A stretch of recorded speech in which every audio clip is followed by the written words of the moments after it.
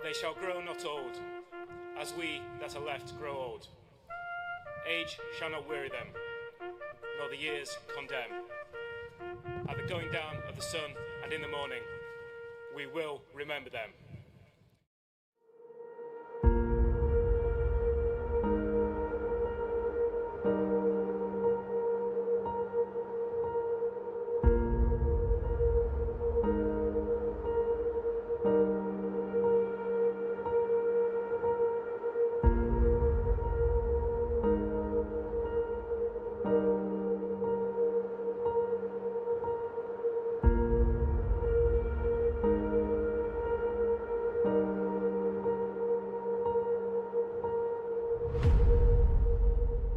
Let's go racing!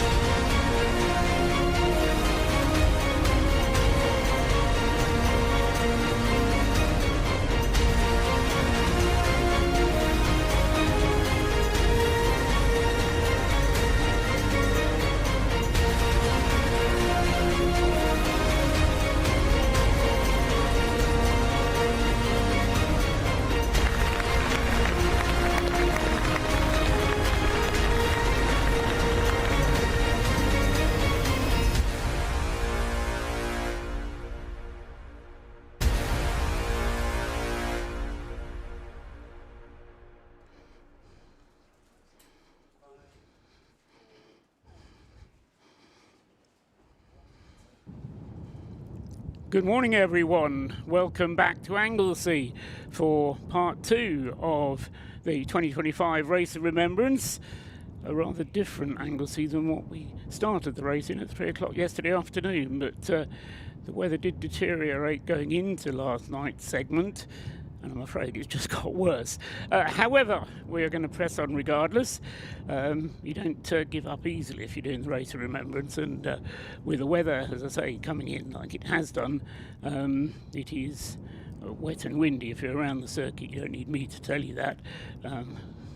Hats off already to the brave marshals who are out on post, and everybody who's involved with being outdoors in this very difficult conditions that we've got for you today. 2 parts still to go with the Race of Remembrance. We've had 7 hours of the 12 hours over which the Race of Remembrance takes place. Had those 7 hours yesterday, and they enabled the Rob Boston Racing Lotus Elise car number 43, driven by Ben Brooks, Lee Brooks and Phil Grayson, to establish a very comfortable margin over everybody else. They're actually 6 laps ahead. The cars are lining up behind the safety car in single file formation in the same order in which they crossed the line behind the safety car at 10 o'clock last night. So in effect, this is a safety car restart for part 2. So many cars we have that we're going to have to make 2 queues out of it. So although the cars will be lining up 2 by 2, they won't be starting 2 by 2, they'll be starting in single file. The left-hand queue will kind of tag on behind the right-hand queue. It's a bit like when you used to get on the car ferry that one queue goes, or even on Channel Tunnel, I suppose. One queue goes and then the other queue goes behind it. So that's how the layout is. I'm going to be joined up here in the commentary box for most of the day. I'm not quite sure how he's managed to persuade Rob Lewis to go down in the pit lane, but Scott Woodward is with me up here in the box. Looking forward to today, Scott. Helps to put the microphone on first of all, doesn't it? Help with better weather, but again, it is November on the Irish Sea, so it could be better, of course. But yeah, looking forward to today. It's quite a special day for a lot of people for what we do this for, Remembrance Sunday. But of course, it's the fact that it is the Race of Remembrance, and it's been such a significant and poignant race for many people, is what makes it even more special. I think yesterday's race, which I know we'll get into detail very shortly before we get the race underway, was very much a race which saw some teams we expect we're going to be just firm front runners, hit their own dramas and hit their own troubles, whereas others have come to the fore and put in good surprise performances so far. And I think that there are still some classes where I think that you've got, on paper it looks quite obvious who the favourites are now, given they've got several lap leads. There are others where it could always change at the drop of a hat, and I think as we've kind of proven in this race so far, no one is immune from a problem or an issue. That is the case in motorsport anyway, but particularly for this race, I think we talked about at some points yesterday, no team seems to be immune from some kind of an issue. And it just takes in this kind of race one small issue, one slip on a pit stop, one technical problem, one small slip on circuit somewhere, and your entire race can unravel just like that. Absolutely. So it is a case of getting in, doing the laps, and for many people in any case, this race is about participating. It's about retraining, recovering, and allowing many people who are involved in Mission Motorsport to get involved in motorsport, in many cases in a situation that they didn't think they were possibly going to be able to a few months or weeks ago. Anyway, the cars, as I say, getting themselves into formation. I was telling you what the positions were at the end of last night. Rob Boston Racing's Lotus Elise, as I say, having established a 6-lap advantage over the rest of the field. More importantly, from his point of view, as far as Class D is concerned, the most powerful cars, he's actually 12 laps ahead of his nearest competitor, because 2 lower class cars are occupying second and third places at the moment. The Stuart Humphreys Mazda MX-5, car number 91, driven by Stuart Humphrey himself, although he only did one stint yesterday, shared with Martin Rich and Tom Walpole. That car has got itself into second place overall, despite a 1-lap penalty that they had yesterday for exceeding the drive time limit, because Stuart Humphreys didn't actually get in the car after his first stint. That led the team to miscalculate slightly on their drive time limit. They were penalised a lap for it, but they still have second place overall going into this. An hour and a half segment is all it is. We'll get the race underway in a minute's time, and it'll be an hour and a half from now until 10:30. We will then pause the race. Cars will stop on the start-finish straight in parc fermé conditions, and then everyone will come and gather in the pit lane. Wherever you are around the circuit, you're very welcome to join us in the pit lane for the Remembrance service. And then after that's complete, we'll go back racing again for the remaining 3.5 hours, aiming to finish around 3 o'clock this afternoon. So that's the schedule for the day. 30-second board shown at the start-finish line to indicate when the safety car is going to lead the cars around.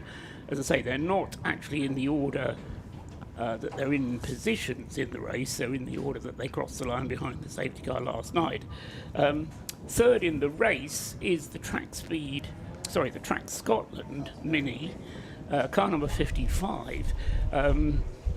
Still the distinctive lights on that car, the bright pink Track Scotland Mini, driven by Adam Kindner, Steve Somerville, Michael Imrie, Craig Dillon and Adam Morrison, although I don't think Adam Morrison's actually driven the car yet, because he's been concentrating on Track Scotland's Citroen C1, which is also doing very well.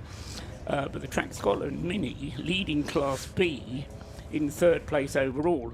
However, the Track Scotland Mini has only performed 2 pit stops so far, and the regulations demand that over the course of the whole Race of Remembrance, the whole 12 hours, you have to make 6 pit stops.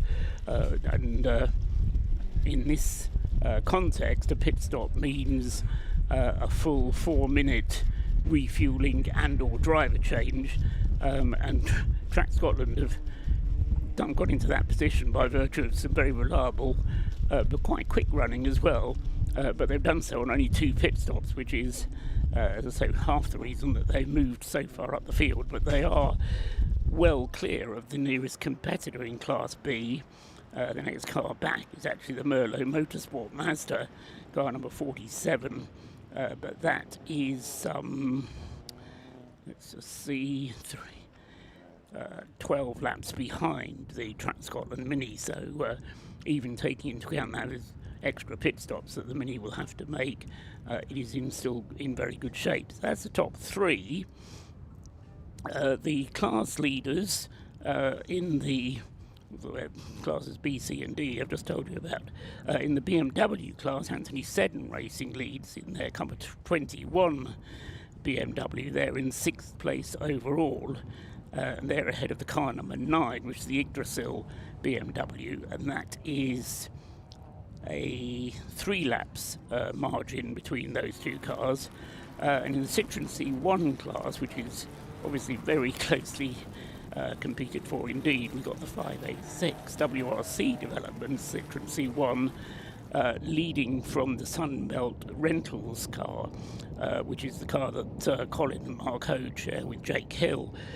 Now they are 2 laps apart, that's numbers 586 and 545, but although they're 2 laps apart, WRC owes a pit stop, so they've completed 3 stops so far, whereas the Sunbelt Rentals Citroën has completed 4 pit stops so far, so that 2-lap margin could quite easily get swapped away. So we'll keep on top of the situation as far as that is concerned. Cars coming around behind the safety car. I just wonder, Scott, whether we're going to have a couple of laps behind the safety car with these very changed conditions. It wouldn't surprise me given how different they are compared to when they started. Yes, there was a little bit of rain last night, but it's not, the conditions have severely changed compared to they were at the end of part 1 last night, and in fact the safety car has indeed continued round to give them at least another lap around on that one too. But it is typical Anglesey Remembrance Sunday weather from what we typically have here last couple of years. It tends to be, I think the last 3 that I've been to, this is my 3rd one, I think in all 3 it has been wet in some capacity at this level, getting to the circuit first thing on a Sunday morning, so it's not really too much of a surprise. So maybe that's actually with the experience in terms of, you've done this twice before, so well, a few times before, and it's always this wet, so you should have the experience. But this is going to be quite intriguing. That's, you talking about the fact, it's interesting you talk about the fact that some teams have not done that many pit stops to try and further themselves a little bit longer. That might just be down to the reliability of their car, how well their driver strategy has worked on, but that's been intriguing in that second part of the race, when see how some of those teams like Track Scotland, for example, have got to make 4 scheduled pit stops, at least 4 minutes in length for fuel and driver change, or however they want to do it, in that shorter space of time, and see exactly where that might see them end up, and see if the work they did last night actually does end them up as high as they are currently, or if they do end up naturally falling downwards because they've got to make all that time up in the pits. Indeed, and of course that will largely depend on how much safety car running we get, because that's a good point. One has to say that with conditions as damp as they are, it is not unlikely that we have some running behind a safety car today, and there's nothing in the regulations to stop you making pit stops during safety car periods. There's no, as there are in other forms of racing, pit entrance closed, or the only thing you're not allowed to do is to exit the pit lane whilst cars are coming past the pit exit. But it may well be that Track Scotland have got this idea that they will put in their extra pit stops during safety car running, when they won't lose so much time. Obviously 4 minutes is shorter in absolute terms. 4 minutes is always 4 minutes, but when the cars are circulating slowly, then that has a smaller impact. The 2-lap margin is harder to make up. In racing conditions, 2 laps will be 4 minutes, so it'll be interesting to see how it pans out. I was talking to a couple of drivers, and hopefully Rob Lewis, who's down in the pit lane, will bring us more from the pits, but I was talking to a couple of drivers early this morning and even late last night, and they were actually looking forward to the wet conditions, partly and significantly because it's more fun. So, who doesn't love racing in the rain? Who doesn't love it? Well, some people don't, but was going to say, it's not quite what I would necessarily choose to do.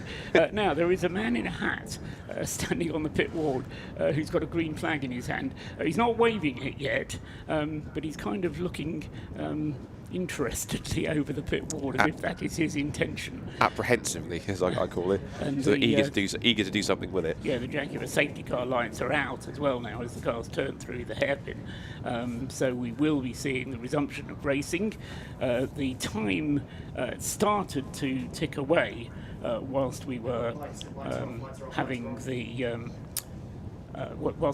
the safety car laps. So both the first lap and the second lap behind the safety car were counted as proper laps.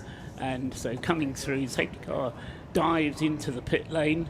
The Rob Boston car in the hands of Ben Brooks, it is, because he was in the car when the race was finished last night. So Ben Brooks goes through and has a clear track ahead of him. He'll be wanting to make the most of that. And the rest of the field coming on through, getting racing underway. And I'm actually a little bit surprised, pleasantly so, Scott, not as much spray being kicked up as I had expected. No, and they're not hanging around, are they? They certainly are putting their foots down, regardless of the conditions, and trying to get on with it, which is good.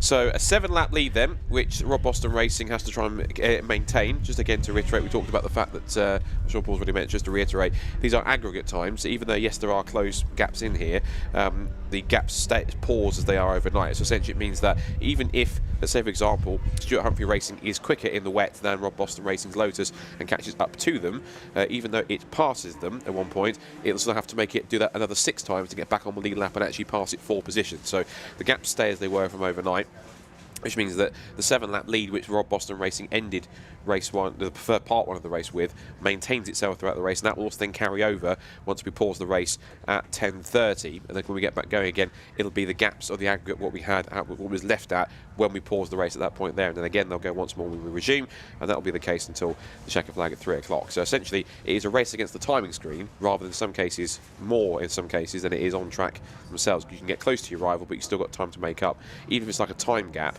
if you're right behind them, if you pass them and it's a 20-second gap from overnight, you've got to pass your rival and then be 20 seconds ahead of them to even pass them on track. Make sense? No? Good. Right, we'll carry on.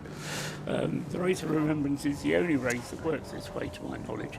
And I have put a campaign in that perhaps we will change that. Now, a problem on the very opening racing lap for the McAnulty's Lotus Elise. This car had a drive shaft problem yesterday, broken CV joint, which seized solid on them. Funnily enough, when the safety car came out and that seized drive shaft was repaired, it took them about an hour to get the car sorted out, and so that's why the Lotus Elise number 71 is so far down the timing order. So that's probably going to necessitate another safety car whilst they recover that McAnulty Lotus Elise, which is exactly what the team didn't want. They want to just have a nice, easy run of it today. Anyway, we can go down to the pit lane now, where Rob Lewis is here. Good morning, Rob. Well, one of the stories that emerged late last night was the demise of the Tacona Racing Division's E36 M3. I've got their driver, David Russell, with me. David, you had an impact on the left rear of the car, but it's been a monumental mission overnight to repair it. Yeah, it has. It's not an M3, just in case anyone's listening and think why we're in that class. But yeah, we had an incident up at Rocket, unfortunately, but there was a logistical mission that went on last night. Paul had one son drive up from Buckinghamshire, and his other son that was up here drove down, met in the middle, 265-mile journey for the parts, arrived at 3 a.m, fitted, and the car's just made the grid, so a monumental effort. But you know, we were in a strong position, second overall, first in class, in with a great chance, which motivated everybody. But then the motivation quickly switches to what this event personifies, and it's the journey people make in difficult times, which is nothing compared to what most people go through and have been through to be here. But it's our little way of pushing through and getting on the grid so we can all finish the race together.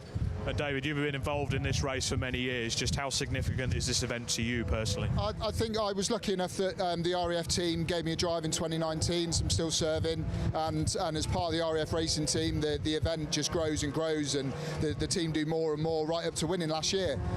So the event, which I wasn't part of, but the event just grows in how much it means, and you see so many people come in and then never leave, and the family and the event just grows and goes from strength to strength, and you can't not be here. So when you have incidents and they happen, you quickly move away from who caused what and focus on how we can get the people that have put so much in over the line.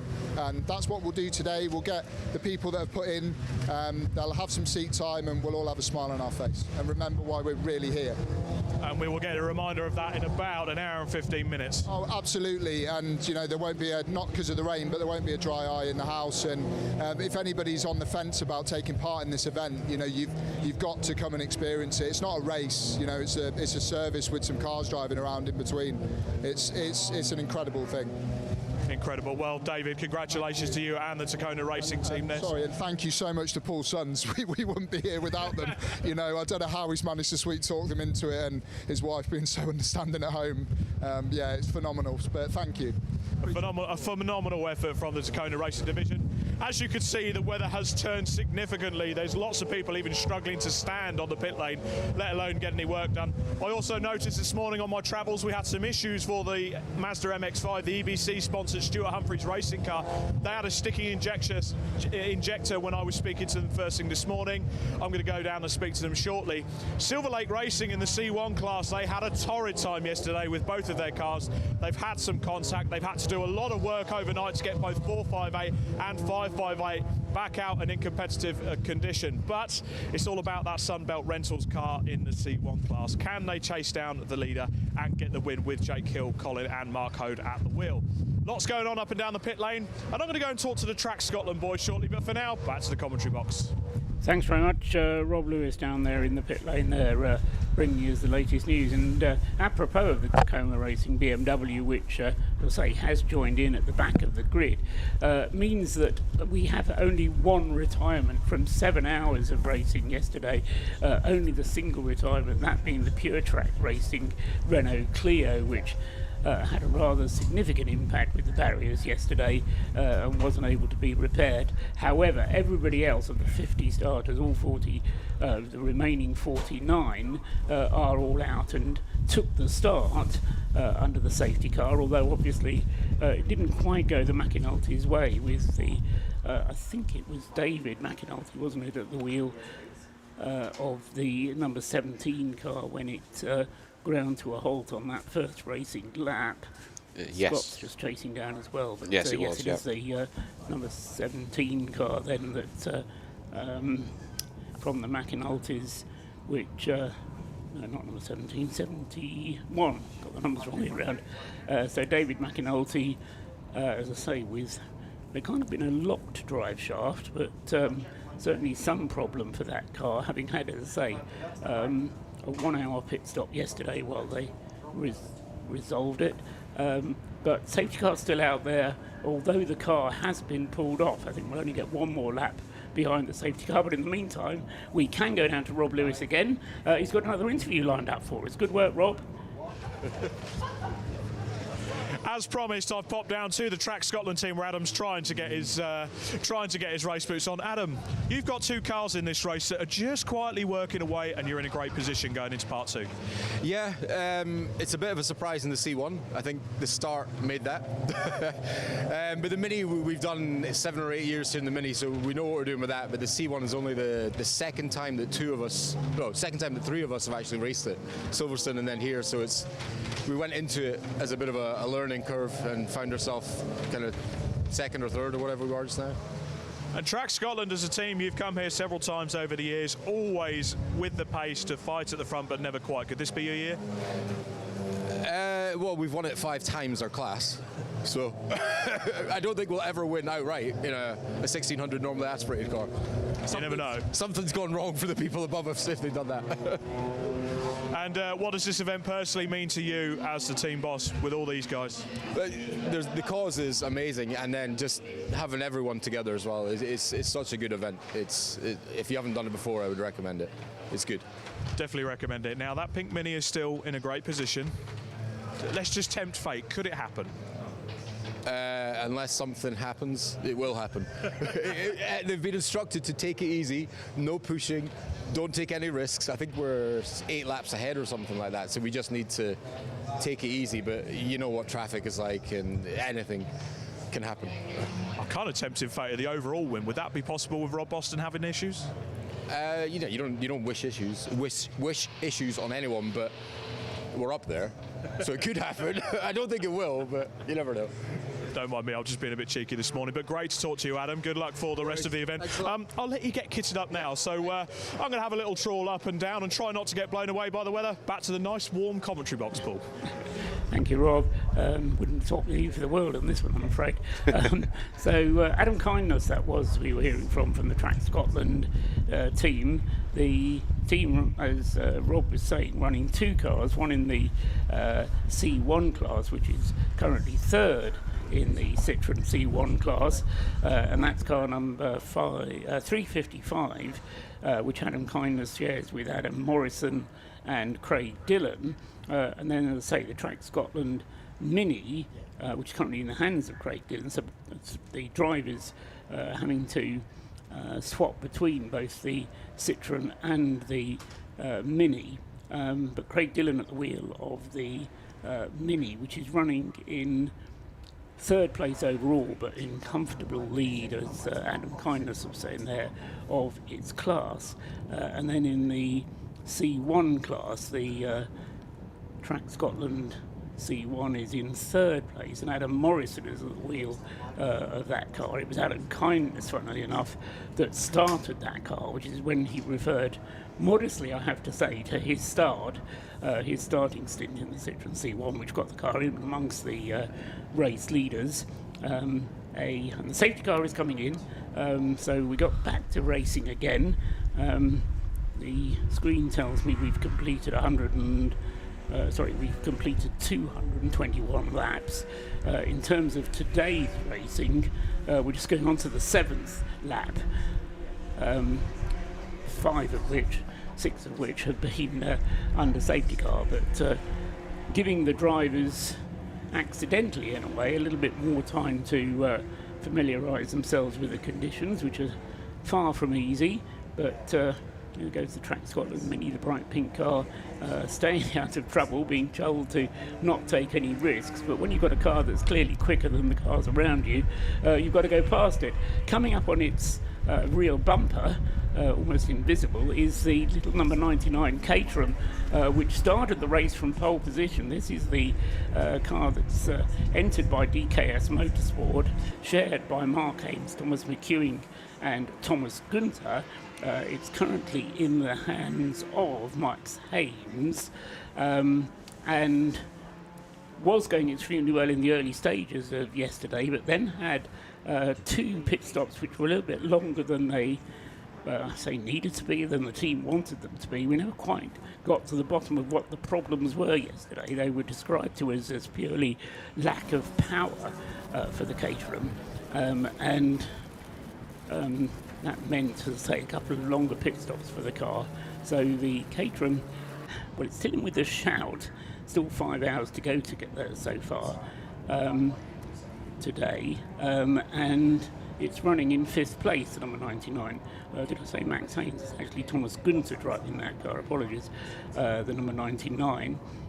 So Thomas is at the wheel, but when the car is running well, it's by far the quickest car on the circuit. In fact, it's done the best lap of the race overall, although not today. Yesterday it did a 1 minute 39, just gone through in a 1 minute 53, which is the fastest lap of today's events, and it's moved ahead now of the Patrone Racing BMW number 48, which again, running in Class D, is having to play catch up, having had a troubled race yesterday. So I think, Scott, one of the things which was a feature of yesterday was a number of cars that had problems. Yeah, we talked about it a lot. I think the word of the day was attrition, wasn't it, in terms of just how many cars, and also it was the scale of how much it was happening as well, which is surprising, and also the fact how so many front-running cars in each of the classes were being surprising. One of the ones that caught us off guard, I know, in the BMW class was Anglesey Racing. Now we know them as a clockwork team that have done this race for so many years and are always a regimented team. They always do pretty well. They're always at the front. You always expect their cars to be running 1-2. One of their cars had an issue, which is very unlike them. They still have a car which is leading the class in the BMW category. Still has Sam County Yates leading in the number 21 car. But their teammate car, which has slipped yesterday after the issues it had, it's dropped down to... Where has that car dropped down to? Way down to the 43rd position and 11th in class. So that, again, not quite what we expect from them. But this has been one of those races where, particularly, as you said, teams that you don't expect to have issues have had issues and have problems. We were also talking about the fact that Rob Boston Racing, we thought, was nursing some kind of an issue, but even though they were telling us they were just taking it steady, but if there was any issues which they had to fix, they've obviously had the chance to fix them overnight, and now the car is, as far as we can tell in the wet conditions, back to full strength, unless there's still something that they're nursing, and the wet conditions is masking that. I suspect that they've done everything they possibly can to ensure reliability. Yeah. And certainly with the advantage that they built up over part one, then that's going to be the order of the day. Ben Brooks just crossing the line now, completing 223 laps in total, but he's going to be chased down by Thomas Gunter in the Caterham, and this may not be a battle position, but it will be interesting to watch. No doubt fun being had by Thomas Gunter as the Caterham, probably a bit of a handful in the wet, although I don't know whether visibility might be a little bit easier for Thomas with the Caterham. It sits lower down than the driver does in the Elise, but they're coming through Church at the moment, heading out onto the straight past school, and they've pulled well clear of the west of the field, as I say, in terms of the race overall positions. Has no impact at all, but it will be interesting to see Thomas Gunter closing in on Ben Brooks, and I don't think Ben will offer very much in the way of defence if he does get threatened with the overtake. Tucked in behind them, or not very far behind them, is the Mazda RX-8, I do believe. Just checking down. Yes, it is. Check that as it comes through, actually, because they'll be coming through to complete another lap in a minute, and we'll see who is the next car up on the road.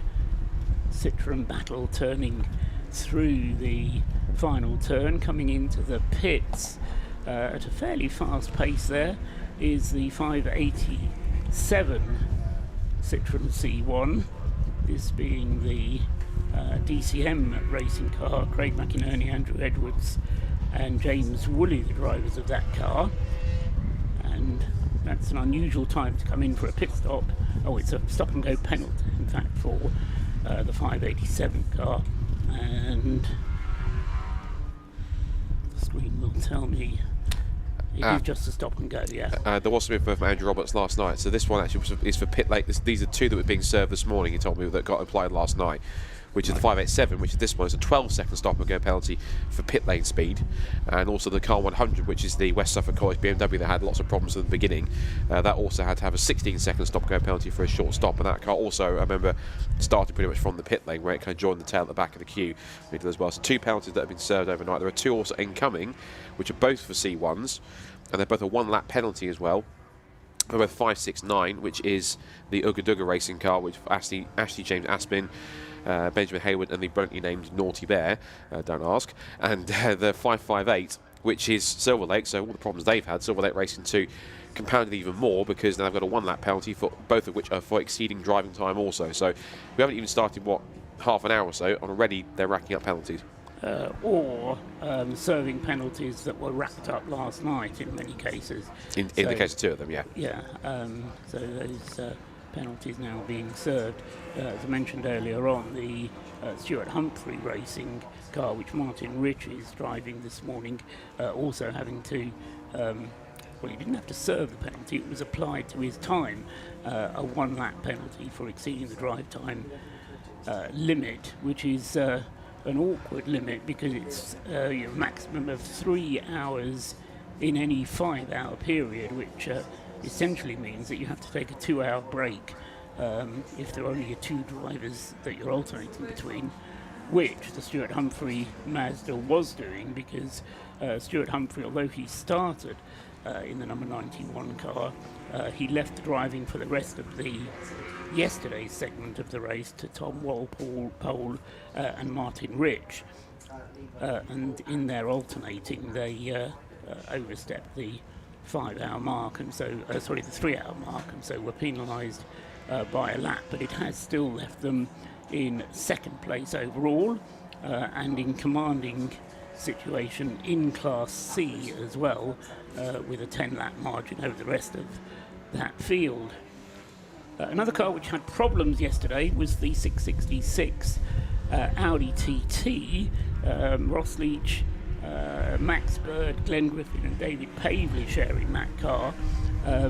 Again, a car that was fancied to run with the leading runners, but had problems, fell back, and is spending today trying to play catch-up. But such is the pace, Scott, of the Class D cars, that it is possible to move your way back up through the field, not necessarily to challenge for the outright win, but with not very many cars in Class D, it's entirely still possible for the Audi, the pink and black Audi TT, to finish on the class podium, currently running 4th.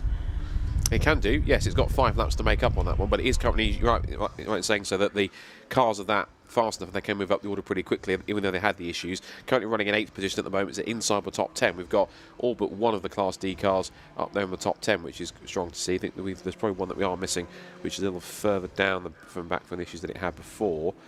That's the 34 in the field, if I remember correctly. No, the other one is the McAnulty car that stopped out, that caused the first safety car of today. So, yeah, there's a potential. And, of course, and again, we've seen teams get 2-lap penalties, 3-lap penalties, even the 10-lap penalty for Silver Lake last night as well, for both its overtaking and unnecessary contact under a safety car, which meant that they had to be pushed down the order as far as they were. And that, as you said, got applied at the end of the race, as other penalties did also.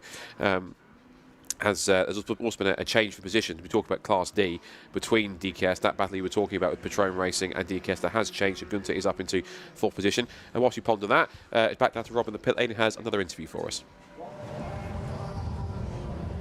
One of the heartbreaks from last night was the unfortunate demise of the pure track racing Renault Clio. Sarah Dennis is with me. Sarah, you support this event with your husband Matt every year, bringing beautiful cars, great liveries. What happened? It was just a really unfortunate accident. The car was placed, it was going incredibly well. Our driver, Matt Adams, was trying to make a manoeuvre on the outside. Fortunately got door closed on him, slightly lifted, back wheel on the grass, game over, straight to the wall. And what about the car itself? How significant is the damage? It's finished. It will not. Unfortunately, it's a cage, pedal box, engine. We just looked at the car, and I think the only salvageable thing is the boot. The boot lid. It's that bad, unfortunately. And the driver okay? Thankfully, that was the main thing. It was a bit touch and go at one point, but yeah, he was checked over by the medical team. He's resting now. He's not here at the moment. He's been to hospital, been checked over. The car did a mega job, safety-wise, and the medics here were amazing and looked after him. So that's the main thing. The driver is okay. But you're still suited up and ready to go. You're helping your neighbours. What's the story there? Well, this is a pure track spirit. We're still here. We haven't gone home. I'm helping these guys with fueling. And then Suffolk College, you might see they've got 23 on their car and some of our livery, so they're carrying a part of our car across the line for us, so we're going to make sure that car finishes as well. Fantastic, Sarah. You support this event every year and put so much heart and soul into it. What is it about Race of Remembrance? It's just we want to give something back, and we love the whole community. You know, people have lost their lives, risked their lives for our country, and this is just a small thing we can give back in supporting them, raising funds for them, and giving people opportunities that maybe wouldn't have had opportunities before. So we'll always support this event, and we'll be back next year. Back next year, so it was a Memphis Bell livery this year. Yeah. You've had Spitfire in the past. What's next year's livery? Can we have a preview? Oh God, don't do that to me. We only started on that one 2 weeks ago. I'm open to suggestions. So if anyone wants to message us and give us some ideas, we'll come back bigger and stronger with something someone suggests something and we'll do it. Tell you what, that might be one for the YouTube commenters. So if you are watching this stream, well, you will be watching this stream on YouTube, whether it's on Brscc, Mission Motorsport. I think if we get them to get their comments to you, what do you want Pure Track to deliver their car in next year? Sound good? That sounds brilliant. I'm up for that. You tell us what we're going to do and we'll do it. We'll do it. Fantastic. Sarah Dennis, a pleasure to have you and the Pure Track team in the pit lane. Again, heartbreak for the team. They put absolutely everything into their car. For now, back to the box. Thanks very much, Rob. The Caterham out there that I was mentioning earlier on, the number 99 car, Thomas Günther, going great guns at the wheel of that car. He's involved in this little battle between himself and the Patrone Racing BMW car number 48. They're both on 215 laps, so they're having a little on-track battle for position. Caterham just going through across start-finish line at the moment, diving up at the inside a couple of 1 Series BMWs. But in terms of this portion of the race, he is actually leading this portion of the race. And remember, he was battling with Ben Brooks in the Lotus Elise a little while ago. Well, he's now moved up and is 18 seconds clear of Ben Brooks, and he's done that in the space of the last 4 or 5 laps. So the Caterham clearly revelling in these conditions, and no doubt Thomas Günther is enjoying himself enormously out there as he continues to play catch up. As I think it's probably a forlorn hope to try and make up any further ground, but importantly for him at least is the battle that's going on between himself and the Patrone Racing car, because and this is where what Scott was describing earlier on comes into play, because the race being on an aggregate, it appears that they're changing place on every lap, but in fact they're not. He's gone past, but of course when the BMW comes through, it completes an extra lap and so goes ahead on the screen, although when the aggregate is then the two parts added together, then when the Caterham comes through, it has completed the same number of laps, but in a shorter time. So that's why it goes ahead. Yeah, so therefore it just continues to gather the gap together, and that's where it can seem a bit confusing if you're watching. If you have the timing tower on the left-hand side, you would see obviously a change of position, but of course if it's not changing on the tower, next time they come past the start and finish line would hit the timing beam. That's the reason why it wouldn't do that. Into the pits has come the Track Scotland Mini. I mentioned before we started that it had only completed 2 laps. It had only completed 2 pit stops. Well, cross that out, it's now completed 3 pit stops for the Track Scotland Mini. They may not have actually needed to put much fuel in, but they do need to make this 4-minute pit stop. Whether it was wise to pit under green remains to be seen, but they've had a comfortable cushion, and the Track Scotland Mini now being pushed back out of its grid slot, or out of its pit box, and is just waiting for the 4 minutes to elapse so it can head down the pit lane and back into the race. Another car that we saw a quick shot of in the pits at the moment is the number 55, the Track Scotland, right, 66 is in the pits, the Matabubu BMW. Mini just waiting there. 3 minutes 50 is its pit stop time. Heads down the pit lane now. 3 minutes 57, 58, 59. 4 minutes. That's pretty good timing from Track Scotland. Yeah, Mini by a few seconds. I think they're pretty safe with that one. Just they'll scan the hue tag and away they go. What was that? 4 minutes 10, 4 minutes 11. So to give us a few seconds leeway just to do that. Of course, if anyone wants about the hue tag system, which I haven't talked about just yet today, it's similar to what they have in the Citroen C1s. If you watch the C1 Endurance Series at all, which every driver that goes out there has a tag that looks like a little plastic wristwatch device, so to speak, and they're all allocated per driver, per team, and then whenever you change over drivers, you then go to the end of the pit lane, and you'll see like a little sensor. For example, I'm watching one of the Citroen C1s who just finished having the pit stop, has pulled up to the end of the pit lane. There is a kind of like a white kind of sensor pad that you have to kind of hold up your wrist, your hue tag, up to the window in order for it to register. When the light goes from red to green, then it means to successfully register the change in the hue tag, which means that what happens is then when you look on the TSL timing screen, for those who don't know, you'll be able to see the first initial and the surname of the driver. That will change when you scan the hue tag system out. You have to make sure you do it every single time you change drivers. If you don't, of course, it not only confuses the system and thinks that there's one driver driving when there isn't and could unfairly give you a penalty or something else, but on top of that, you can get penalised also for not actually changing the hue tag or scanning out properly. You can get penalised for that by race control too. So that is the system by which driver identification is done. There being so many drivers and the technology to put appropriate transponders in the car a little bit too expensive. We're observing the pit stop there of the Army Sports Car Racing team, the BMW 116 there of John Cobley, Paul Chapman, Alex Martin and Alex Rivette, having a change of tyres, wheels. Not sure if anything else is going on the number 66 car. That car, very competitive, the BMW 116 class, and there's kind of two categories within the 116 class, as I describe it, Scott, because you've got what I call the professional teams, people like Anthony Seddon Racing, Matabubu, which is the other BMW team, and then you've got the military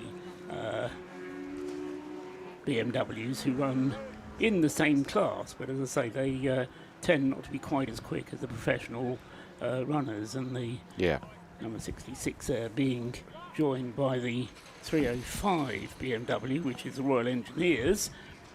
That's the car that we saw spinning a couple of times last night and had some issues, but managed to carry on regardless. I remember at some points in the darkness. I think the other team you're thinking was Yggdrasil, the pair of the BMW art car livery style machines that are out there, which tends to have a Cottam in it at any one time. When there's Oliver Cottam or his father Edward, who I joked with on the paddock yesterday that it's about the 7th or 8th time he's come out of retirement to come back racing again. So, but it's good to see him. Good to see him back in racing as well. Of course, good to see him still supporting his son Oliver, who's done all sorts of things. I mean, I most distinctly remember him when he was racing in these days a couple of years ago in TCR UK. So he's even driven touring cars at one point as Oliver, but he's come up the junior ranks on top of that as well. So it's good to see that both father and son are getting a chance to not only race in the same team, but also race against each other in team cars, which is not something that often very happens at Race of Remembrance, I don't think. No, exactly. Certainly not across cars. That's true. Very often families tend to stick together. Yggdrasil, I hinted at it yesterday. It's the Norse mythology magical tree, if you will, which binds together the universe. It's a very important tree in Norse mythology, and if you bear that in mind, that it's a mythological tree, and then look at the Yggdrasil logo, which we'll hopefully see on one of their cars, the two Yggdrasil cars being numbers 9 and 90, 90 and number 9. As I say, they have a kind of stylized tree that looks a bit like a figure of 8, but if you, as I say, look at it and think tree, then you'll see that it is a tree. So that's where the name Yggdrasil comes from.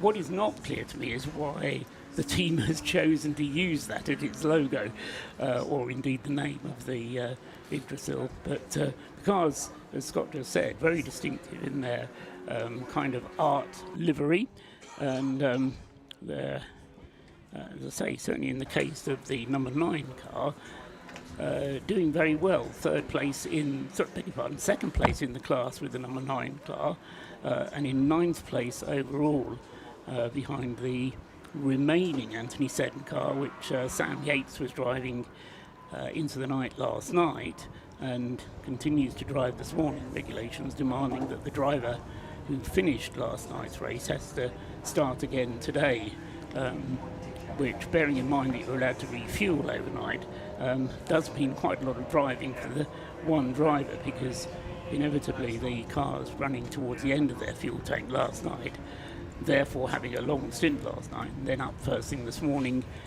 to take part in the restart. So a race of endurance in many different senses is the Race of Remembrance.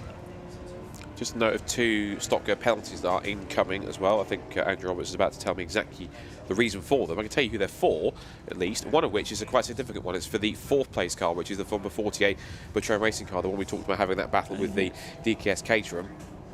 And the other one is car 71, that's also had a penalty applied to it as well. 71 the McAnulty's is the McAnulty's as well, which seems a bit sort of insignificant given the fact that their car isn't running at the moment. But I was going to say they've only completed 2 laps in the event. In fact, yes, 2 laps in this part of the event. So quite what they've done to incur the wrath of the race director so soon after that. I can't quite imagine. Can't really penalise a car for stopping on a pace lap, but anyway, the message will come through. Scott has friends in high places and will tell us that car 48 gets a 30-second stop-and-go penalty for avoidable contact with the leaders in the C1s. That's the 586 WRC Developments car. So one of the front-running Class D cars made unnecessary contact, apparently, with the C1 leaders, which was interesting because if there has been contact, then we haven't seen, as far as I can tell, the 586 car coming to the pit lane for anything other than what we'd imagine being a scheduled stop.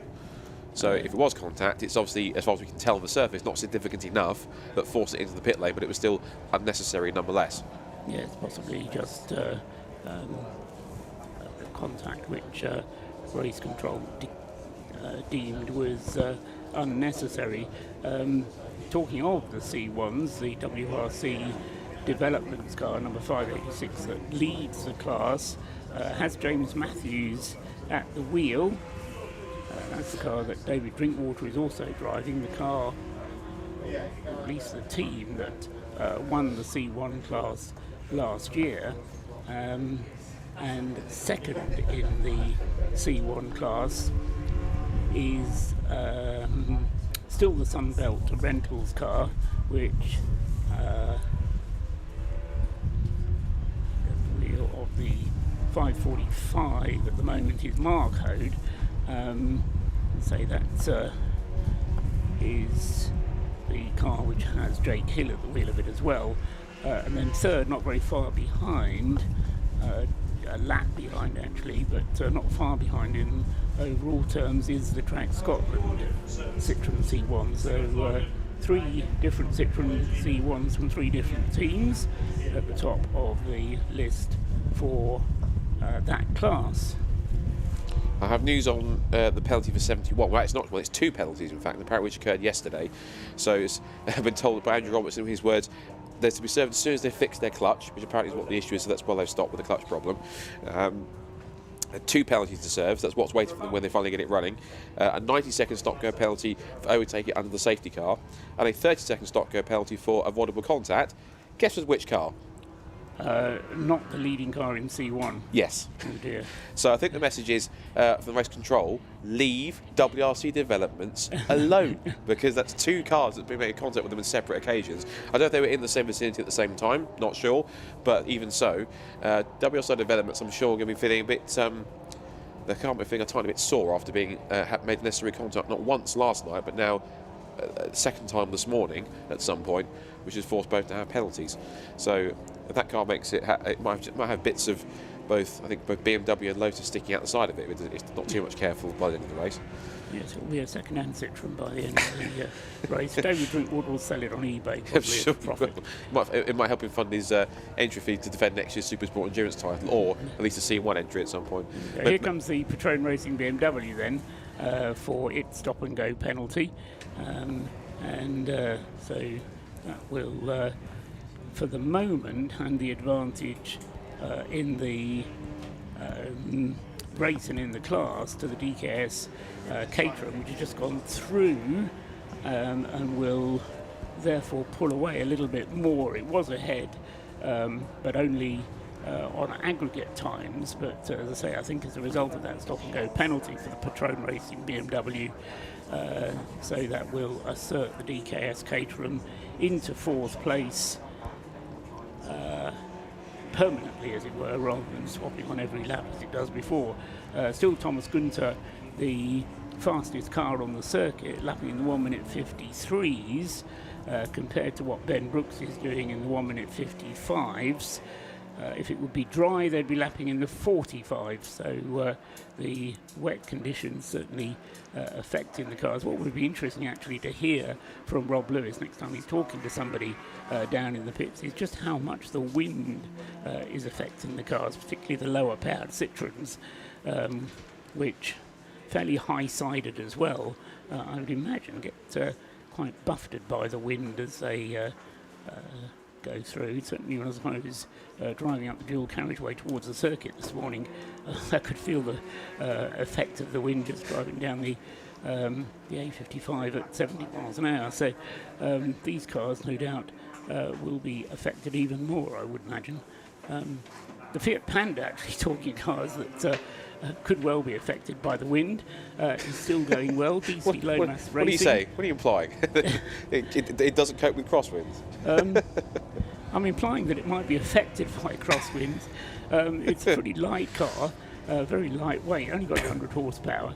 But the car currently in the hands of Vincent Lomas, going through in 15th place on 213 laps completed for that car, and running as a Class B car, and is currently third in Class B as the little Fiat Panda. Class B, which, as we've said, is being dominated by the Track Scotland Mini, which Michael Imrie has taken over. Actually, I don't think I mentioned that. Michael Imrie taking the car over at its most recent pit stop, and as I say, that brings it up to 3 pit stops completed for the Track Scotland Mini. Second in Class B is the Mission Motorsport Mazda MX-5, which has Davide Bernacchi at the wheel at the moment, but they are some 12 laps behind the Track Scotland Mini, and then third in Class B is the Fiat Panda, so they'll be hoping for continued reliable run in that little car. Rob Boston Racing, you say, going down the inside of the Royal Navy BMW, and again, still relation to the conditions. The gap is still at the front. I'll scroll back up the top of the timing screen. Still, it's 8 laps now between. Although he hasn't. No, yes, that is 8 laps between first and second position. So even though on the road the Caterham is in the lead, it's still the Lotus that's soldiering on. There was a moment up at the hairpin whilst you were talking there as well that made me go, ooh, for a second, you might have heard, which was, I couldn't see exactly which 2 cars it was that it was being passed by, but the Silver Lake car almost got pinched in like a 3-wide sandwich at the hairpin, inconsequentially. But they managed to survive that and carry on what's been quite a tumultuous race so far for Silver Lake for many different reasons. I think it was the Tacona Racing BMW and possibly one of the art cars or something else. But there was definitely a 3-wide squeeze at one point, which the Silver Lake car almost became a victim of at one point. Just under 42 minutes to go until we end the second part of Race of Remembrance 2025. And of course, if you're around the circuit, then please do make your way into the pit lane to help us observe the traditional Remembrance Sunday service. Of course, if you're watching around the world online, anywhere you might be, please also make sure that you do so as well and observe it in your own way. Because of course, this is not an endurance race with a remembrance service tacked onto it. It's a remembrance service with an endurance race around it. So this is what we're all here for. So exactly. So Scott, yeah, just looking down, and I was caught by the fact that you're saying the gap first to second has gone up to 7 laps. Stuart Humphrey, Martin Rich still in second place there. At the completion of the first part, he was 6 laps clear. So the Stuart Humphrey racing car, Martin Rich, certainly taking things easy and making sure that no mistakes are made in order to protect their class advantage. Down in the pit lane, Rob Lewis is waiting patiently. What have you got for us this time, Rob? Well, you may have seen the pictures there of a rather oily Royal Engineer Motorsport team here. I've got Ben with me and I've got Pete with me in the BMW 116. First of all, what was the oil spillage going on there? Basically not very good servicing last night. I'm going to have to be honest about that. So the O-ring on the filter housing had been sort of pinched, so it was just a little bit off, and then obviously it's blowing out of the oil filter housing as it pressured up, so our own fault. But you did use quite good forces tact and straight away blame the Navy. Yes. Yeah, you can see behind you now the guys are cleaning up. We got told off for a bit of oil spill. Obviously, it can't be helped. So naturally, we're not going to take the blame for that. We're just going to try and blame someone else and get away from it. You always got to box cover with the marshals and try and sort of say it's not us until it's undeniable. Tell us a bit about this wonderful team you've got backing you. It's a beautiful looking car with all the poppies on it. Royal Engineer Motorsports, right? Yes, yeah. So Royal Engineer Motorsport. Really glad this year to have Army Motorsport with us. It's the first year that they've been involved in Race of Remembrance for a while. We've been doing it, I think, since 2019. My first event here was 2023, and that's what really, this event got me into motorsport within the Army. Fabulous event, came along, told my friend Paul, I think he's driving at the moment, was my best mate from back when I was 12 years old. I said, hey, we're both servicemen, you need to come and get involved in this. It's absolutely fantastic. I've never experienced a race like this. And yeah, that was us hooked in, and yeah, 2-3 years later we're here, enjoying the sport. But yeah, Sapper Motorsport, so Royal Engineer Motorsport here today. And then obviously we've got the Army Motorsport team with us. And I've got Pete here alongside us. So Pete is sponsoring the Royal Engineer Motorsport team, and frank and honest, he's probably not going to like me saying it, we wouldn't be here today at this event in such good order if it wasn't for Pete. Pete's company wrapped the car, sorted it out for us. So yeah, really just happy to have Pete along and helping people like us get into racing. And Pete, what does it mean to you to put your effort into this? Well, I'm an ex-Royal Engineer myself, and I left it 18 years ago. I did sponsor another team last season, but when I walked around the paddock and saw the Royal Engineers and the Army had got their own race team, I wanted to get involved, and I wanted to give something back to the family that made me the person that I am now. So that's what's important to me, to give these young lads an opportunity to do something that they love doing and might not have the resources to be able to do it. When the time comes and we pause for remembrance, what would that mean to you both as ex-force? Yeah, I mean, it's incredible for me. I mean, I did a full term as well. And to remember those people that went before us and gave us the opportunity to do this in this country as we are now, it means immense to me. So yeah, a lot. And yourself, Ben, what does it mean to you personally? It's a bit of a time to sort of reflect. Got a 26-year career.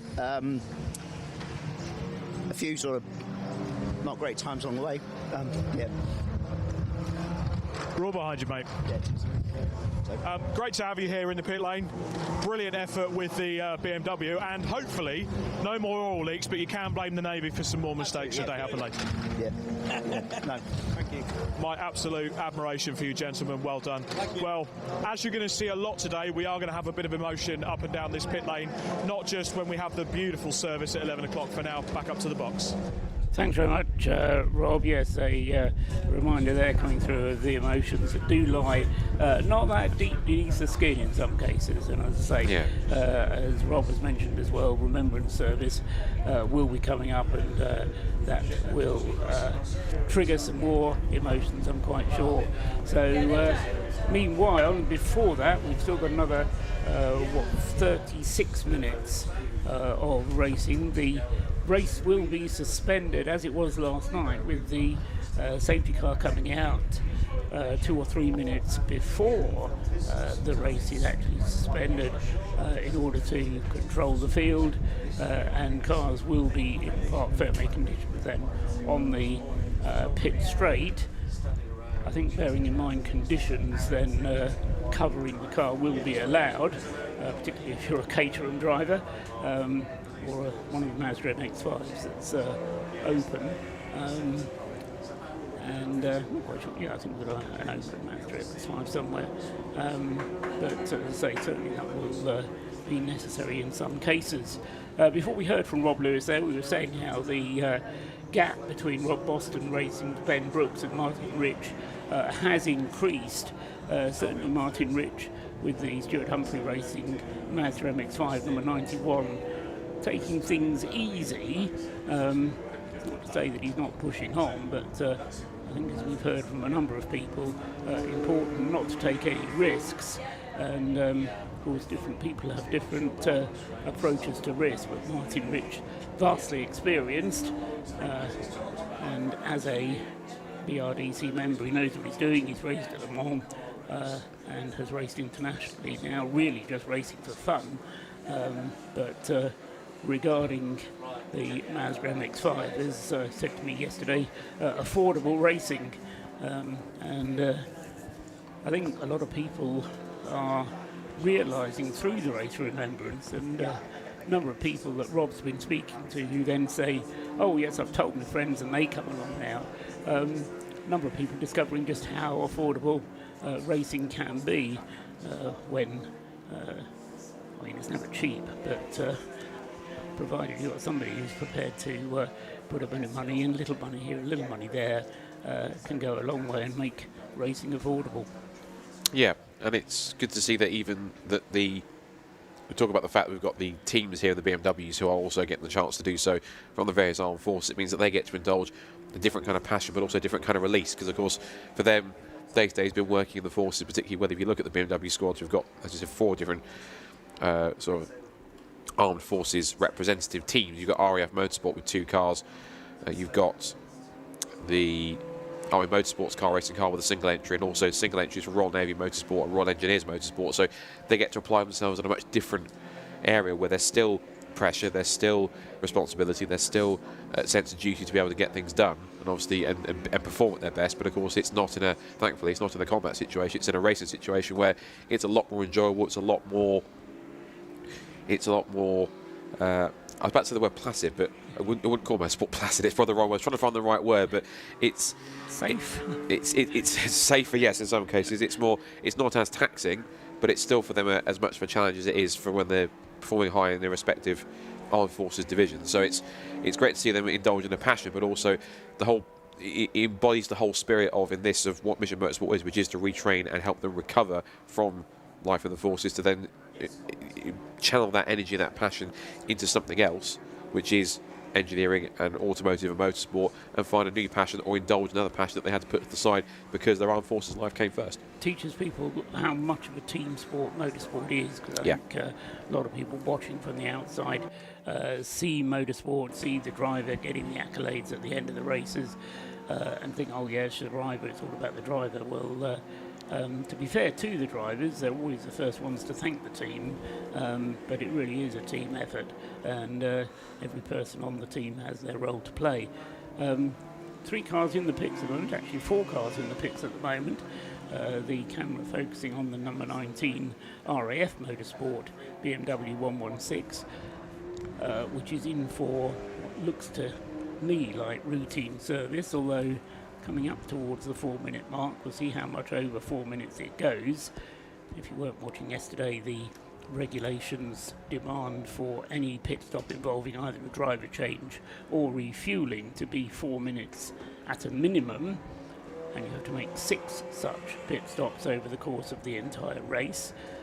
Into the pits is also the number 51 Mission Motorsport Toyota GT86, this being the car shared by Kenny McFadden, Jamie Clark, Lee Ashton, and Darren Langefeld, who's long been involved in the Mission Motorsport entries here at the Race of Remembrance.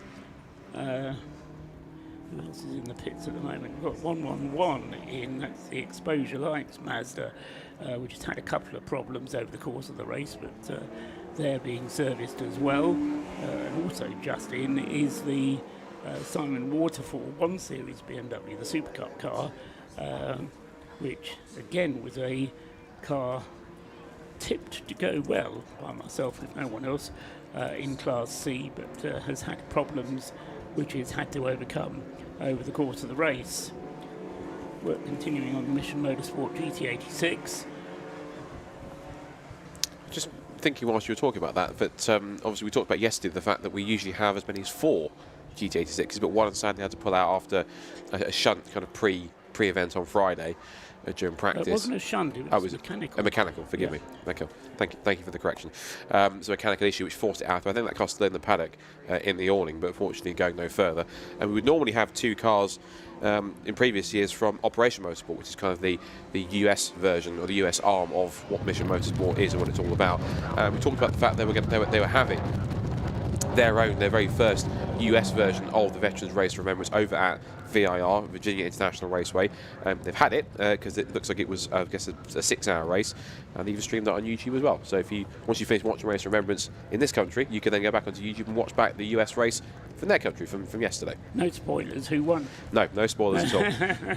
I haven't seen the results, right, okay. so I won't spoilers. I might have a look myself and see what how the US does Race of Remembrance. That'd be quite fascinating, actually. Have a look at that. Yes, having been inspired by events on this side of the Atlantic, whether they were just trying to be canny and save the money of having to ship the cars over, actually that's far from the truth. They were so inspired, literally, that decided to run a similar event in the US to support veterans in the USA. We're seeing on the screens at the moment the car that I regard as being the old faithful.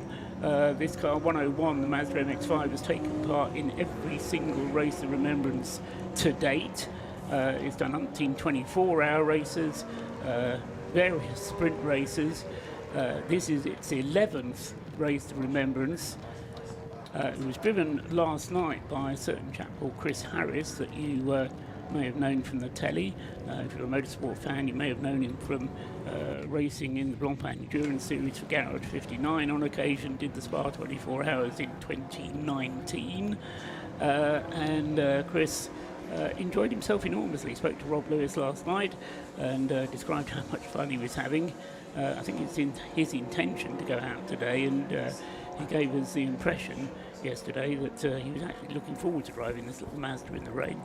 I asked James Cameron about whether he was worried about what Chris might do to it, but James was unflustered, quite convinced of Chris's ability to bring the car home safely, and I mentioned it started every single one of the races of Remembrance that is participant that has happened. Well, that 101 car not only has started every race, it's also finished every race, so they're going to be looking to continue that trend if they possibly can. It was brought into the pits by Harry Ailes, and I'll tell you who took it out when it leaves the pit lane. A couple of other cars in the pits there, the Super Performance Citroen C1 being the 528 car. Behind it's the 24 BMW that's had all sorts of problems from the start of the race, but they're still soldiering on. I think they're sharing the same garage as or a similar garage space or area as the 100 car, which also had its own issues, or at least in the same area at least as that car too. And more work going on the back. Boot lid is up. He just never has a good time. There's number 3, Paul Sheard racing Mazda MX-5. It's always a perennial supporter of the event. Is Paul Sheard racing. Neil Chisnell has been at the wheel of that car, who's been a star in this year's Kent Models Mazda MX-5 Championship. I think ended the season, if I can remember correctly, in 3rd place in the championship, and got a handful of podiums because all the victories were being done by, well, all the victories all season was done by Ali Bray. He literally won 23 races in 23 races. He did a 100% win record, which he kept that win streak up in the early stage of the season. You think, okay, he's doing quite well, but someone's going to have to beat him at some point. Technically on the road they did, but then the victory got taken away on a penalty, and they just kept on winning and won every single race. So, but Neil was one of the breakout ones because his father Clive started racing in the championship first for several years, still does. So that's one of the father and son duos in the championship. And Neil's just gotten quicker and quicker in the last couple of seasons, and he primarily races, I think, if I'm right, with BC Cars Motorsports. That's Brian Chandler's squad, but they all have a good relationship of teams in the Mazda paddock, and so he's now switched to, at least for this event, or Porsche have borrowed him for this event. He's competing with them in that Mark III. Another MX-5 in the pits as well, the Tequila Racing car, number 16, which has got the very curious, almost kind of, I want to call it like kit style, kind of across the front bumper, illuminated kind of front panel gap, which is an extra light on that, along with the light. I've taken the light bars off naturally, but you can just see it it's like a little thin grey strip. That's where the light panel, the bar is that wraps around the front bumper. It's quite an ingenious tactic, I thought, on that side for them. Although what's not so ingenious is lifting the bonnet up. They're just checking a few things over. Could be a routine check, as far as we're concerned.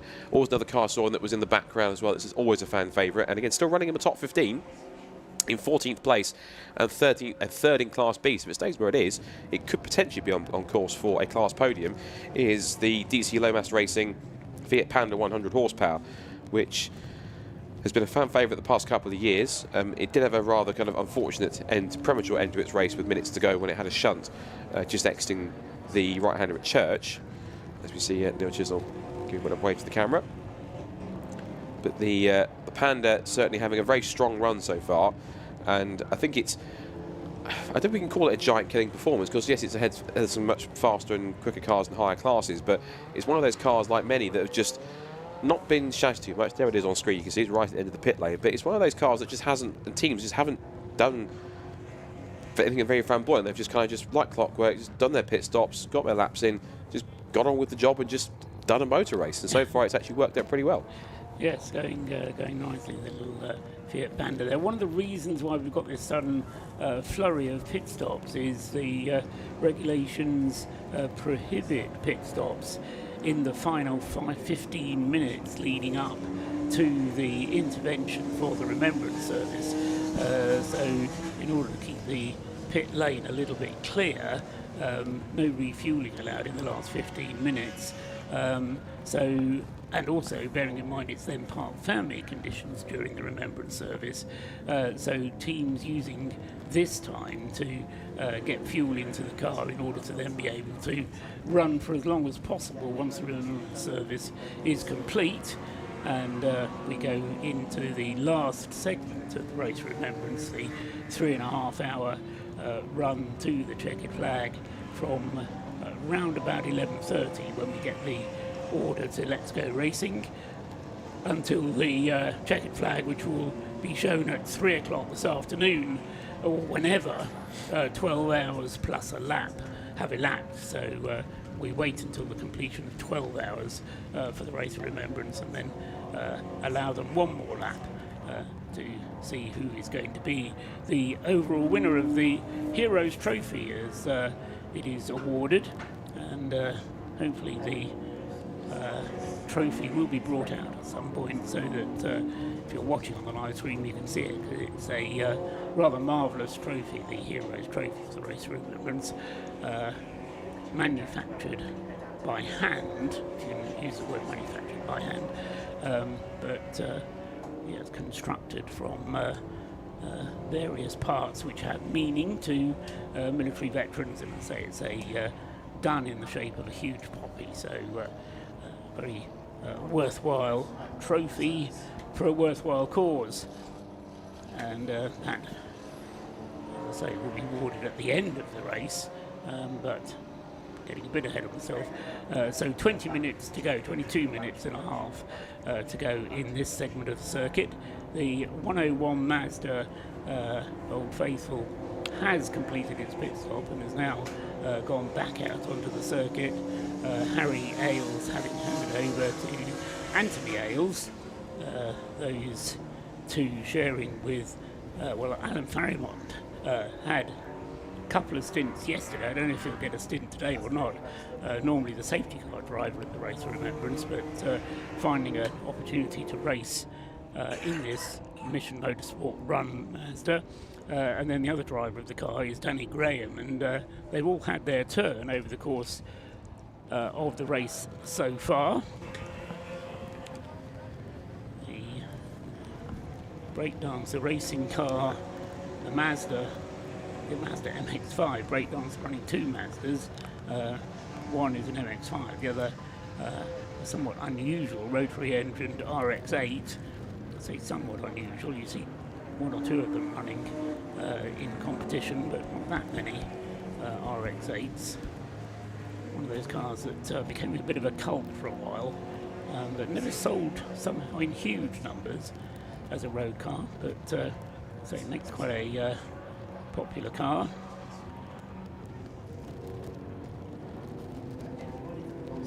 The Honda Civic getting a push, ready to go back onto the circuit. That's the number 44 Flying Haggis Racing team, still finding their sense of humour alive and well. I don't quite know how they manage to keep going with conditions like this, but Flying Haggis Racing, ever the competitors, but as I say, they know how to have fun as well.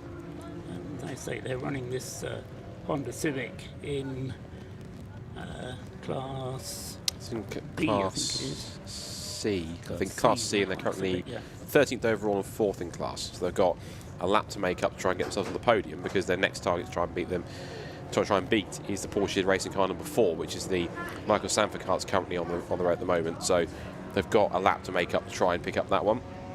We get a pit stop for the Italian crude car. We're looking at the Italian crude car, which is the Italian squad. Oh, if I can find them on the actual entry list, would be helpful if I could, so I can tell you. Merlin Motorsport 47. Thank you. And it's Marcelo Spada, Marco Agam, Davide Benacchi, and Andrea Bonani.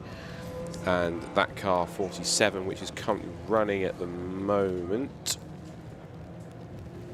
Not too bad actually. It's in the top 10, in fact. Actually, in fact, that is the second place car in Class B. So it's actually only second to the track stop, the Mini, which has now made 3 pit stops. And so that car's also now dropping down a little bit, but it is now making it stop. It's now just lost 10th place to the number 4 Porsche Racing Mazda MX-5. And the next car that will pass it on the road shortly is going to be the, yeah, there it goes, in fact, the Matabubi Racing 3 BMW, which is 3rd in the category. So scheduled pit stop. Of course, anyone that hasn't made a pit stop now have to do so within the next essentially 4 minutes. Or at least be in the pit lane within the next 4 minutes to kind of make its stop before they get caught out. Essentially means if you haven't done a stop, at least top yourself up with fuel when you need it, then that's it. Whatever you got, you're stranded out there for the next 15 minutes and change, plus how long your car's out on the grid for. Yeah, so you might find possibly some people who don't do that, you might get a very small flurry of pit stops when the race restarts, which is sometimes often the case. Some people think they've got enough, look at the fuel gauge on the restart and go, oh Christ, I need to go and pit. So it ruins all the hard work they're putting in that first in of the day.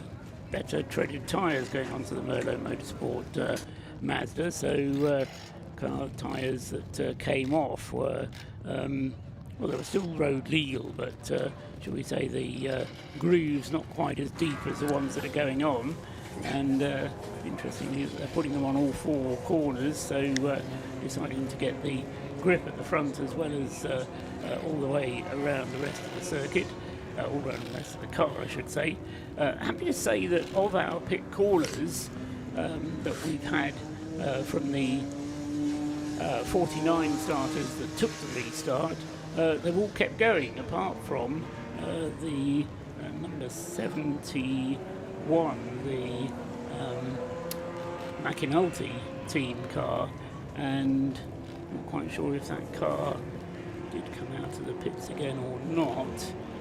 No, it didn't actually. So David McAnulty, having stopped on his 3rd lap, which was the first racing lap after the safety car withdrew, and caused another safety car, and sadly the McAnultys then haven't been seen since. I don't know if they've still got an intention to come out or whether they're just working on the car, but Rob Lewis may be able to go behind the garages, because the Able Car team of McAnulty's not based in one of the garages with everybody else. They're based in one of the tents behind the pit garages. Merlin Motorsport ready to go, and down the pit lane then heads the number 47 car, and Davide Benacchi, who was at the wheel, has now handed it over to, as soon as the screen updates itself, it goes to Marco Agem. He's now at the wheel of that car. And over 16 minutes to go. Just observing the 555 Subaru going through past the start-finish line. The screen showing the cars coming down into the corkscrew on the far side of the circuit. We just saw the Caterham continuing on its way there, despite Thomas Günther's efforts, and despite the penalty for the Patron Racing BMW. Those two are still on the same lap and are, you say, swapping positions each time around. Martin Rich going through, still in 2nd place, so the overall positions as we head towards the interval, pretty much the same as they were at the end of the first part. So the DKS Motorsport Caterham has closed in on the Patrone racing car, but they are still on the same lap as one another. Although DKS Motorsport coming into the pits with the Caterham, and they're going behind the pit garages. Normally that would be refueled in front of the pit garages, so the fact that the Caterham has gone into the back of the garage, and the fact that it is doing so with just under 15 minutes of the race to go, gives me some concern for the Caterham. Scott is frowning at me. I don't know if anyone else... Why are you frowning, Scott? Well, I don't know if you've been hearing it as it's gone past us a few times, but there is a car that sounds incredibly loud when it goes past the pits. And I thought for a second it was some of the pit lane that was like revving their engine to test it if it had an engine problem. And I've got a feeling that it might be one of the Silver Lake C1s that possibly either has some kind of an exhaust issue or something kind, because that thing, it sounds an awful lot louder. There's a car that sounds an awful lot louder than it seems to be going. And trying to put two and two together, that's I need to come up or crop up when that Silver Lake C1 appears, particularly past the pits. You might have to slightly train ear to kind of have a listen to it, but it sounds, I sure I could even hear it going down the back straight last time by, and it's just as loud as it is. Whether that's an exhaust issue or anything else, or that thing I can think of, that it's got even no exhaust on it, but it's being that loud. But there is a car going past the pits that is distinctly louder than anybody else. Okay, we'll keep our ear out for that one. As I say, we'll also keep an eye on what the Caterham is doing in the pits, but we can go down to the pits now to have an update from Rob Lewis once again. So, Rob Lewis, what have you got for us this time?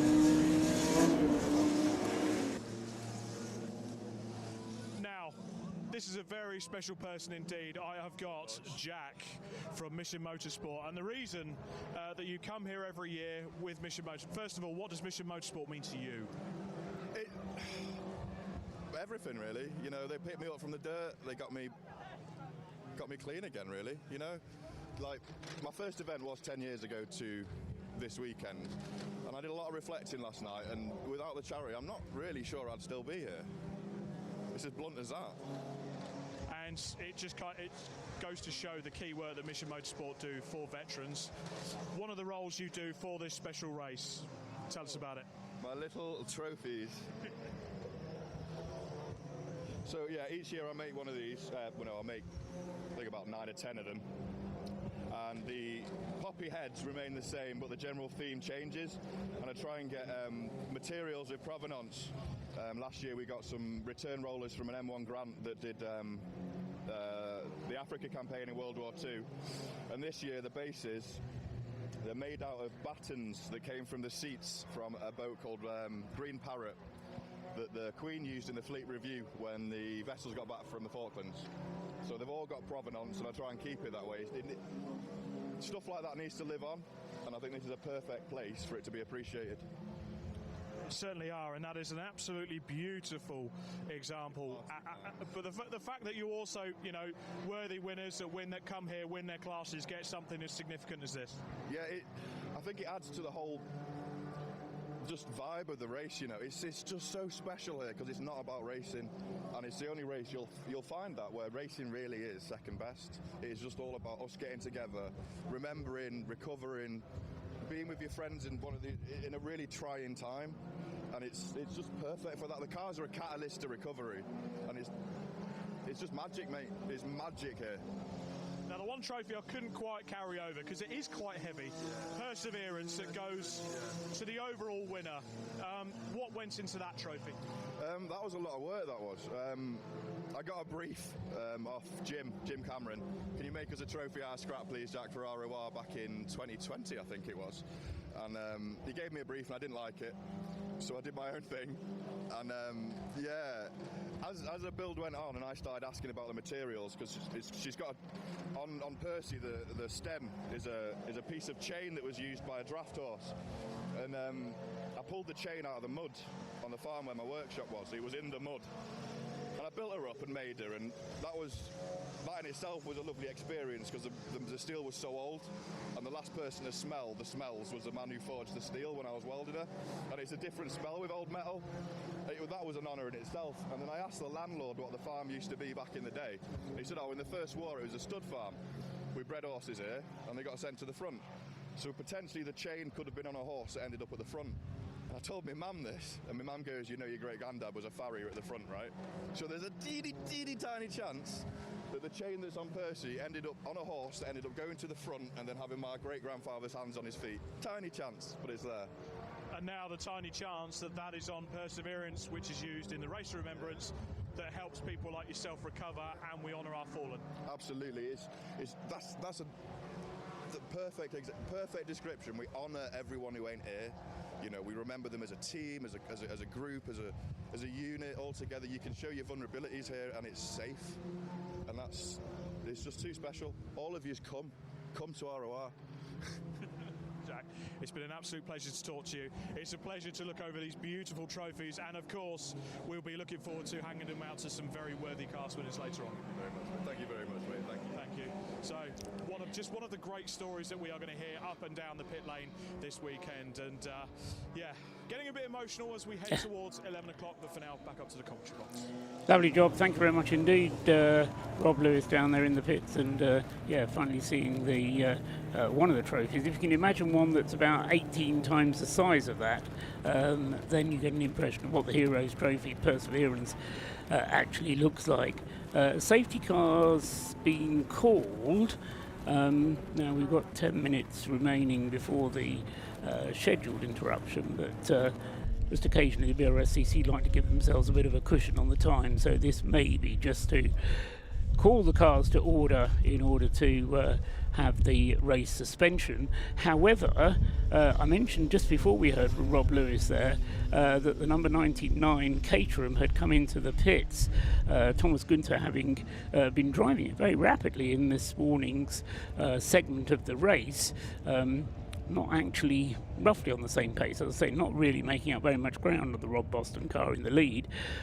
However, the car has been parked behind the pit garages where, as I say, their awning is. They don't have one of the pit garages, but it's been parked there. A cover's been put over it. Now, obviously the condition's not very ideal, but still, I do have my concerns that all is not well with that Caterham. And if Rob Lewis can hear me, before we go to the Race Remembrance service, if you just have a little nip behind the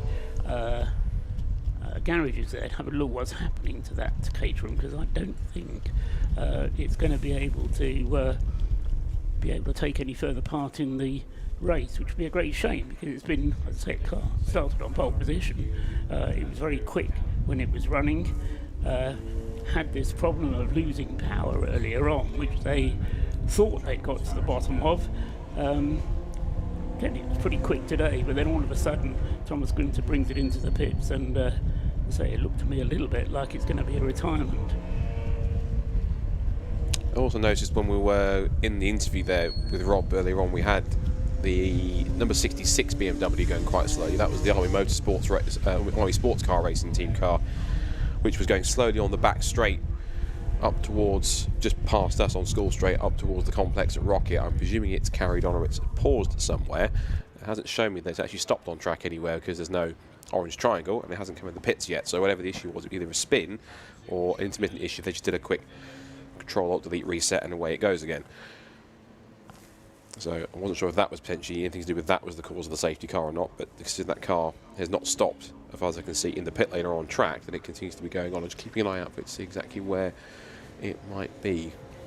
The man with the red and white checkered flag is poised on the pit wall, so as I said, I think the reason for the safety car is purely to bring the field under orders in order to stop them on the start-finish straight. They will be lined up behind the safety car, much as they were for this restart, with one row of cars on the right-hand side, one row of cars on the left-hand side, and as I say, there will be under parc fermé conditions allowed to be covered if necessary but the rest of the field then make their way around, and cars will be left there on the start-finish straight. Drivers obviously out of the cars, but no mechanics allowed to come and do any work. Rob Boston Racing then, with Ben Brooks having done that hour-and-a-half stint and has moved the number of laps completed from 215 up to 254, so he's done 39 laps. He'll have done 40 laps indeed in the hour-and-a-half, and has an 8-lap lead now over the Stuart Humphrey Racing Mazda leading Class C, which is in second place overall, and then the leading Class B car in third place overall, still the Track Scotland Mini, as it was before, car number 55, which is all of them put in one more pit stop under the first part of that race. Safety car is going to take them round once more.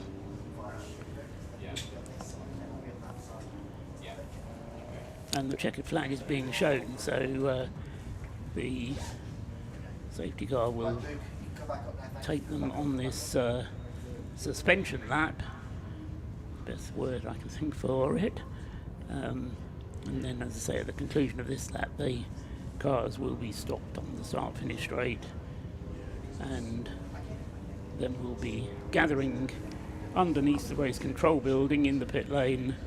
I'm sure Mission Motorsport and the Brscc have combined together to put the stage into place for the Remembrance service, and we will then continue on the live stream to cover that, provided everything works, and as I say, then we'll get racing underway again at the conclusion of the Remembrance service. So just some reflections on what we've seen in that hour and a half, Scott. More of the same, as I say, refreshing that the attrition we saw yesterday hasn't continued, with the probable single exception of the caterer there that suddenly came to grief at the end. Yes, everyone seems to have got it literally out of their system yesterday and kind of just kept going. So it's a shame the only car we don't have is the pure track Renault Clear, which is out there, but I'm glad to see even the breakdance car got out there after its issues yesterday. As you said, it's pretty much just been business as usual for those who've been leading their respective classes. Rob Boston Racing doing Rob Boston Racing things. They've now got an 8-lap lead over the second place Stuart Humphrey Racing car, and again Track Scotland Mini still has these now 3 mandatory pit stops to make in the last part of the race, which is going to be intriguing to see how they switch around. They've got, at least in terms of overall positions, they've got 3 laps over the Patron Racing BMW, another 3 laps over the Anglesey Circuit Racing BMW, which, given that the DKS Motorsport Caterham is now moving backwards, impressively that car up in the overall in the top 5, which is a really good performance, Anthony said. And we talk about how we're always impressed by what they do anyway, and the quality of the team that they run and the race that they typically run. But to get that car into the top 5 overall is really super impressive. I think they've probably still got another 2, maybe 3 pit stops. Now your system, you can tell me if they completed 4 pit stops or 3. And then there's been, I don't think they've had a penalty of any kind. I don't think that Anthony said in car at any point. I don't think. No, shake of the head confirms that. So good to see that car as high as it is. And also we should give a shout out as well for the other BMW car, Yggdrasil in there. We talked about Oliver Cotton, will of that car, currently number 9, currently up in 7th place, which is really good to see. The Fraser Nash Audi back in 8th, and 2 of the Mazdas up in the top 10. Tequila Racing, I keep talking about Tequila Racing, they're one of those teams that just, like I talked to in the last night, they just very quietly but silently but just consistently just get on with it. They just get it behind the wheel of the car, they just drive, they have minimal problems. Sometimes they have had problems in the past, but this year they've had minimal problems over the looks of it, and it's been quite a solid drive for them to get themselves into the top 10 at this stage. So solid work so far from everyone as we pause for what we're all here for. Yeah, the Citroen C1 class has changed a little bit in that particular session, because the 586 WRC car hasn't gone as well in that segment as it went in 5 hours yesterday. James Matthews was driving, but in that particular segment has fallen to 6th place as far as the C1s is concerned. And that has allowed Mark Hode in the Sunbelt Rentals car to come up onto the same lap. So in the overall aggregate positions, WRC still leads the way with the 586 car. James Matthews staying out of trouble, but as I say, Mark Hode drove a storming stint there in the Sunbelt Rentals car and has moved himself onto the lead lap. And of course, with the field being bunched up behind the safety car, that's going to close him even closer come the last part of the race. They've now managed to get themselves equal on pit stops as well now, but I think we're going to have to pay attention in the last segment to the C1 battle. No doubt, I think Jake Hill told you yesterday, Rob, that he would be driving the final stint, and could well see a bit of a battle going on in the C1 class then, as the Sunbelt Racing team, Sunbelt Rentals team, are trying to take the race to WRC. So a bit of niggle, bit of a race potentially going to happen there once we've completed the Remembrance service and get racing underway again. It'll be about an hour before we do that, though, by the time we've gathered the cars and the drivers from the pit lane, from the start-finish straight where they've come to rest, and then get back to the pit lane. I'll be going quiet for a short time whilst everybody goes down into the pit lane, and then we will be joining the live stream, who will be broadcasting the Remembrance service as it happens from the pit lane. So for now, I shall leave them to prepare for that. A little bit of unplugging and replugging required, therefore, in the box whilst that happens, and so easiest if I keep out of the way while that happens. Otherwise I shall do something wrong and nothing will work. But Alpha Live then will be bringing you the Remembrance service on the screen. A reminder, if you want to contribute to Mission Motorsport, the details are being shown on the live stream screen. Various opportunities to contribute to Mission Motorsport and do your bit if you're feeling inspired by what you're seeing on the screen, and if you're a marshal or a spectator around the circuit, then make your way down into the pit lane and join us for the Remembrance service.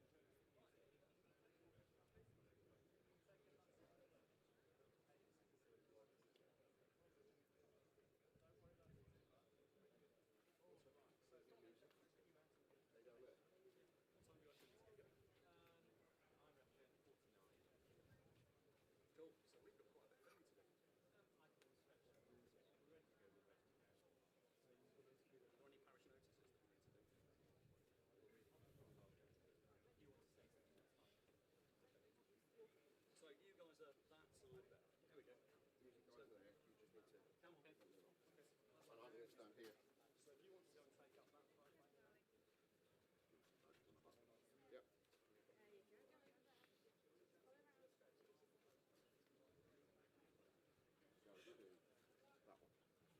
Okay. This one here. You're the second, the middle one. Yes.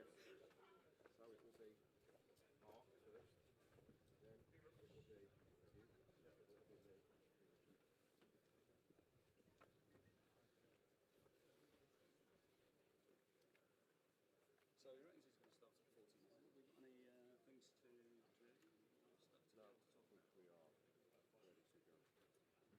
Have we got any things to do? No, we are ready to go. Okay, so good morning. Well, the happy news is thank you very much for those who offered prayers. They have been answered. We have a padre. Thank goodness for that. That's a huge sigh of relief for me. Well, I suppose it's appropriate, isn't it, to do parish notices. So here you go. The important thing about after this is that we get away again safely. So there is a point at the end of this, please. National anthem ends, and then there's a little silence, and then there's a period at which we're all released. There's a big cheer.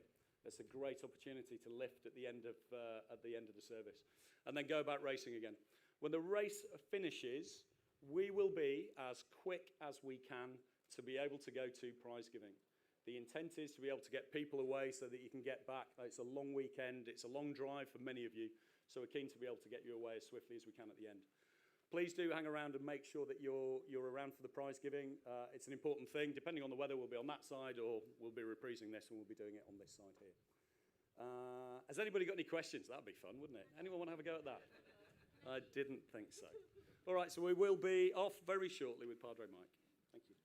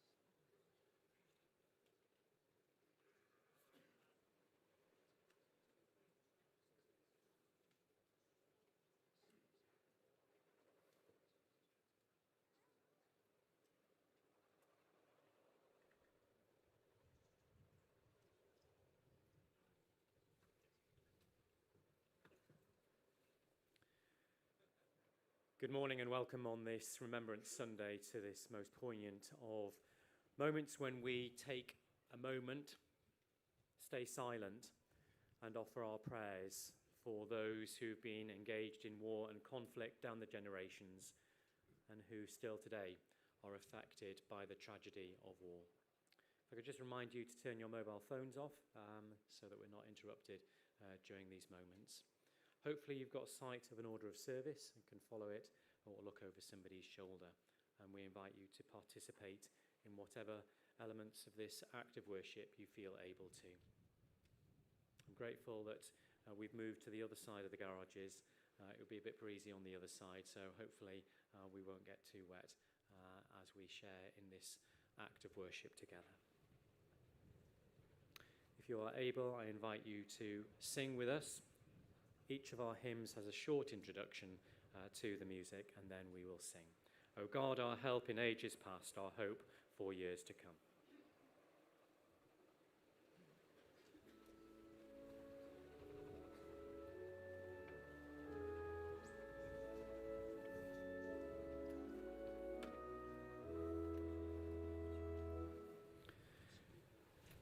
O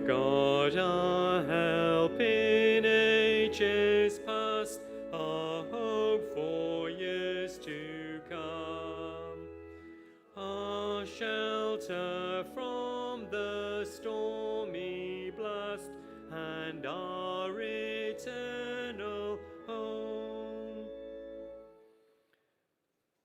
Under the shadow of your throne, your saints have dwelt secure. Sufficient is your arm alone, and our defense is sure. Before the hills in order stood, or earth received her frame. From everlasting you are God, to endless years the same. 1,000 ages in your sight are like an evening gone, short as the watch that ends the night before the rising sun. O God, our help in ages past, our hope for years to come. O be our God while troubles last, and our eternal home. I invite our readers to come and bring us our readings from the Psalm and the Gospel.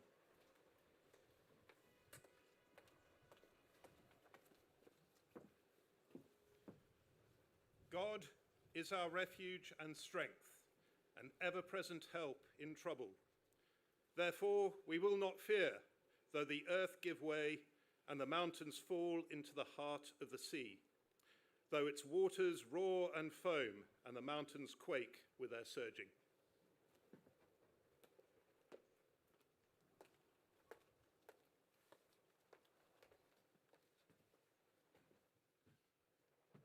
My command is this: love each other as I have loved you. Greater love has no one than this, to lay down one's life for one's friends.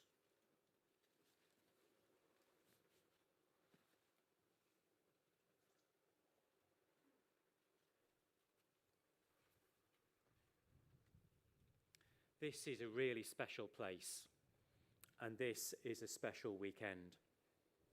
I know you love doing what you do here. I can see it. It's tangible. But it's more than just being in the place where we feel the excitement and the adrenaline of racing. There is something about the collective spirit of this moment and what you are doing together that is particularly special and I believe unique. The spirit that has brought us here, that we experience both personally and collectively, is, I think, that same spirit that our forebears had in the challenging and tragic, traumatic times that they lived through and died through too. The sadnesses of the past weigh heavily upon our shoulder, alongside the victories and successes that have been won in war and conflict. We hold those who we remember, some personally and many simply by name, and for some not even a name. We hold them in prayer and with respect for all that they have offered. The grief and losses that we remember and that we experience today cut deep because they are ours.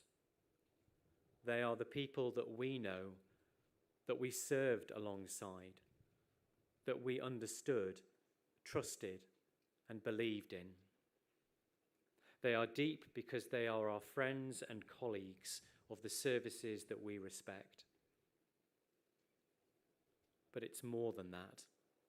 It is deep because it is the very fabric of our lives together, our humanity, that brings us to a point where we want the best for each other. I know that the strapline of Mission Motorsport is race, train, recover. And that is an amazing testament to the work that this organisation does, and an amazing testament to what you are and what you have done and what you will continue to do as part of this event. I salute you for all that this family of Mission Motorsport does, for all that it does for the people that are here today and for those that cannot be, in restoring faith and hope in yourselves and in humanity. But I'd like to offer you some other words that are no less poignant, but they bring about a connection with all that Remembrance Sunday is, and all that we want to remember today, with what we are today. Those who gave their lives for our freedom, peace, and security, they are very much a part of these 4 words too that I'm going to share with you now. The first of them is resilience, for that is about every story that we are representing here today. That strength of character and spirit that carries you through even the difficult moments of life and enables you to bounce back and be all that you need to be and can be. Achievement in adversity. Adversity is part of what the service that I represent holds true. And it emphasises not the victory or a setback as the end of the story. True resilience is shown through persevering in the moments of challenge of our lives. Courage. I know that each of the services that we are part of or associated with has courage as one of its core values. And in the moments of challenge and change and uncertainty, we rely on that inner courage to carry us through. And finally, endurance. It is not just about today or where we have been, but where we are going and what we need to carry with us so that the generations to come might benefit from all that has been won. For those who've been following those 4 words, you will recognise that the letter of each of them makes up the word race. And in the Christian tradition, St. Paul likens life to that of a race. In his letter to a friend and colleague, Timothy, he talks about his life. I have fought the good fight. I have finished the race. I have kept the faith. Now there is in store for me the crown of righteousness, which the Lord, the righteous judge, will award to me on that day. I finish with the famous words of Sir Winston Churchill in those darkest hours of our nation's life. Success is not final. Failure is not fatal. It is the courage to continue that counts. In all that we remember today, for all whom we remember today, for all that we hope for ourselves and for our world, may we have the courage to continue that race. Amen. And so to our act of remembrance.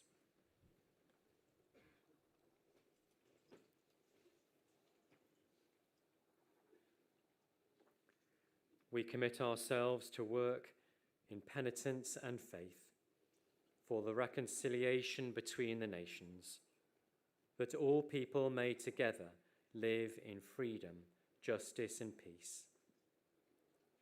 We pray for all who in bereavement, disability and pain continue to suffer the consequences of fighting and terror. We remember with thanksgiving and sorrow those whose lives in world wars and conflicts past and present have been given and taken away.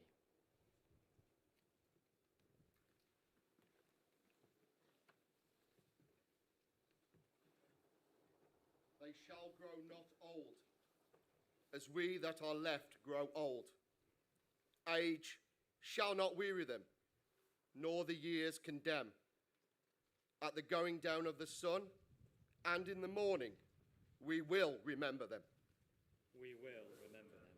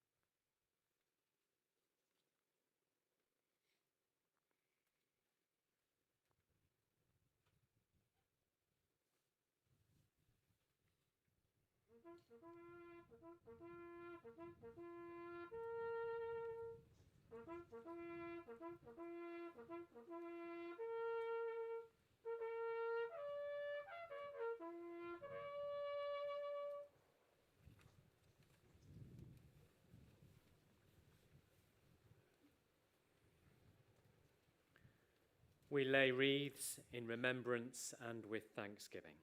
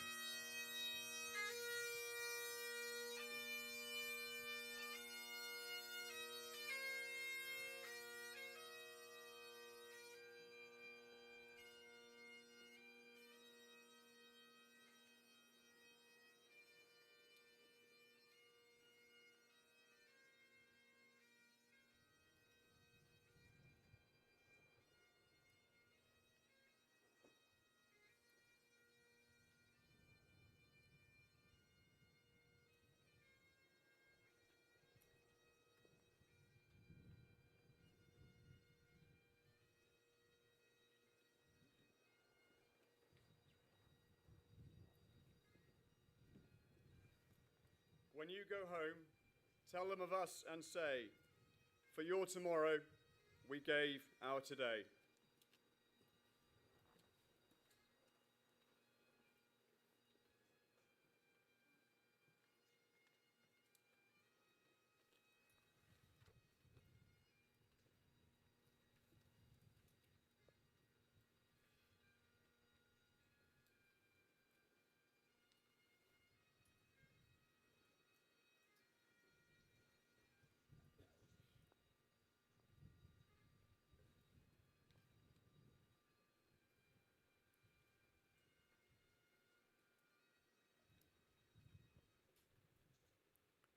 Let us pray.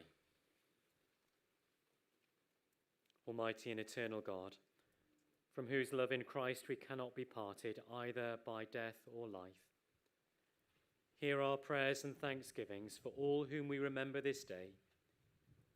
Fulfill in them the purpose of your love and bring us all with them to your eternal joy, through Jesus Christ our Lord. Amen. We pray for the leaders of the nations, that you may guide them in the ways of freedom, justice and truth. Lord, in your mercy, hear our prayer.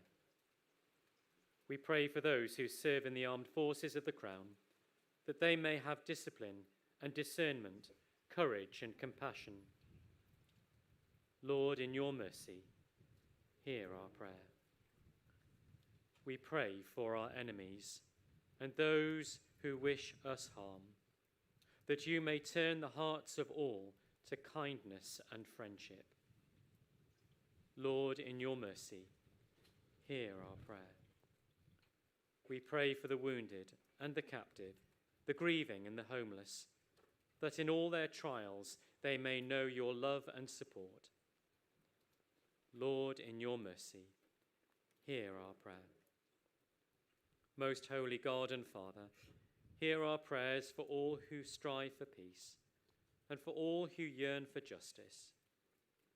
Help us, who today remember the cost of war, to work for a better tomorrow. And as we commend to you lives lost in terror and conflict, bring us all in the end to the peace of your presence, through Christ our Lord. Amen. We join all our prayers, spoken and unspoken alike, as we share in the prayer that Jesus taught. Our Father, who art in heaven, hallowed be thy name. Thy kingdom come, thy will be done, on earth as it is in heaven. Give us this day our daily bread, and forgive us our trespasses, as we forgive those who trespass against us. And lead us not into temptation, but deliver us from evil. For thine is the kingdom, the power, and the glory, forever and ever. Amen. We sing our second hymn on your orders of service, I Vow to Thee, My Country.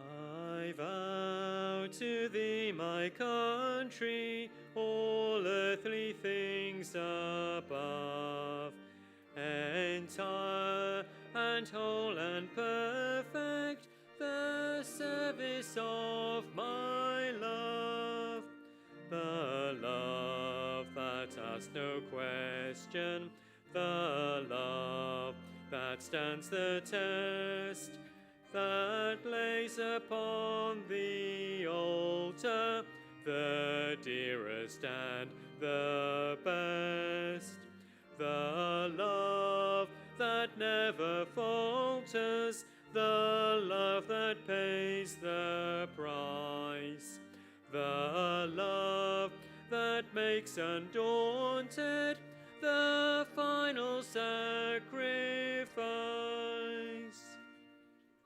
And there's another country I've heard of long ago, most dear to them that love her, most great to them that know. We may not count her armies, we may not see her king. Her fortress is a faithful heart, her pride is suffering. And soul by soul and silently her shining bounds increase. And her ways are ways of gentleness, and all her paths are peace.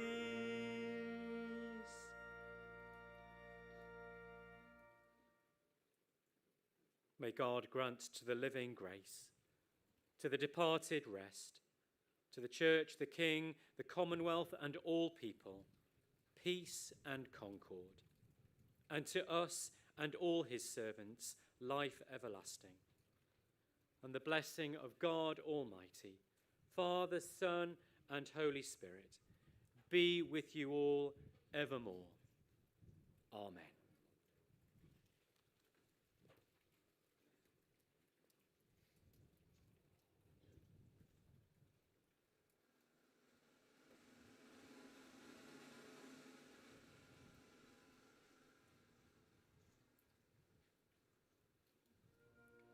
Save our gracious King, long live our noble King.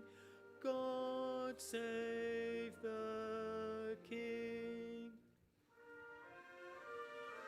Send him victorious, happy and glorious, long to reign over us. God save the King.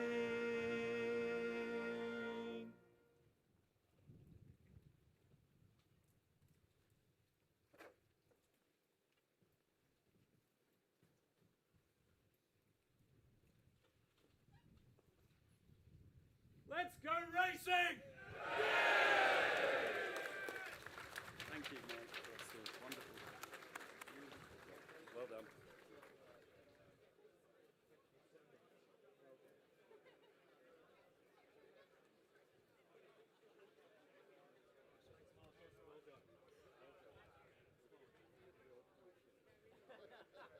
We know what we're doing now. Absolutely.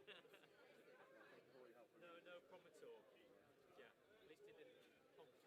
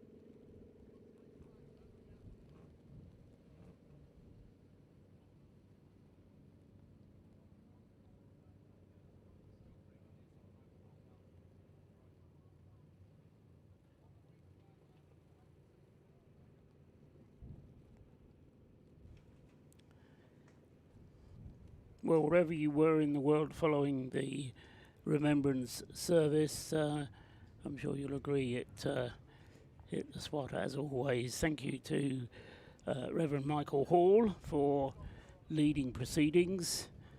As ever, food for thought and on many different levels.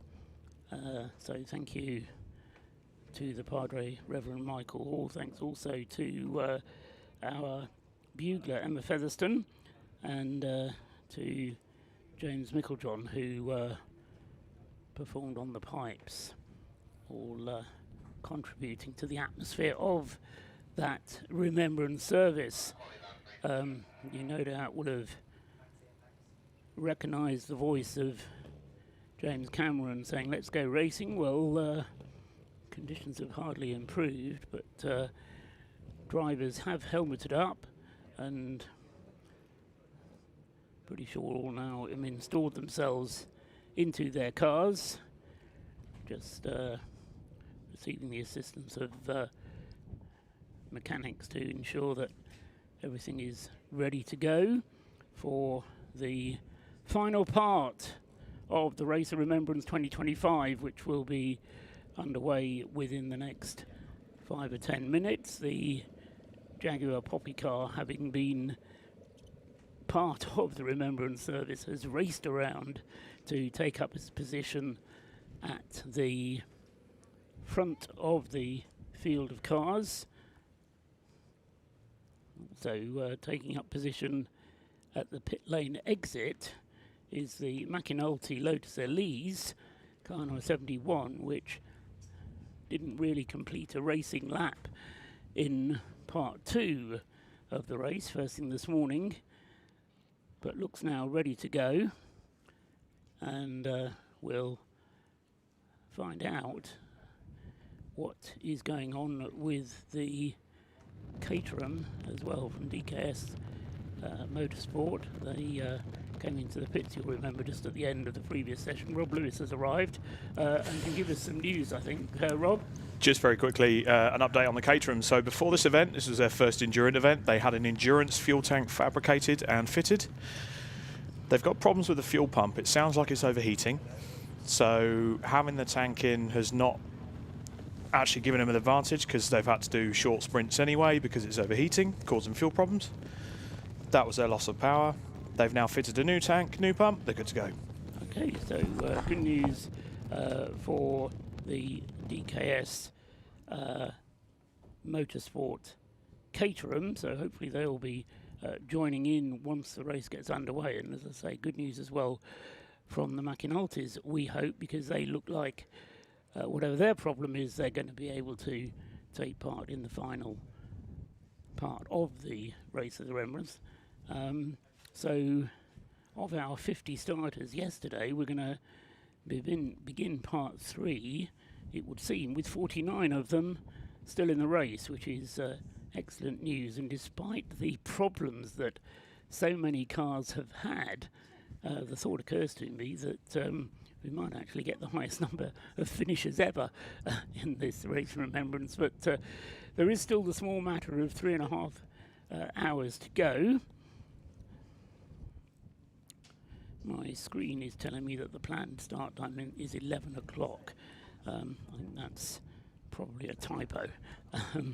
But as soon as the countdown is shown on the start-finish line, then I will let you know what that is. The car starting behind the Jaguar safety car will be the leader of the race, and it will still be Ben Brooks driving the number 43 Rob Boston Lotus Elise. That car not having stopped in the initial session, so we'll be running short of fuel now because he's done an hour and a half. So early in this segment of the race, I can imagine that we're going to have the Rob Boston car coming into the pits. Apart from anything else, Ben Brooks would probably like to hand over to somebody else by now. So Rob Boston Racing then still in command of the situation. They have changed what was a 6-lap lead over the rest of the field into what is now an 8-lap lead. over the rest of the field. But as I say, a pit stop due from Rob Boston Racing fairly on in this segment, I would suggest.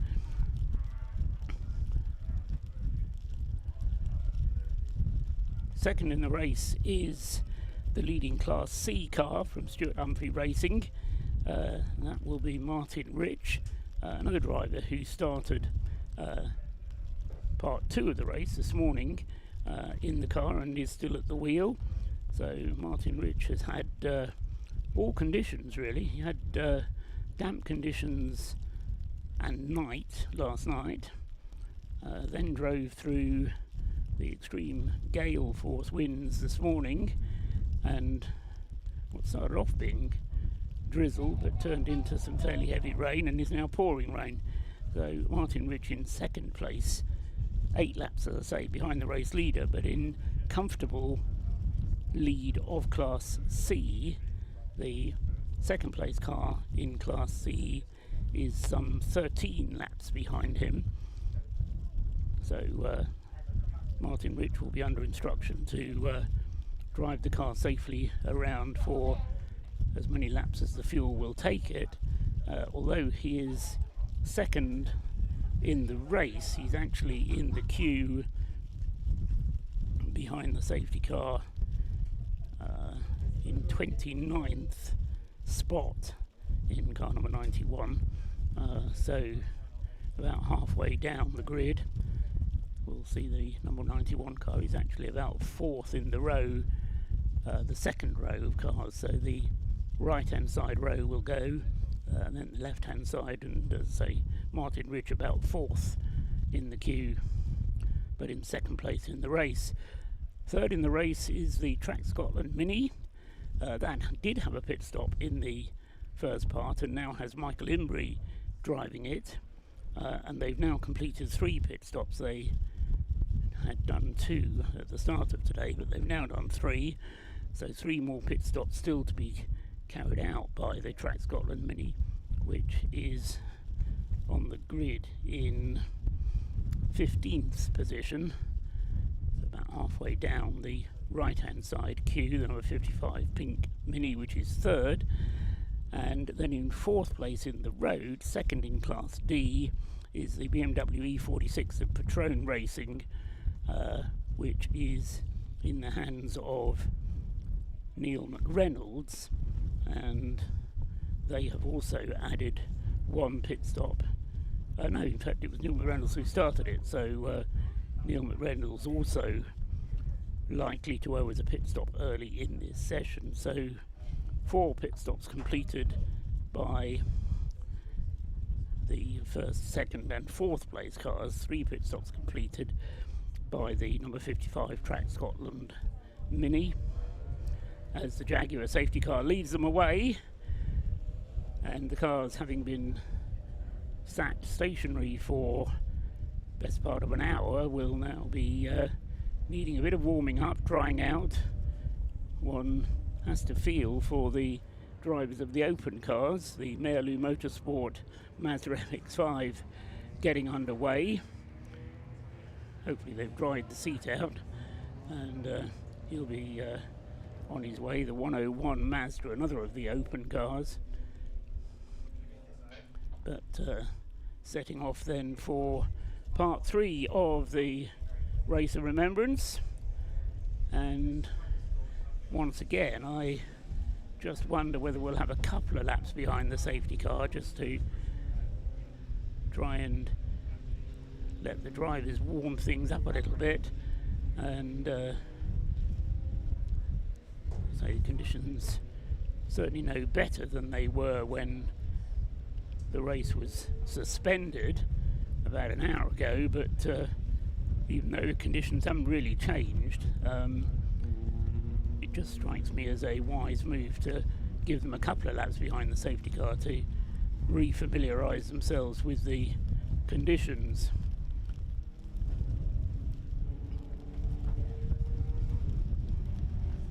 As far as the C1 battle is concerned, I highlighted it just as we were suspending the race, but I'll make the point again that we actually had 3 cars in a position to battle for C1. We've got the 586 WRC Developments car, which is in the lead of the class, and currently in the hands of James Matthews.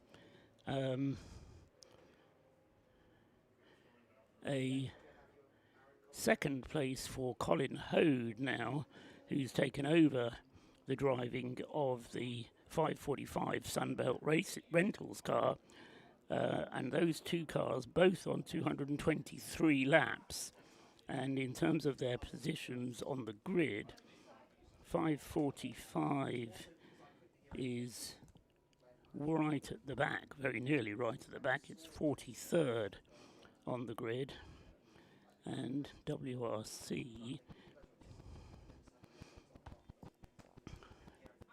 which is car number 586, is actually third on the grid. So there are a large number of cars for Colin Hode to get past, but as I say, they are on the same lap, so it will be interesting to see the race as it develops between these two. Yes, the safety car does stay out then, so going through behind the race leader, behind the safety car is the race leader, Ben Brooks, in the leading Lotus Elise. Joining in at the back has come the McAnulty's Lotus. Into the pits is the Track Scotland Citroën. Now this is the third place car in the Citroën C1 class, and a driver change, refueling, clever move under the safety car.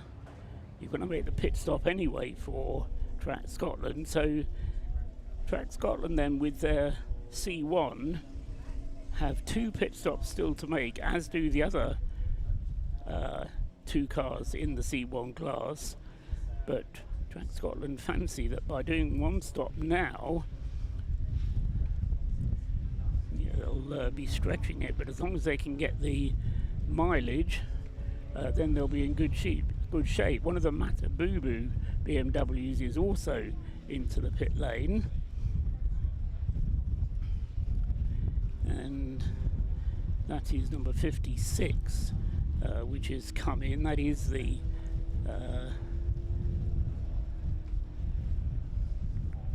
leading Mata Boo Boo BMW, which is currently in 3rd place in the BMW class.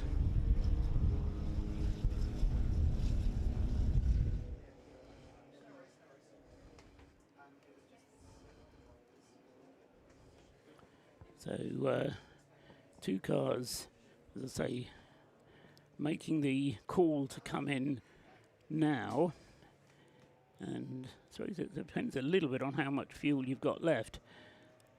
As I say, the plan will be to run for 3.5 hours now, and safety car stays out, but there is a green flag being prepared, so I think it may be going green at the end of this lap. We'll keep an eye on the safety car as it heads up the Tom Price straight towards the hairpin, looking out of the rear window of the commentary box to see the cars turning through the hairpin and then back down the straight. Yes, the Jaguar safety car lights are out, so we are going to get racing underway at the end of this lap.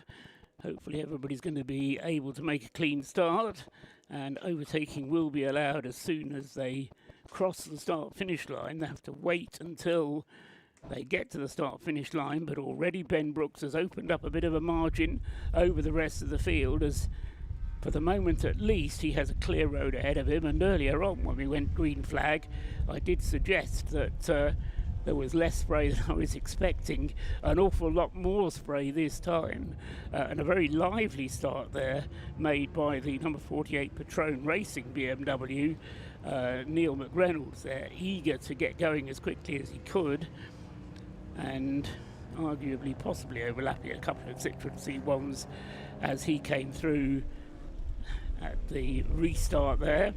Martin Rich goes through in the Mazda there, 2nd place in number 91, They've changed driver, actually. They've got Stuart Humphrey into the car.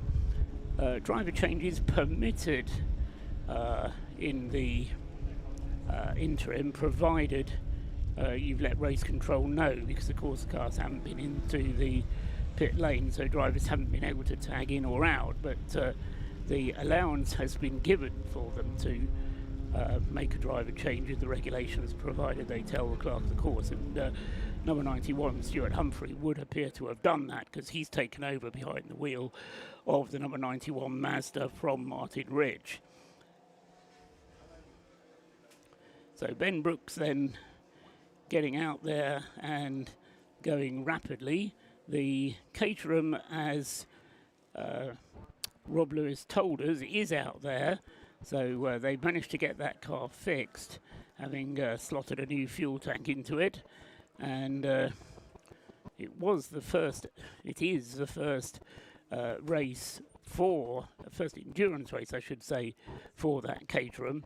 And yeah, stop and go penalties coming up for cars 24 and 528. 24, actually that is a surprise to me. That's the 1 Series Super Cup BMW for, I would guess, safety car restart offences, but we'll keep you informed of those. Stop and go penalties then have to be served within 3 laps of being notified, and they are being notified on the digi screen overlooking the start finish line.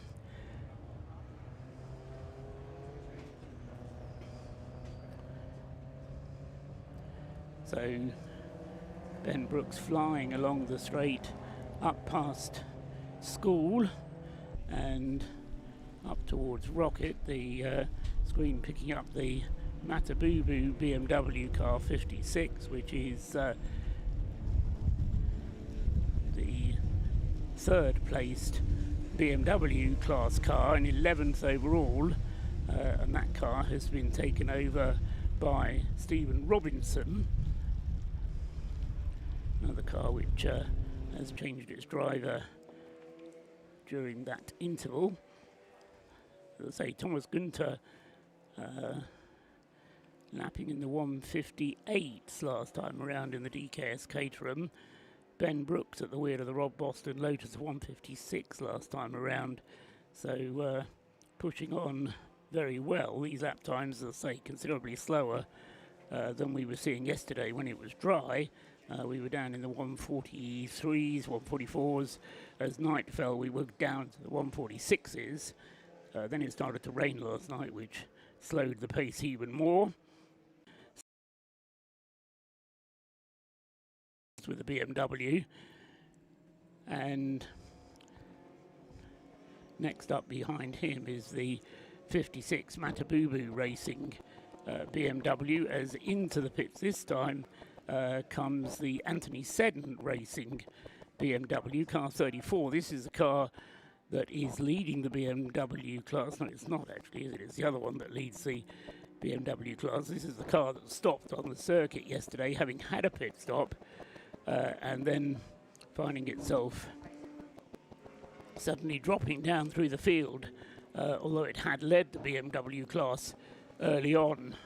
Flashing up the inside goes the 99 Thomas Günther driven Caterham, and again that car going very well in the conditions. 157 for that car, still not as quick as the BMW Patron Racing, which is in the 56s, or Ben Brooks with the leading Lotus at 155. So drivers improving their times as they get used to the conditions. Look out as well for the McAnulty Lotus, which, as I say, having ground to a halt on the opening lap of part 1, seems now to be going reliably. Let's hope so.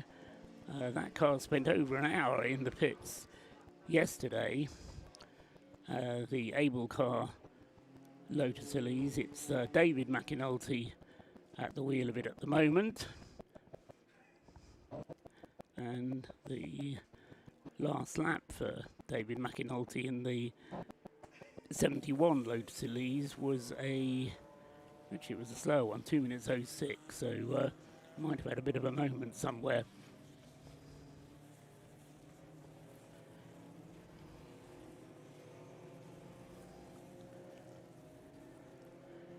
So his drive without encountering any traffic is over for Ben Brooks. He's now seeing traffic ahead as he catches up with the tail enders of this, let's say 49 cars remain in the race, 49 of them still circulating with the retirement of the number 24 Pure Track Racing Renault Clio yesterday.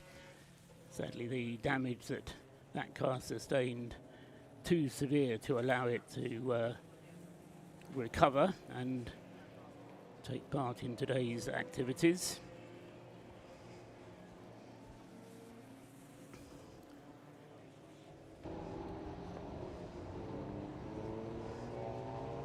Stuart Humphrey crossing the line in the number 91 Mazda. Screen showing us the Ford car there, number 77. Going through the banking. Or is it the hairpin? No, I think that's the hairpin, isn't it? We're watching at the moment at the top end of the Tom Price Straight, heading back down towards the bus stop and the final corner. The car now reaching Rocket with Ben Brooks flashing the headlights on the Lotus as it goes through.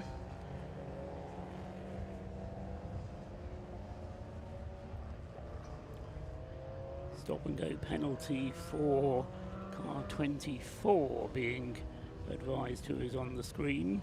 24 is the racecraft car that was notified to us earlier on. That's just a repeat message. So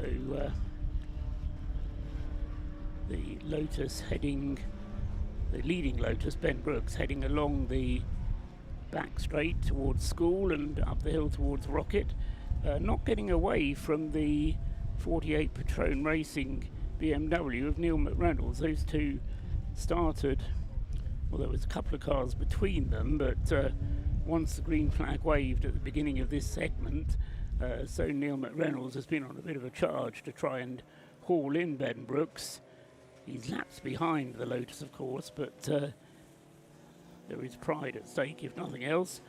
So the Patron Racing car currently second in the class, but is 13 laps behind the race leader, but closing down on the race leader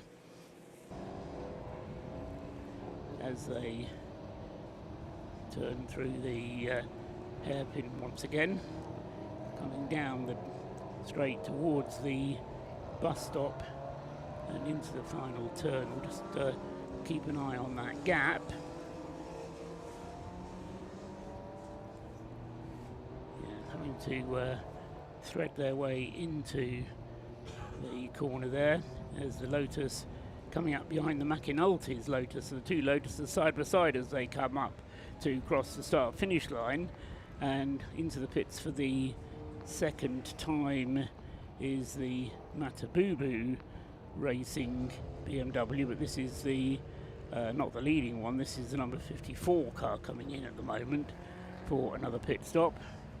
Two Lotuses not quite side by side anymore because Ben Brooks is going a little bit more rapidly than David McAnulty is in the 71 car as they disappear out of the banking and head back down towards Church, slicing through the traffic. There is a lot of traffic now for Ben Brooks to deal with, and fairly lively opening stint as Neil McReynolds is not far behind in the orange BMW either, so we'll keep an eye on those cars as they go up towards Rocket. In total, Ben Brooks is now on his 263rd lap. We had a flurry of safety car interruptions during yesterday's race. 7 hours of racing yesterday, and That, as I say, was interrupted 4 or 5 times in the middle section. We had over an hour of running at the beginning of yesterday's race and an hour at the end of yesterday's race, but as I say, there was this flurry of interruptions in the middle. We got through the hour and a half this morning without any further safety car interruptions, but I remind you that Ben Brooks in the Rob Boston Lotus, coming towards the end of his fuel, car won't be using quite as much fuel in these conditions as it would do if it was fully dry, but nevertheless he's done an hour and a half of racing before the race suspension for the Remembrance service, diving up the inside of a couple of cars, and a Renault Clio, a Citroen C1 diving up on the inside of the West Suffolk Racing BMW 330i, car number 100, which had, I think, 3 clutches that they went through over the course of Thursday and Friday. When the race began on Saturday, they then had further problems, but the car has been running moderately well since then. The lights flashing almost permanently on Ben Brooks's Lotus Elise there as he tries to draw attention to the cars ahead of him, that he's coming up fast. He dives past the Fiat Panda, heading up towards Rocket once again.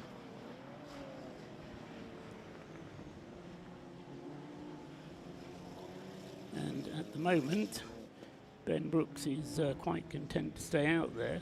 Not quite sure how much more fuel he will have aboard that car, but it will be interesting to see whether he pits. Stuart Humphrey's Mazda MX-5 is also going to be running a little bit short of fuel. They've not pitted since the start of racing this morning,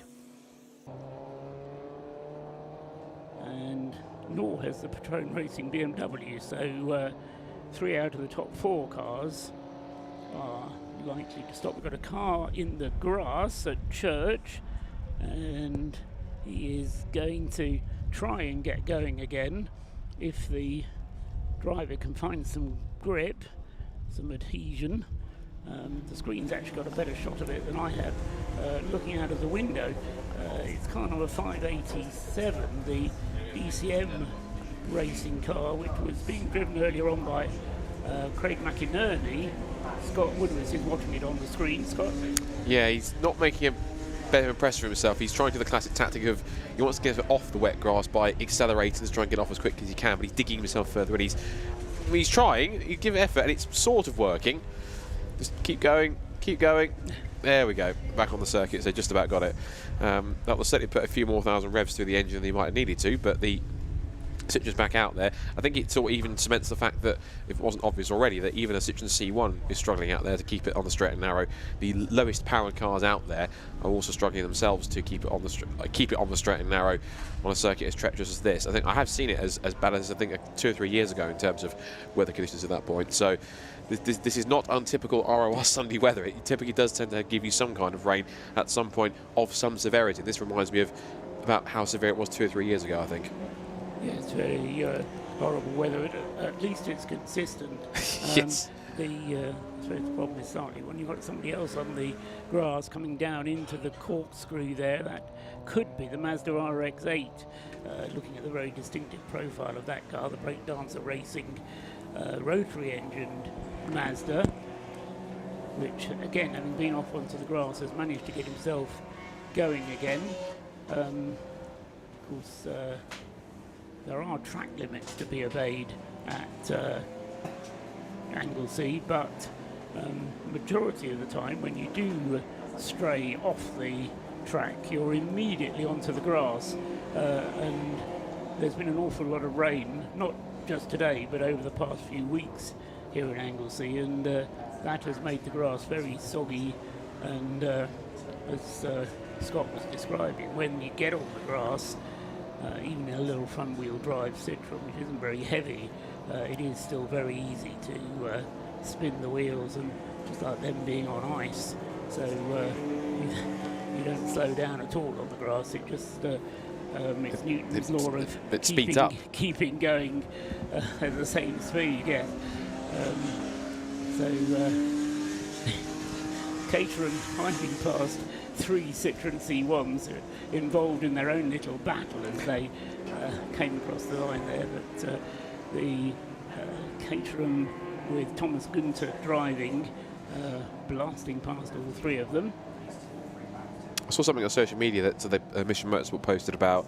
It was a clip they did of interviewing Chris Harris. He actually described it quite aptly in terms of, he was talking about the C1s, how the fact that some people would think that the smallest, more diminutive cars on the grid like that, he said, first of all, they're everywhere, but also the fact that you think they'd be a nuisance, but they're not. He says the driving standards are quite high in general in this race, as they tend to be anyway, but the fact that he said it was fun to watch groups of those cars in little pockets around the circuit kind of racing against each other and battling and fighting, and they put on some great entertainment. And of course you had to remember he's a racing driver as well. He's got the Mazda MX-5, he's got to wiggle his way through in order to pick the way through. But they've been, apart from 1 or 2 incidents that we've had where 1 or 2 cars have been caught up, on the whole the C1s generally seem to have been quite respectful in terms of their proximity with other lapped cars around them. So they've been quite strong in that sense, which has been quite good. And that's of course one of the battles that we're still watching in terms of the lead of that category. Sudden flurry to the pits as all of those cars that I was describing you owed as a pit stop deciding to do it at once, and they're all in the same segment of the pit lane as well. You've got Rob Boston in garage number 1, you've got the Track Scotland Mini in garage number 2, and then the Stuart Humphrey Mazda in garage number 3. They're all having refueling. As I say, they all came in together. They are the cars that are placed 1, 2 and 3 in the race itself. And of course they're each their individual respective class leader. Yes. With Rob Boston's car leading Class D, the Track Scotland Mini leading Class B, and the Stuart Humphrey Mazda in the lead of Class C, the other one. We need a camera down there to show this perfect synergy of all 3 class leaders and our overall top 3 down to the top of the pit lane if we can do it. The pit list stops are 4 minutes long and they've just come in anyway, so hopefully we might have enough time to do that. The 101 Mazda MX-5 we were talking about, we're talking about Chris Harris, and his car, the 101 car, has just left the pit lane after its next mandatory stop. So that's been completed. And when that car that was Alan Farimond, yes, and has just changed. And that car, it's exited at best in 22nd position and 7th in Class C at the moment. Correct, and it is Alan Farimond. He's just taken it over. Yeah. So he's now the driver of that car. And I think we've managed it because we've managed to get the cameraman down there. We've got, they're not all quite at the shot because just hidden behind the track on there it is, you can see it in the background. So there's our top 3 and our top 3 overall and our 3 main class leaders, D, C and B, all together. That's how close you can pack to the iron pit lane. And it's also fortuitous because that's just how they were put together in the garage plan. So all of them kind of look at each other thinking, they're not competing against each other in any sense because they're in 3 different classes, but the 3 of them are competing against one another because they're 1st, 2nd and 3rd overall. If it wouldn't be the fact that we've still got 3 hours of this race still to go, we could give them the trophies now.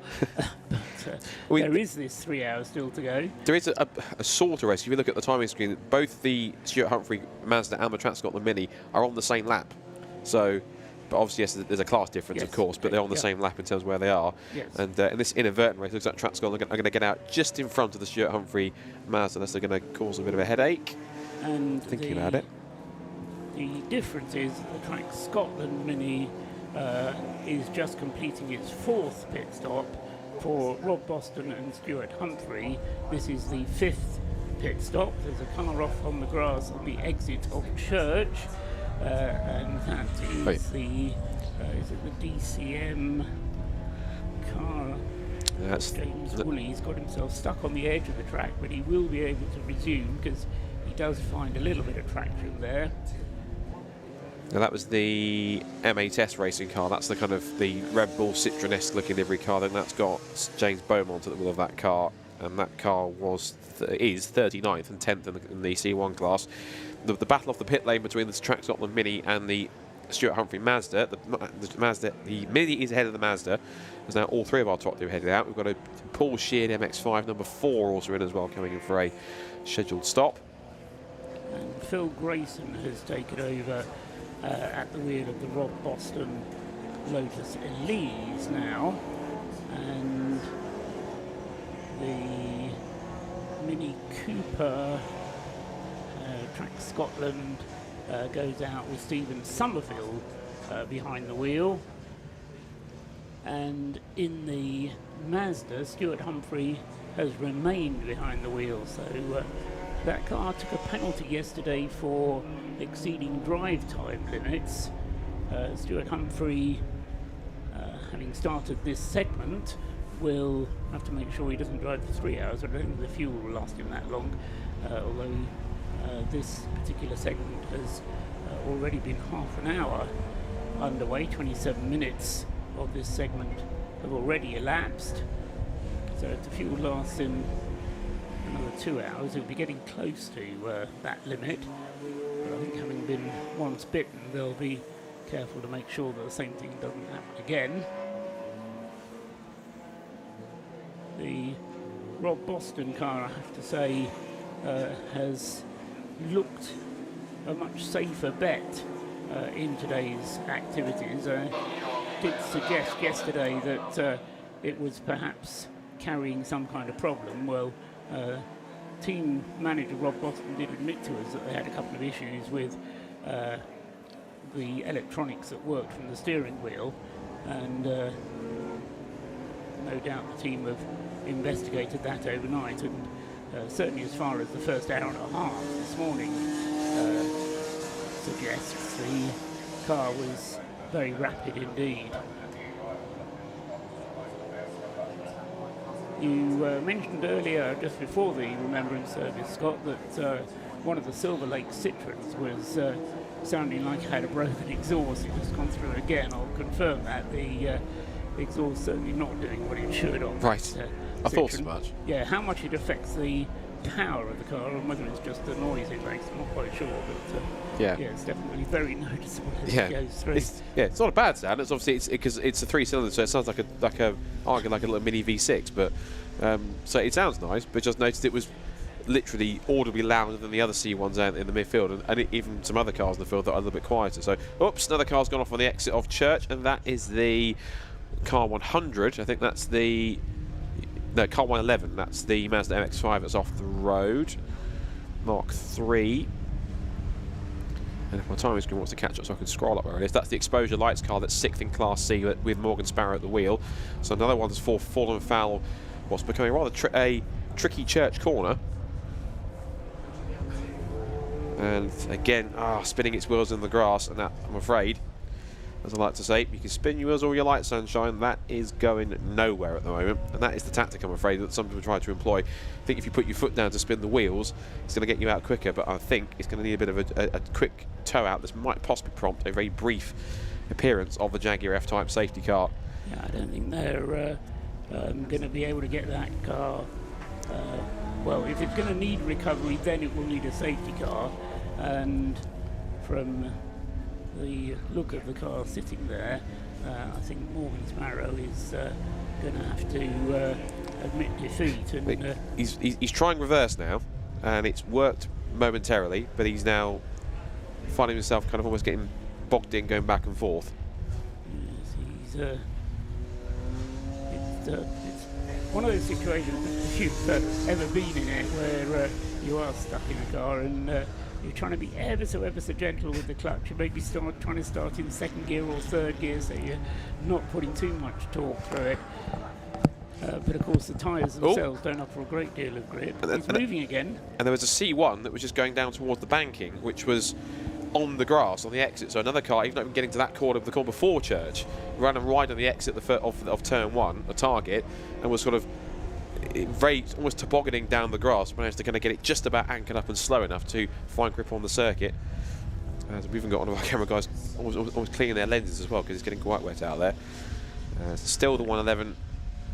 You say getting quite wet, Scott. I think Rob Lewis will say it got quite wet quite a little while ago, but continue to get wetter than it already is, shall we say. Right, there we go, safety car has been deployed. So I think Morgan Sparrow has admitted defeat, and so an Anglesey rescue unit is going to have to be sent to his assistance. So safety car being called, Patron Racing come into the pit. So this is the 48 car, which has moved up into second place overall, whilst we were talking about what were the second and third place cars. So the Patron Racing BMW comes in for its refuelling stop. This is the first refuelling stop of the day for Patron Racing.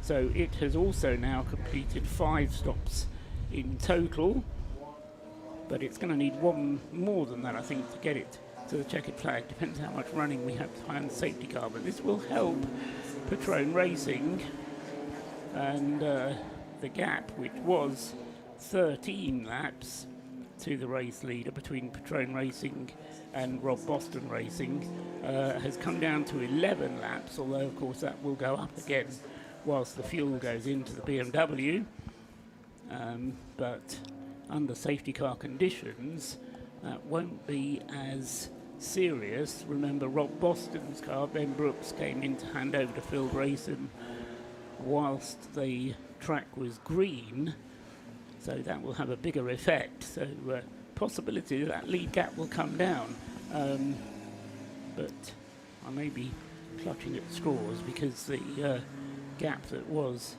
12 laps has come down to 11, so it is a small margin.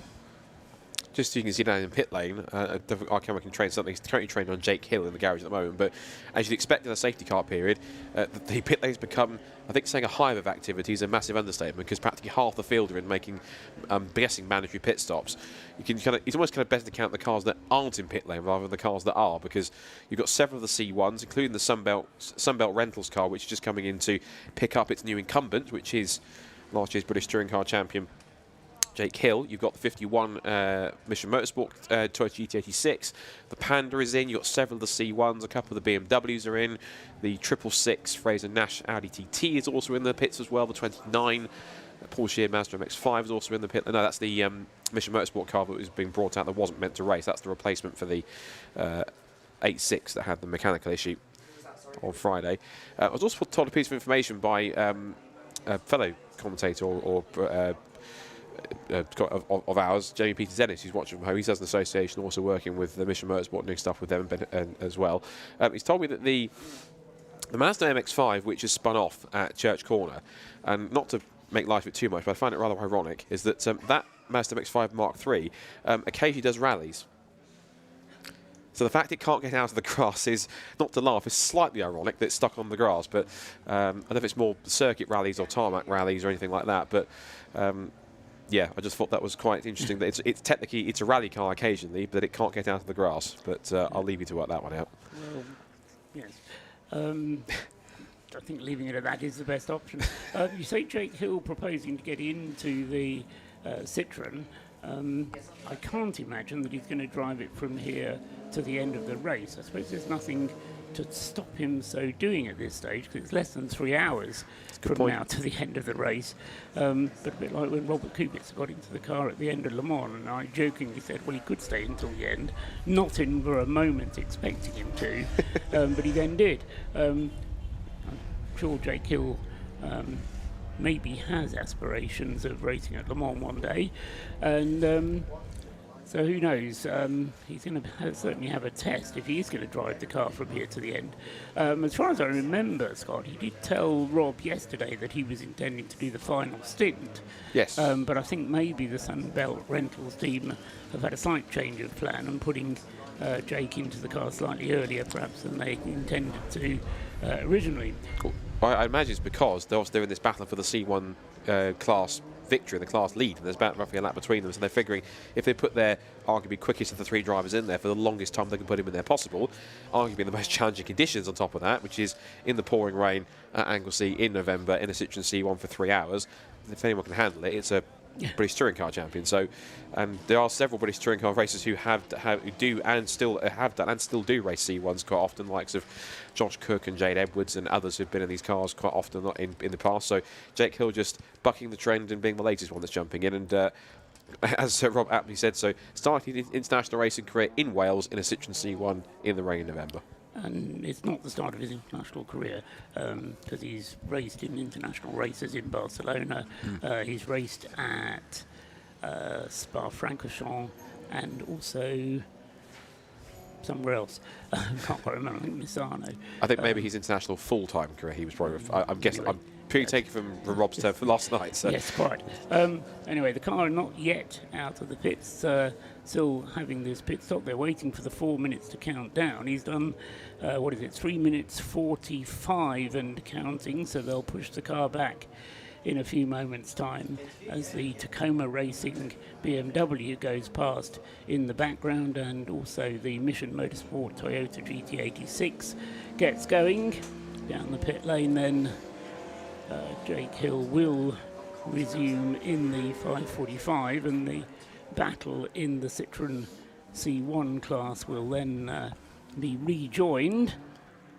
James Matthews still at the wheel of the 586 WRC car. That's in the pits as well. I didn't spot that car actually coming in, but whilst you were describing the Sunbelt car in the pits, so you also now have the WRC car, James Matthews, in the pits. Talking of who's in the pits, Rob Lewis is down in the pits and he can bring us an update. So down to you, Rob. As you would have seen from the images just now, the Sunbelt Rental C1 has come in and Jake Hill is going out to finish the race and hopefully get a great result for the Sunbelt car in the C1 class. Mark Hode is with me. Mark, first of all, it's great to have you here. We spoke to Jake last night. He enjoyed his stint. How was yours? Mixed, if I'm honest. I've had dry, wet, torrential, but I suppose that's Anglesey in a few words, isn't it? So, but great. You've got Jake Hill in the car, bit of a coup. You've got Sunbelt Rentals on board. How did that package come together?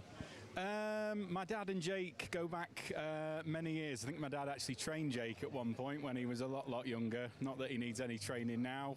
So we reached out to him. We obviously raised some money for Sunbelt Rentals, and then as soon as we sort of got into contact with Jake and made him aware that it was for a charity and a great cause and all that sort of stuff, he jumped at the chance, if I'm honest. So he hadn't raced here at Anglesey before, so that all just added to the ingredients of making it a great weekend. You put the car on pole, and we know WRC Developments, they are a crack team. They've done it before. The likes of David Drinkwater and co behind the wheel, they've been there, seen it, done it, and got the results. Hunting them down is quite tricky. It is. Look, they are definitely the car to chase. I think they won 2 or 3 of the last C1 Cup races, so they're a great car, but they're only human. We're all drivers, and we're going to do our best. And a completely different topic, what's it like racing with your dad? If I'm perfectly honest, it's the best thing I've ever done. I didn't start racing until about 4 years ago, got to COVID. I said I could either have a little bit of money in my bank or go racing with my dad, and I chose racing with my dad, and it was the best thing I did. Brilliant. Well, it's a pleasure to see you here, Mark. Now, we're actually going to go next door because one of the cracking teams, thank you to Mark Hode there, one of the cracking teams in the BMW 116 trophy is Metabubu Racing. Look at these guys, immaculately dressed, well presented. Tell us a bit about this wonderful team and the people behind the team. Well, it's a really great team. We with a group of friends living in Marlow in Buckinghamshire. One of us is a trustee, Joe. 2022, he suggested we came and raced here, and we loved it so much. We thought we'd come back year after year, and we've grown and we've added cars each year. We're up to 3 cars now. We're sponsored by Extrovert, and they pay for 2 beneficiaries. So 2 of our 3 cars have got beneficiaries in. Jason's in car 54, and Danny's in car 52, who's out right now. How's your race gone so far? Yesterday was perfect. Yeah, we won't ever be right up at the top, but our ambition is to get at least on the podium again, and I think we're going to do it. So fingers crossed, wish us luck.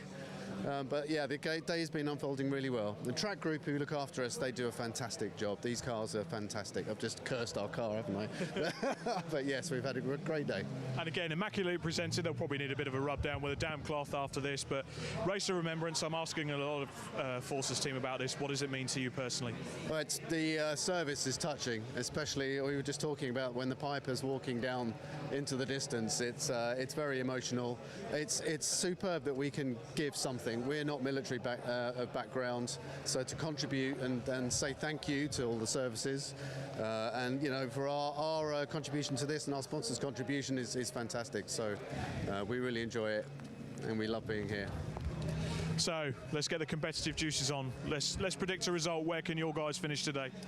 We really want car 56 to be on the podium, so everybody's watching, cheer them on.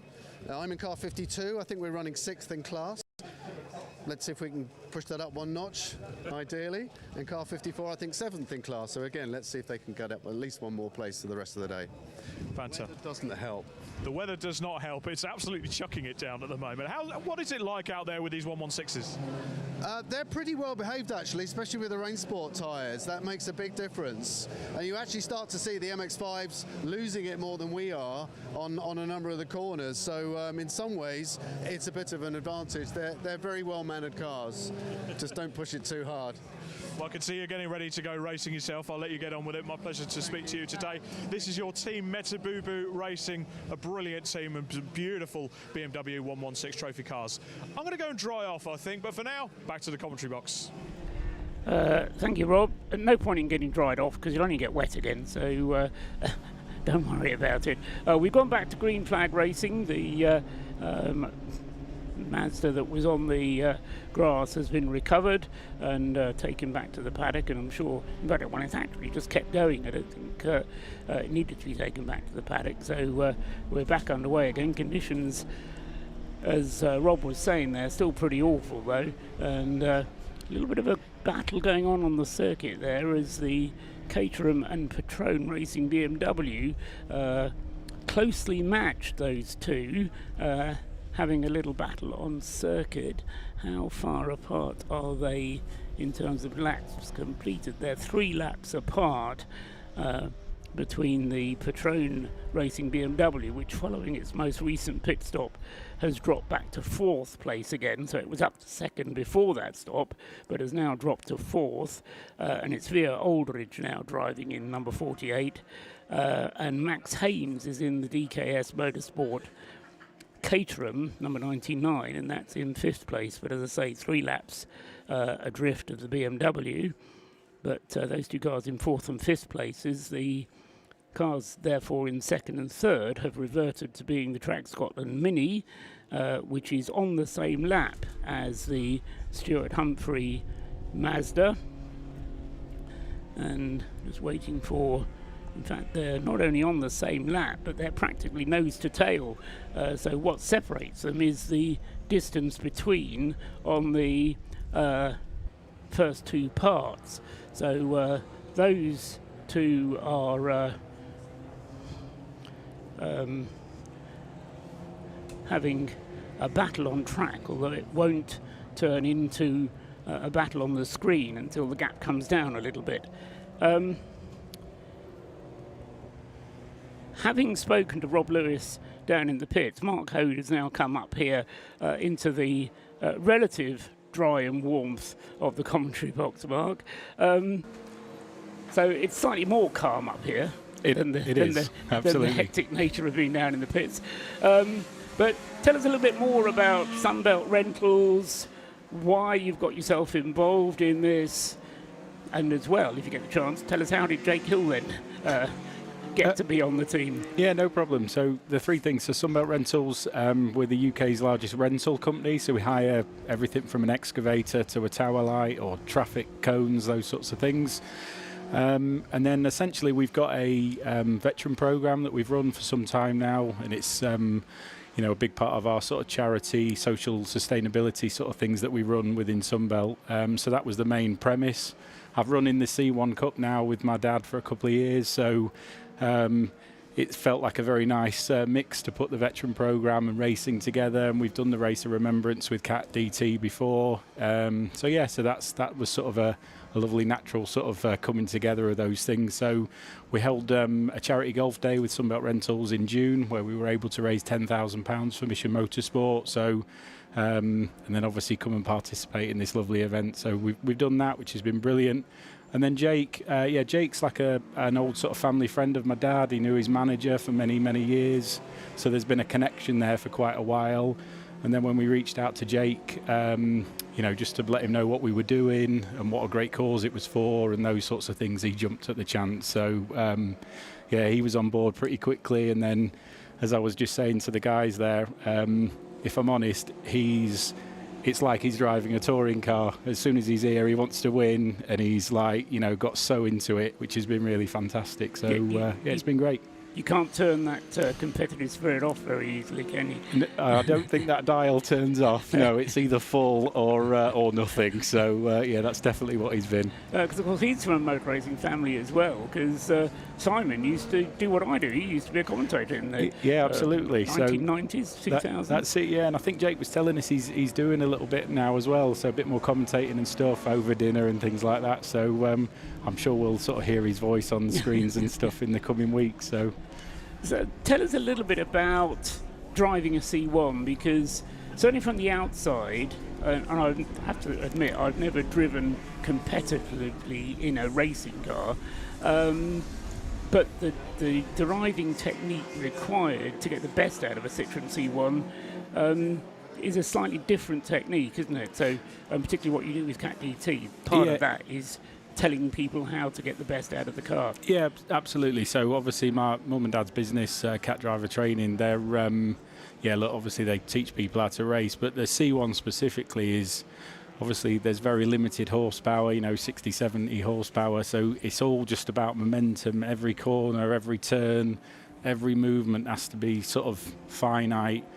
Every little crease in the wheel just generates extra drag and things like that. So it's all about absolutely maximising every corner, every lap, and keeping momentum up at all time. Because once you lose it, it doesn't come back. And obviously in a race like this, I race it, in the C1 Cup, and when it's normally C1s, it's a little bit easier because everyone stops in the, brakes in similar places. They've got similar speeds, whereas this is absolutely much more tricky. So you've got to sort of manage the traffic, manage where you're going to brake, manage where you're going to let people past, etc. So it makes it a real challenge. What Rob Lewis was telling me yesterday is that the lines are different as well. So a Citroen line through a corner is going to be different from a Lotus Elisa's line through a corner, or a BMW M3's line through a corner is. So that must be challenging as well.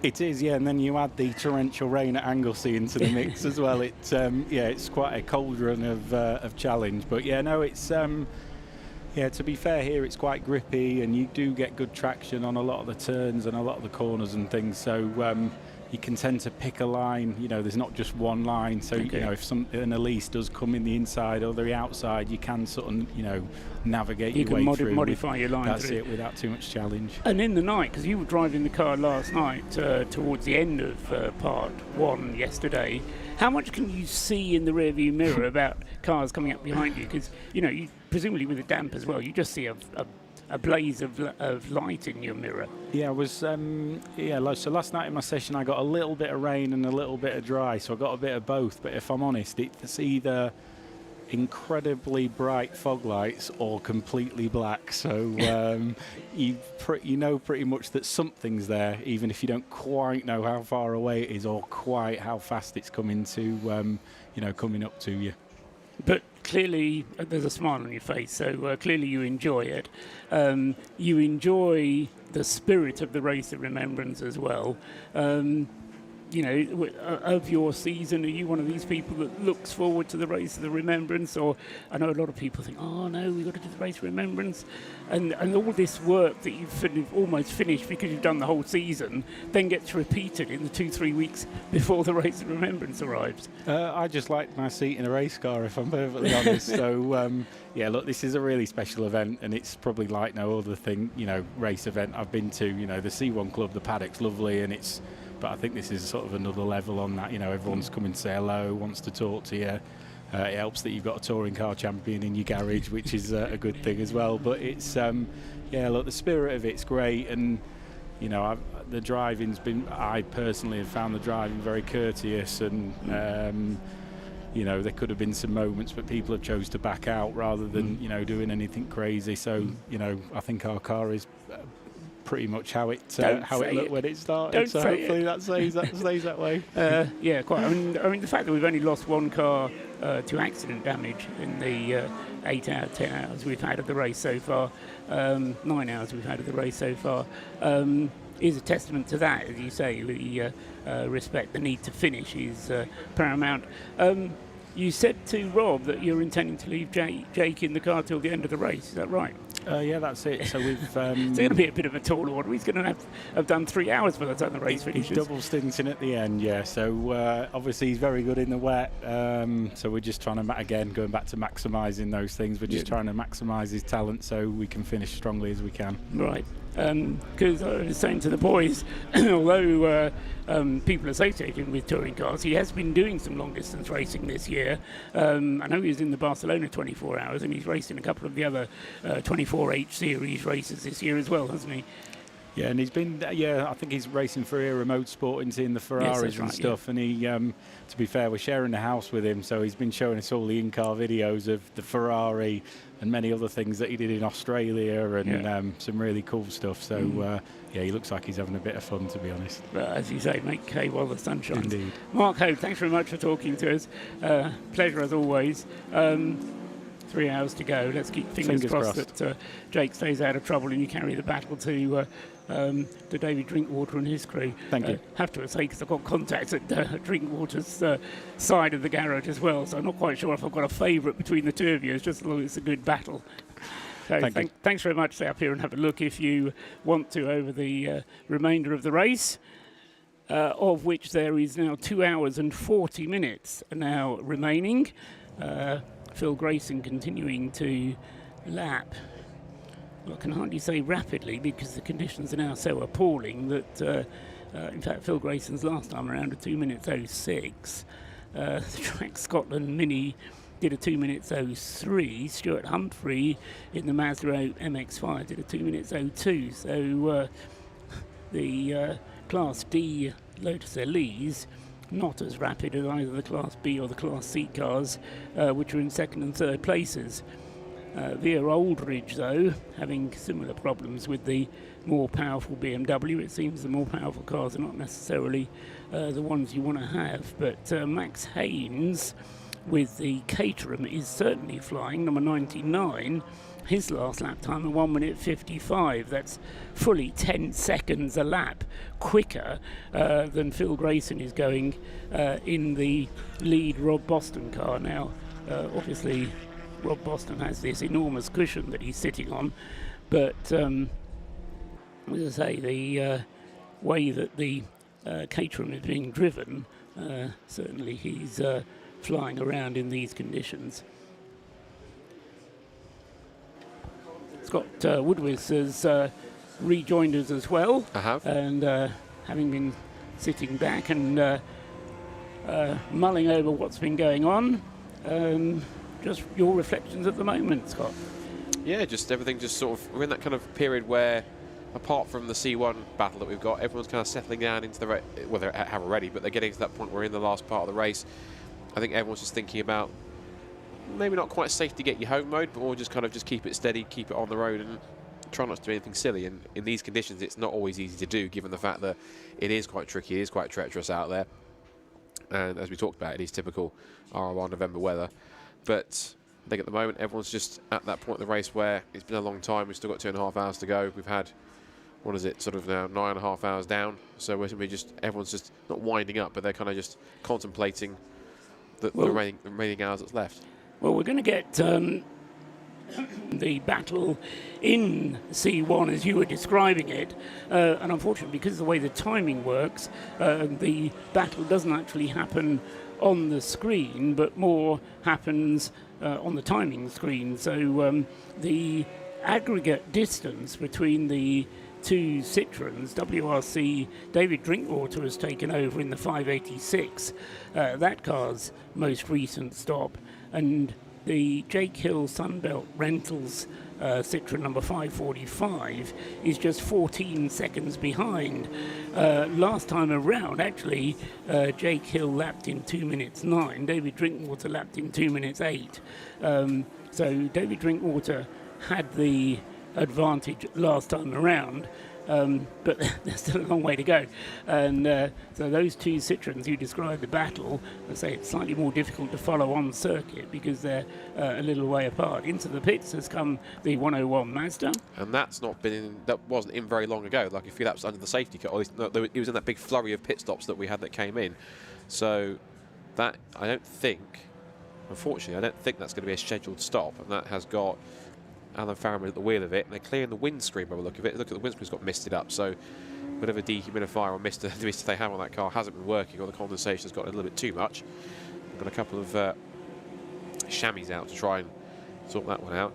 That's one thing, just going back to the C1 battle, whilst we watch that on the screen, is that in the politest way possible, I wouldn't have put David Drinkwater being faster than Jake Hill. And that's not to say he hasn't got talent. Of course, he's done Nürburgring 24 hours, he's won endurance stuff. It's not a question of talent. It's that on paper, you would have perceived that Jake Hill, being the touring car driver, is the quicker one. But then we know with some of these cars, I've seen it in other championships, you can stick a top driver into a one-make race series like a C1 car, or I can use Mazda MX-5s, for example, and the drivers that do it week in, then weekend out are the ones that have the knack in those cars and get the power in. So I'm half surprised, but half not surprised, because we know the talent of David Drinkwater, given he's done Nürburgring 24 hours. As I said, he won he won the race this time last year. He won the last couple of rounds of C1 Endurance. He is now a two-time defending overall and class Supersport Endurance champion, so he knows long-distance racing quite often. So this can be quite a fascinating battle. If Jake starts to find more of a knack in the car in these conditions in the last 2.5 hours or so, as you see them both coming down the pit straight, almost relatively close proximity to each other. At least WRC Development has gone past. There's been a bit of a switch around by the look of it. But this could be quite a fascinating scrap for the next 2.5 hours. Although I'm not sure what Dave will be in that car for 2.5 hours, whereas Jake will. So that could be a difference maker depending on who Jake finds himself up against in that car when WRC does make their next pit stop. Yes, I mean, it is going to all come down to final pit stops. And in terms of pit stops that are required, the WRC car, David Drinkwater, has done his mandatory pit stops, whereas Jake Hill owes us a mandatory pit stop. However, in pure physical terms, the WRC car is obviously going to need another stop because the fuel won't last forever, particularly if we can stay green. And the cars are, well, not going flat out in these conditions, but certainly the cars have the opportunity to save fuel. What is fascinating, though, as you just spotted as they came past start-finish line, is that there isn't much ground between the two cars on the circuit. No. But they're the wrong way round. Jake Hill is actually ahead of David Drinkwater on the track, but in the times, David Drinkwater's ahead of Jake Hill by 14 seconds. So, as I say, this is because of the aggregation of times over the three parts, and because of the way that works. Jake Hill comes across the line now, or will be coming across the line in a moment, and David Drinkwater's behind him. So as long as David Drinkwater can keep Jake Hill in sight up ahead of him, and this may be enabling David to certainly not get left behind, but he'll be using the fact that he can see the opposition ahead, and as long as Jake Hill doesn't get more than 15 seconds up the road, then David Drinkwater and the WRC team will still be able to stay in touch. There they go, across the line now. So Drinkwater following the Sunbelt Rentals car through, the pair of them negotiating their way past the Mazda of Morgan Sparrow. Going up towards the banking at the moment. Around the outside goes Jake Hill. David Drinkwater following through in the 586 Poppy liveried 586. They're struggling to get past that Mazda. There's not much to choose between the performance of a Citroen C1 and the Mazda MX-5, be it a rally car or not. Jake Hill being very brave and going around the outside as they turn through Church. The Mazda has the power and so uses it down the straight. David Drinkwater has the slipstream, emphasis on the word stream, as he heads up towards Rocket. And in fact, David Drinkwater closing in on Jake Hill as they get up towards Rocket, and might be even trying to put a move on the touring car champion as they get to Rocket, turn through the right-handed element. Drinkwater running a tiny bit wide there as they went into the corner, but hanging on for grip around the outside. What Scott says is absolutely right. The Drinkwater's had far more experience driving a C1 than has Jake Hill. But then again, people always tell me if you're quick, no matter what you're driving. And as they exit from Rocket, come down the hill out of Peel, Jake Hill's still ahead of David Drinkwater. The pair of them have managed to get past that Mazda, and then just behind them and chasing is the number 99 Caterham, which is still trying to play catch-up mode with Max Haynes. Is it yes, still Max Haynes at the wheel of the 99 Caterham, and they will soon be flashing past. And this is what makes driving cars like the Citroen C1 so difficult, because when you're embroiled in a little battle, and then you get a slower car which theoretically is in a faster class, but you've got to get past that. Then there's somebody in a Caterham coming and flashing his lights and trying to get past you. There's never a dull moment.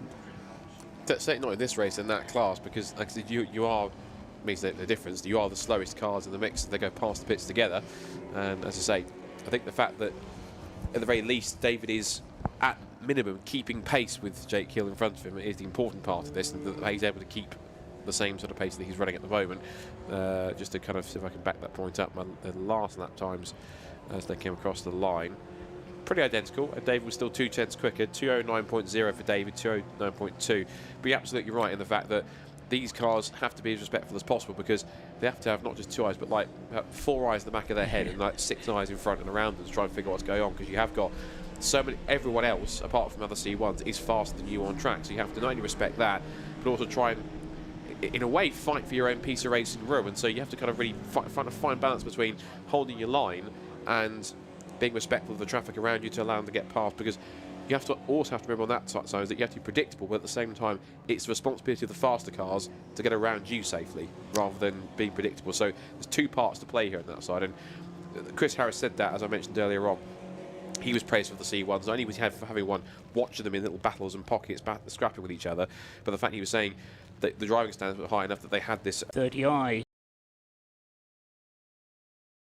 They are very pleased to be still running, because when I spoke to the team before the race started, and they were literally going into the race with a car that hadn't done anywhere near enough practice qualifying or testing beforehand, but having got the car into the race, it's still running, the 100, prepared by West Suffolk Motorsport and driven by 3 regulars in the City Car Cup. To my knowledge, Scott, having their first outing in something like a BMW 330i. I believe so, yes. One of those 3 City Car Cup drivers is the new champion, Ben Spencer, who picked up the title just a few weeks ago at Silverstone. In not only that, but he was a rookie in the championship, so he picked up the rookie crown. And as I mentioned yesterday, has, I think, had this season, I think, without question, my favourite livery. He had a Toyota Aygo. They decked out in the same work Toyota liveries they ran in the WRC in the late 90s on the Corolla, which certainly fit the Aygo quite nicely. Think Castrol colours, and you'll picture it. Yeah, that's right. I was going to mention the reasons for the stop goes for both this 666 and also the 528's been given one as well, which is, well, 2 in fact actually. So the 666 apparently has been given 2 stop goes. One was a 1:22. Okay, so it says 666 was a 1:22 stop go for a short pit stop. They didn't realise it was an official pit stop, but how you can be 1 minute and 22 seconds short is beyond me. And the other one is another additional 30-second stop-go penalty, because they overtook before the control line on a safety car restart. And then the 528 has had 2 stop-goes, one which is 30 seconds for overtaking under the safety car, and the other one which is for an indeterminate amount of time, but it's for a refuelling infringement. So 2 cars that have had consecutively double slaps on the wrist for different reasons. And an indication to the rest that you are being watched, and if you are embroiled in a battle, then you can ill afford such penalties, and particularly I'm thinking of the 2 Citroen C1s that are involved in that battle for the lead. The Ford car has come in, the number 77 car of the Charles and Stephen Clark Bradley Performance team. And this is not for a stop-and-go penalty, this is for routine service. So the Ford car has been going reasonably well. I don't think they've had any particular issues with that car. They're the only car that runs in Class A, and they were running in amongst the Citroen C1s, and there it is, it's down in 33rd place now. So it's actually dropped in amongst the back of the Citroen C1s now as the Ford car. So I say it's not had any problems, it's only had a longer pit stop somewhere down the line because it was running further up the field at that point. So it's getting its fuel at the moment alongside the West Suffolk College BMW, and fuel going into the car. I'm not quite sure if that's one of the drivers doing it, or if the refueling mechanic has merely borrowed a driver's helmet in order to kit himself out in the requisite way. Now, you mentioned the 666, which was having its penalties and the reasons why, because it's now being shown the black flag to bring it in for another stop and go penalty. So whether you actually got ahead of yourself and it was coming in to do its 30-second penalty first, and now it's coming in for the other penalty, I'm not quite sure, but yeah, the 666 Audi TT, it's a quick car, that Audi, and it was well up the grid after qualifying, but it seems to have had certainly more than its fair share of penalties with various offences committed. Yeah, you're not wrong. I think it when I spotted it on the screen, it was in for a penalty, and I realised on Andrew's messages to me from upstairs in Res Control that it had been given 2 penalties. So 2 things did shoot through my mind. Yes. Either it was taking 1 penalty, then coming in to get another one, and it just hadn't realised either it hadn't been told the second one yet, or had been, but need to go back out and come back in. Following me? No? Okay, good. They were being allowed to stack penalties, but I don't think you can stack penalties. You have to go take one, go back out, and then take the next one when it gets handed to you or served. And the same is also going to be true of the Citroen C1 car that's also been given 2 penalties for various reasons also on top of that as well.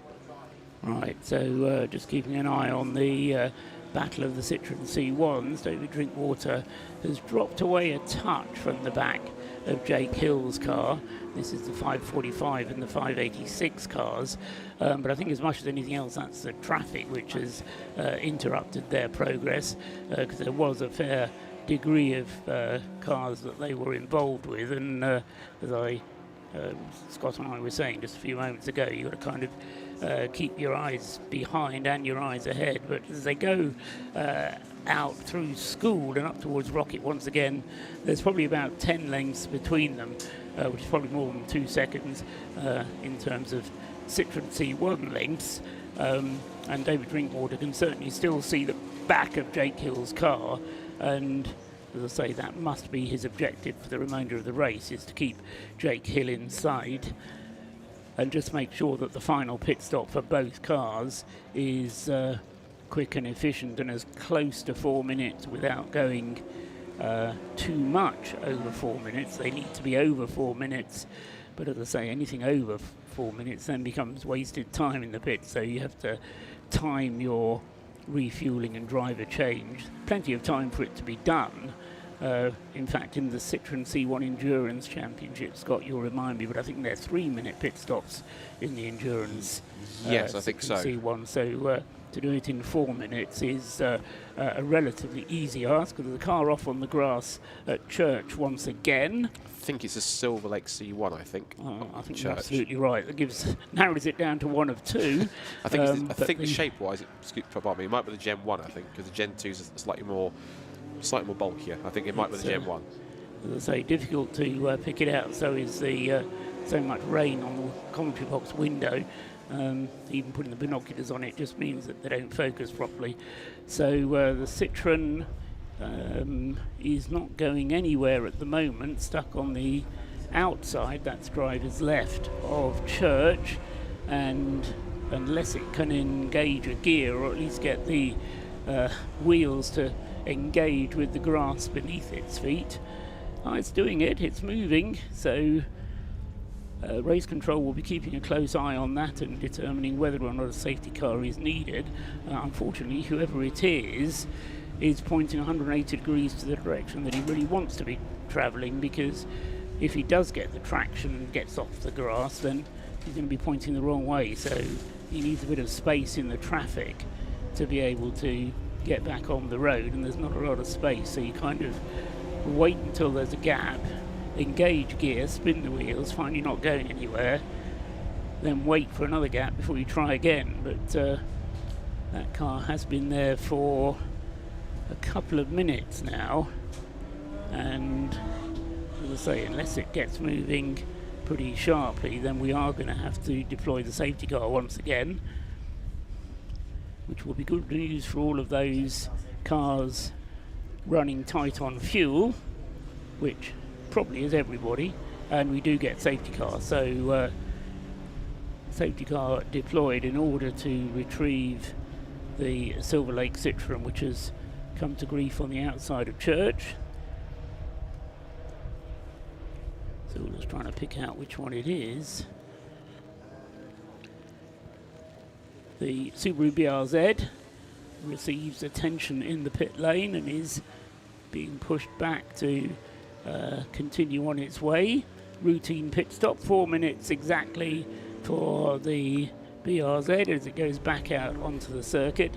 This is the car equipped with hand controls and has a crew of disabled drivers, all differently able to use their lower limbs, but in all cases drivers who have had disabilities. And the Subaru BRZ, as I say, a specially adapted car. We were hearing yesterday about from Gary Sparks about the modifications that have been made to that car and continue to be made to that car to make it even easier for disabled drivers to get the best out of it. So things like push button brakes and accelerator to make it almost like a video game in terms of the controls on the car. The safety car has picked up the race leader, I do believe. No, he hasn't actually. That's the Mazda RX-8 that's immediately behind the safety car. The Track Scotland Mini is a couple of cars behind that, and once the queue has begun to form up behind the safety car, then the cars immediately behind will be waved through, and then that will enable Phil Grayson to take up his position behind the safety car. We're getting used to restarts behind the safety car, and once the circuit's sufficiently neutralised, then the Anglesey rescue units again leaping into action and heading, in fact, already down the start-finish straight is the breakdown truck to come to the rescue of that Silver Lake Citroen. Into the pits has come the second-placed BMW, that's the Yggdrasil BMW. We haven't really talked about the BMW class, Scott, for the last couple of minutes. True. But Anthony Seddon Racing still leading the way, Yggdrasil second, Matabubu third.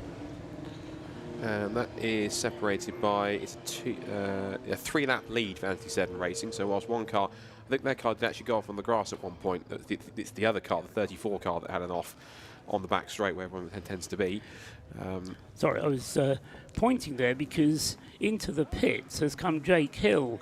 So they're going to spend 4 minutes whilst the safety car is out. They're taking this very seriously, aren't they? Yeah. Making the call that if they top the fuel up now, they won't need to stop again before the end of the race. So 2 hours and 16 minutes, actually just under 2 hours and 17 minutes still to go. Jake Hill in the pits to refuel, with the gamble being we can refuel now and then get to the end of the race without a further refueling stop. And also in the pits, well, who came first? Because shadowing him into the pits is David Drinkwater. So the pair of them, David Drinkwater and Jake Hill, both in the pit lane, and they're coming up to 3.5 minutes in the pits. They'll be coming out of the pits soon. Where's Rob Lewis at the moment? Is he down there in amongst them, or is he gone somewhere warm to dry out like he said he was going to do? Probably a combination of both. Jake Hill gets back in the car. He has to get out whilst the fuel goes in. That's the rule. But as long as he is out of the car whilst the fuel is going in, Jake Hill's car gets pushed back. What's WRC doing? They must be ready to go as well.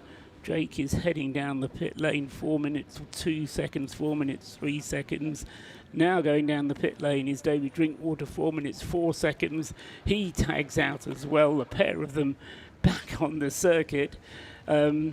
they're shadowing each other. They're playing silly buggers. Why not? In exactly the same positions as they were before then. So the pit stop time for David Drinkwater was 4 minutes and 8 seconds. The pit stop time for Jake Hill was 4 minutes and 4 seconds. But as I say, behind the safety car, it matters not a fig, because they'll just bunch up again once they get out on the circuit after the safety car has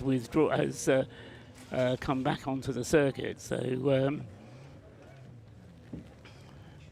Scott has vacated the positions once again. Has it been a bit of a hot seat?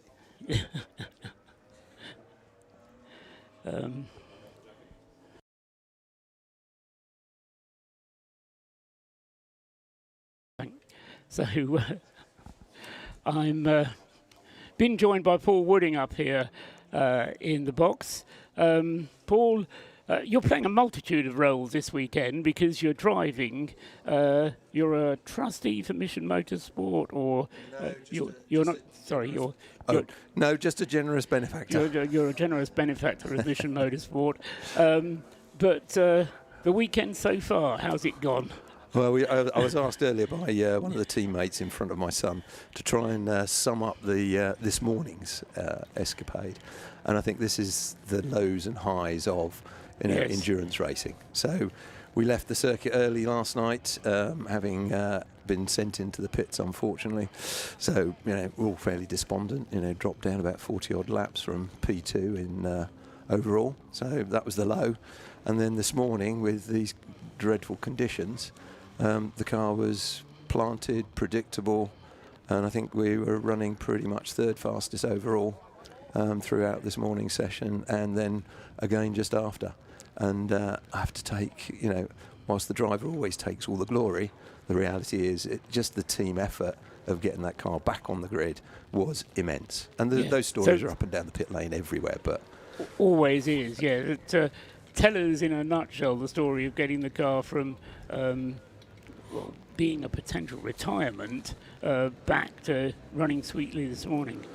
Yeah, I mean that was very sad. It was on the outside. I mean, you look at a lot of cars out there damaged; they look a lot worse. But the unfortunate fact was it was a critical trailing arm that was cracked. This is, I should just add, just in case people don't know, this is the Tacoma Racing BMW car number 12, which, as Paul says, was running in the top 3 overall. I think what did for you was Rob Lewis called you the dark horse for the race. You were doomed from that moment on. So the car itself had been through the mill before it even had got to the Race of Remembrance, which is another tale. You should write a book, Paul, of the Race of Remembrance 2025. But then, as I say, you managed to get the car repaired overnight with a bit of a logistical nightmare to get everybody in the right place at the right time to quite an emotional logistical activity that had us scouring the internet, activating Lewis Warren's Tacona network of 10,000 plus followers looking for this critical component, hopefully close to Anglesey. I mean, there's no doubt one just sitting down on the beach that we could have recovered and used, I suspect. I don't know. But unfortunately, the only one that we could reliably and dependably know that it was the right part and in a condition was in my garage in Buckinghamshire. Right. So with the prospect of a 10-hour round trip to collect it, it would have been touch and go. So my son here activated his brother and told him to go to the home, pick up the part, drive 200 miles up to Newport and meet him at a McDonald's. They swapped stories at about 1 o'clock in the morning, collected parts, recovered it back to Anglesey, and the team promptly went into work and got it back, and the car was ready for 9 o'clock for the driver to wake up, put on his racing suit and walk in as if nothing had happened. So, usual driver behaviour, but I have to say, what an immense big effort, and reflecting, as you rightly say, stories that have gone up and down the pit lane. It's a case, really, though, isn't it, of always trying to focus forwards, think about what is still to come rather than what necessarily has gone before. But don't give up. Never give up. I mean, it was definitely a never die. And as you say, 30 days before the race, we'd just put a reconditioned engine that had troubled us through the season, put that back in, came up here, tested it, absolutely fine, not a problem, until yours truly managed to stuff it in the wall, wrote the shell off, and then the story starts again. So once again, here we are, rebuilding, calling in friends, chums up and down the country to get a car ready to come to this, the most epic race on the UK motorsport calendar. You're looking forward to Christmas? I'm it's going to be a bit of an anticlimax, isn't it? I think my wife is looking forward to Christmas. She's looking forward to the end of my motor racing this season. I'm looking forward to some good luck. And the irony of our car being called Lucky Saint has possibly been one of the most unlucky stories that we could have told. But, this event, and I have to just say thank you to you, to the marshals. The army of marshals out there, to me, represent the armed forces of motorsport. They put themselves out in harm's way. They're keeping us safe. I mean, Martin, who was in the car yesterday, punted, spun in rocket. Marshals are on it. Safety's everything. Gets everybody back. And it was pitch black at the time. I mean, pitch dark at the time. So, absolutely. Yeah. So, hats off. 400 marshals here. UK Motorsport UK voted this event, event of the year last year. And I think they only have to look at the amount of marshals who are willing to come and Anglesey in November and make this event happen. Without them, it doesn't happen. And so that, to me, is a great index of actually which events are the great events in the motorsport calendar, the ones that the volunteers are coming from. No, I mean, you're absolutely right, but I have to hand it to you as well on behalf of all of the competitors. Yes, it couldn't happen without the marshals, but nor could it without competitors like you who are prepared to go the extra mile to keep your car racing, because there's nobody to wave a flag at if we haven't got you. So, you liken it to the armed forces. You've got the Army, you've got the Navy, you've got the Air Force doing their separate parts, but they're all working together. They're all one big family, and they, ultimately they're coming together. And I think a lot of people have said about this event, it is a family style of event with people working together. Absolutely. And I think it is the heart and essence of club motorsport. Why do marshals give up all the time to come and do this? Because they want to see racing done with respect. They enjoy the fact that we're out there enjoying ourselves.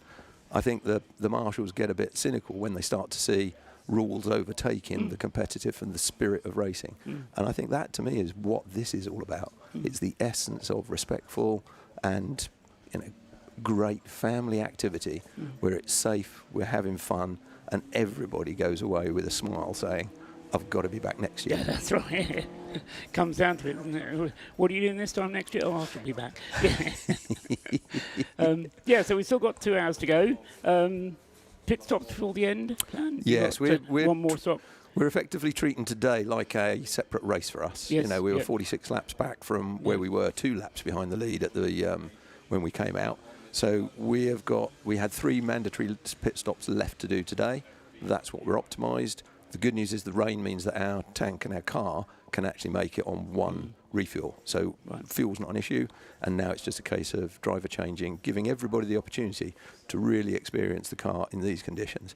Because as we looked at the times, I was amazed at how predictable it was out there, and the lap time sort of told you just how good that car is. And testimony to the guys who built it, guys who have repaired it, guys who've got it back out there. So our ambition is just to assess how well we do today, whilst having fun and getting experience. Okay. Word of thanks to Mrs. Wooding. Thank you very much for your understanding. Made some good for and to the family for running up and down the motorway. And, well done. Keep going. We will. Never stop. Don't give up. Thanks very much, Paul Wooding. Paul, thank you very much for entertaining the masses, because there's lots of feedback that just love what you do. So thank you. Jolly good. Thanks very much. So that's Paul Wooding. Then the Tacoma Racing BMW number 12 started well up the field, was dicing for a podium place overall, but as I say, with that problem it had during the night when it was hit by another car, and it came into contact, damaged the left rear drive shaft, and so it was almost going to be a retirement, but as we've heard, they haven't given up. They're still out there racing, and as I say, for the moment we still have 49 cars in the race. Safety car is back out because we have to recover the Audi TT number 666, which, having been penalised left, right and centre, has now found itself stuck in the grass on the left-hand side going into school turn, which is the second of the two left-handers along the back straight leading up towards Rocket. And it's gone quite a long way off, and I didn't actually see whether that was an accident. It looked to me a little bit, it might have been a mechanical failure. Looking at Peter Shearer to see if he's got an idea of what caused the Audi to go off. Was it just lost it? Okay, I wasn't sure because the way the grass is mangled up, it just looks that it might have had a mechanical failure which triggered it. But so Class D cars have had their problems this weekend. We were lowish on entries in the first place for Class D, but apart from the Rob Boston Racing entry, which I should stress is still Phil Grayson at the wheel, and it is still him who leads by now 9 laps from its nearest competitor, which is a further lap ahead from what it was at the beginning of this segment some 2.5 hours ago. Sorry, 1.5 hours ago. We've been racing for an hour and a half, yes, 3 hours altogether today, very nearly. And as I say, the Phil Grayson, Rob Boston Racing Lotus Elise has not really put a wheel wrong. They did have a couple of penalties to take yesterday, but they were able to absorb those into the cushion that they have. If you're looking at the TSL timing screen and just looking at those 8 pit stops that its car has made, 3 of those have been penalties, so they still have another mandatory stop to make to bring them up to the 6 that is required, but so I think they'll be doing that before the end of the race because the fuel in the car won't last for another 2 hours. In second place, Stuart Humphrey still at the wheel of the Mazda MX-5, car number 91. That leads Class C, and that car also had a penalty in the shape of a 1-lap penalty for going over the drive time limit of 3 hours in any 5 yesterday when the car was being swapped between the driving talents of Martin Rich and Tom Walpole, and in so doing they drove for longer than 3 hours within that single 5-hour period, so they were penalised a lap for that, but they're still a lap ahead of the 3rd place car, which is now the Track Scotland, has been for some time, the Track Scotland Mini, which leads the way in Class B. So back to the situation that we've been in for some time, where the top 3 overall are also class leaders of their respective classes. The safety car leads them across the line once again, still with the lights on. The Citroen C1 number 363 of William Bell, William Ward and Adrian Williams, trio of Williams in that car, having its pit stop, and they are nearly ready to go. We've also got the Mission Motorsport Mazda number 29 in the pit lane at the moment, and also the 116 Royal Navy BMW is in the pit lane being serviced at the moment. The radiation Citroen is ready to go, pushed back and sent on its way. 4 minutes 8 seconds to go, and off he goes. Tag is registered, green light shows, and he is on his way. Fuel going into the number 34 Anthony Seddon Racing BMW. This is the one that stopped out on the circuit yesterday, and as a result it is no longer in charge of the BMW 116i trophy class. Anthony Seddon still leads the BMW 116 trophy class, but with the other car, the number 21 car, currently in the hands of Alan Caulfield. The other one, which is in the pits at the moment, is quite a long way back following its incident earlier on. Stopped out on the circuit, was pulled back to the pits and eventually repaired. Mac Priestwood brought it in, and it's now 11th in the BMW class.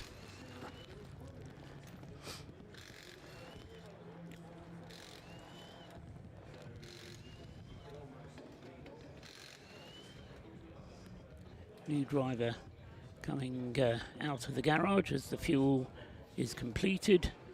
New front wheels going on. Still the rain continuing to hammer down. Still the safety car continuing to circulate.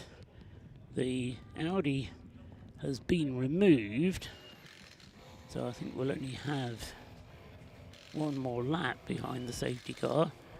It's just coming down from the hairpin at the moment, and the lights are out, so we are ready to go racing again. Green flag is ready, and so as the safety car pulls in, so Phil Grayson floors the throttle once again, thanks his lucky stars that he has clear track ahead of him, and at least for the next 2 or 3 laps will be clear of spray. Tucked in behind, just behind, is the Track Scotland Mini number 55 in 3rd place overall, and then coming up behind the pair of them is the 71 Lotus Elise from the McAnulty brothers, Jason and David McAnulty. That car having had 2 significant problems, one drive shaft failure and another failure at the beginning of the part of the race this morning.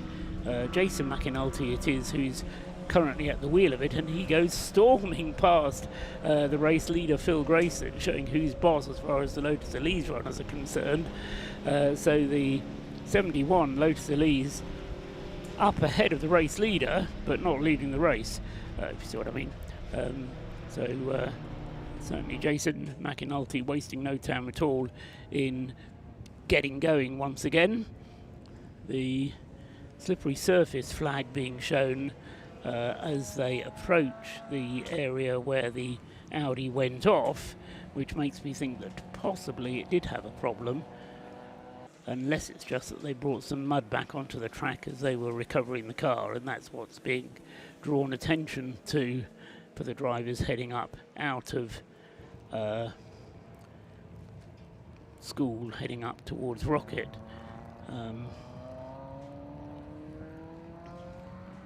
So more stop and go penalties being notified to us on the screen. Most recent one is for the M8S Racing Citroen C1. Apropos of Citroen C1s, let's have a look at where David Drinkwater and Jake Hill are, as the Rob Boston car goes through and completes now 294 laps, and less than 2 hours remain on the clock for Phil Grayson at the wheel of the race-leading Lotus Elise, although at the moment he's having to look at the rear end of the Jason McAnulty car. Jake Hill is taking no prisoners, coming through the last turn there alongside the Track Scotland Citroen C1.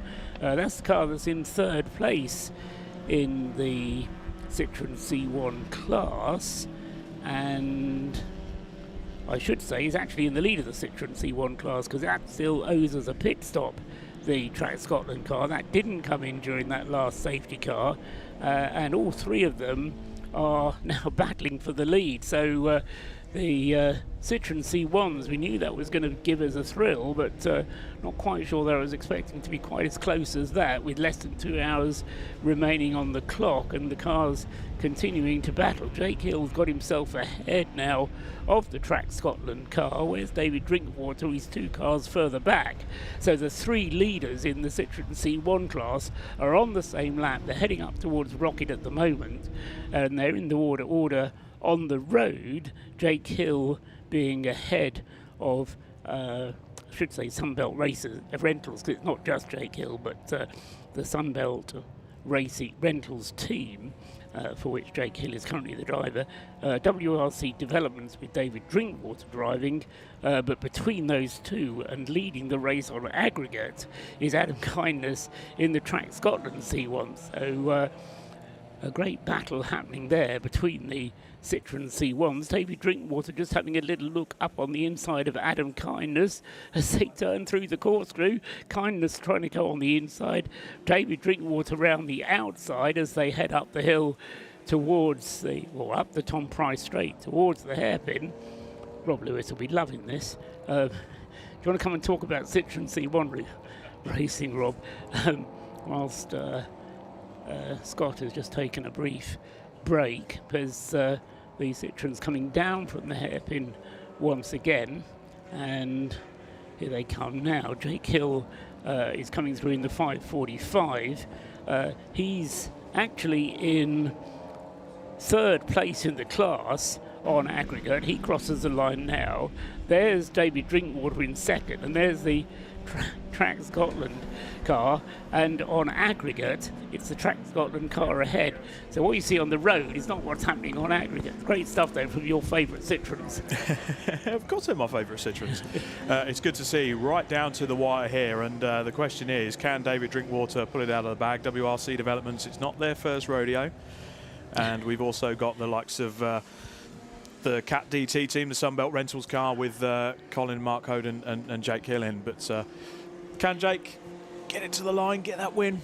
Not sure. It's fascinating stuff. It's the battle that we all wanted to see. Unfortunately, Rob Boston's cleared off towards the front, so touch wood. We know what's going to happen there, but the AC1 class is not sewn up. What I found fascinating was Mark Hode came up here to talk to me after you'd spoken to him in the garage, and I thought, why don't we talk to Mark Hode again? But we went into it talking a little bit about Sunbelt Rentals and things.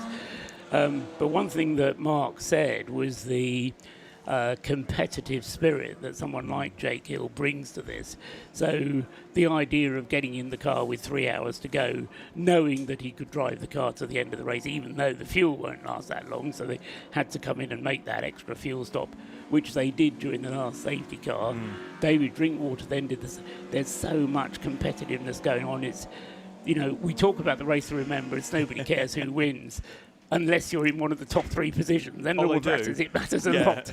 If they say that, that is an absolute. If you want, that is an absolute lie. If you hear a racing driver say, "It's okay, we're just here for the occasion," lies. That's complete lies. And David Drinkwater, I mean, this is someone that's raced around the world. He's raced at Bathurst. He's raced on the Nürburgring 24 hours. They are taking this so seriously, and they've got such a good setup down there. They're a great team, a great bunch of people. They hire a house out for a weekend, and they almost bring a bit of a party atmosphere here. But when the racing comes, that's when the serious stuff starts. And David Drinkwater matching Jake Hill. What have you spotted out in the commentary box? No, just watching them go past. I tend to remember them better if I point to them as they go past. Drinkwater then going through behind Jake Hill, but as he has been doing for practically the last 45 minutes, they've just been shadowing each other, even to the point that when the safety car came out just now, the two of them came into the pits together, refueled together, drivers got out, drivers got in, same driver getting back into the car, and they've headed off on their way again. 4-minute pit stop done and dusted, tick, away they go. The Track Scotland Citroen hasn't made that final pit stop yet, so although it's right with them, it does still owe us an extra pit stop before the flag. So I think of the 3 that are all together, Track Scotland doing very well in Class B, but I think their AC class Citroen is looking at a podium finish rather than battling with the winners. But as we've said many times, you get another safety car. Track Scotland will be able to make their pit stop. It could all go very into jeopardy again. You never know. And talking to a few of the drivers up and down the garages while getting absolutely soaked off. I've just come up to the commentary box to dry off, Paul. You know Waste me. of time. Get out. But talking to the drivers on the rear of the circuit, on the fast right-hander before the long back straight, there's rivers going across the track. So especially in the C1s, you've got to turn in and then immediately make a correction as soon as you hit the river. No matter what speed you're going, you've got to make that correction. And unfortunately, it cost Shelley Pavey in the Silver Lake car. We saw the Silver Lake car stuck. We've also seen the McInerney car that was stuck on the grass somewhere. Traffic comes into play as well with these conditions with the C1s. But at the moment in the C1 class, Track Scotland, we've got to give them some great credit. They've just plucked away with the Pink Mini as well, car number 55. They've just plucked away during this race. And they haven't got the fastest drivers, but they're still up there. On raw pace, they're about 2-3 seconds behind your David Drinkwaters, your Jake Hills, but they're in the top 3. And as we say that, they've dropped down 2 positions, according to our timing screens. Yes, that's because of the aggregation of the times. So the times get updated on the screen. There we go. Lap gets completed, then another car comes through, completes the same number of laps, but has a shorter aggregate time, so suddenly moves up the screen, and it's as if on one lap a car is dropping down 2 positions and then moves up again 2 positions. Hopefully next year we will go to a timing system for this race where we're not doing it on aggregate, but rather we restart the race. I'm making my campaign to have that change. I tried this year, and I think people understand why it's hard to follow, because if you're watching it on the screen or at the circuit, literally what you're seeing on the circuit is not the same as what the timing screen is telling you, because the timing screen is aggregating the 3 parts of the race together. And even though the cars come together behind the safety car when the red and white checkered flag is shown, you still get quite a big gap between the first and the last on the grid behind the safety car. So that's why we get this constant changing of the And we talk about timings with those fighting C1s. So AC1, first, second and third. So we've got WRC, Track Scotland and Jake Hill and that Sunbelt Rentals car. And you see their times fluctuating purely because of traffic. The C1s at Anglesey take a lot wider line. As you can imagine, with not a lot of power in the engine, they have to sort of adapt their line to generate the momentum. They put as much, generate as much speed into the corner as possible. They haven't got a lot on the straights, Paul, let's be honest. But they can keep that momentum going. But unfortunately for a faster car, we spoke about this last night, if they just have a little quick down the inside, that's when we've had the clashes like we did last night. Haven't really seen as much of that today in the wet conditions. I think everyone's just keeping their lines and It was interesting talking to Mark Hoad about that, because I asked him exactly that question, and he said one of the things you can do with a Citroen a little bit more easily is to modify your line. Yeah. So yes, you have a different line from the other cars, but you are able to modify the line and therefore often keep out of the way of faster cars coming up.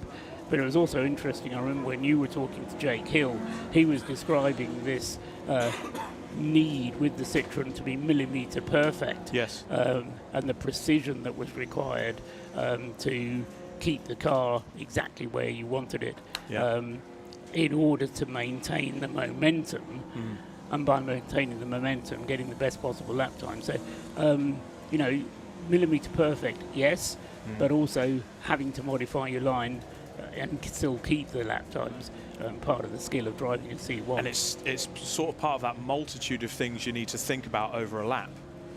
You've got to sort of put your 2-hour 20 stint together.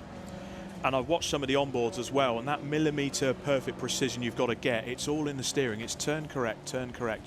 It's just little adjustments while you're at the wheel of these C1s. That's all you need. You set them up at the back so that the back moves, and then you make the tiny little steering increments, the tiny little millimetre perfect adjustments just to keep the line and keep the momentum going. You've got the knowledge on me, Rob, because you've driven one of these things. I never have.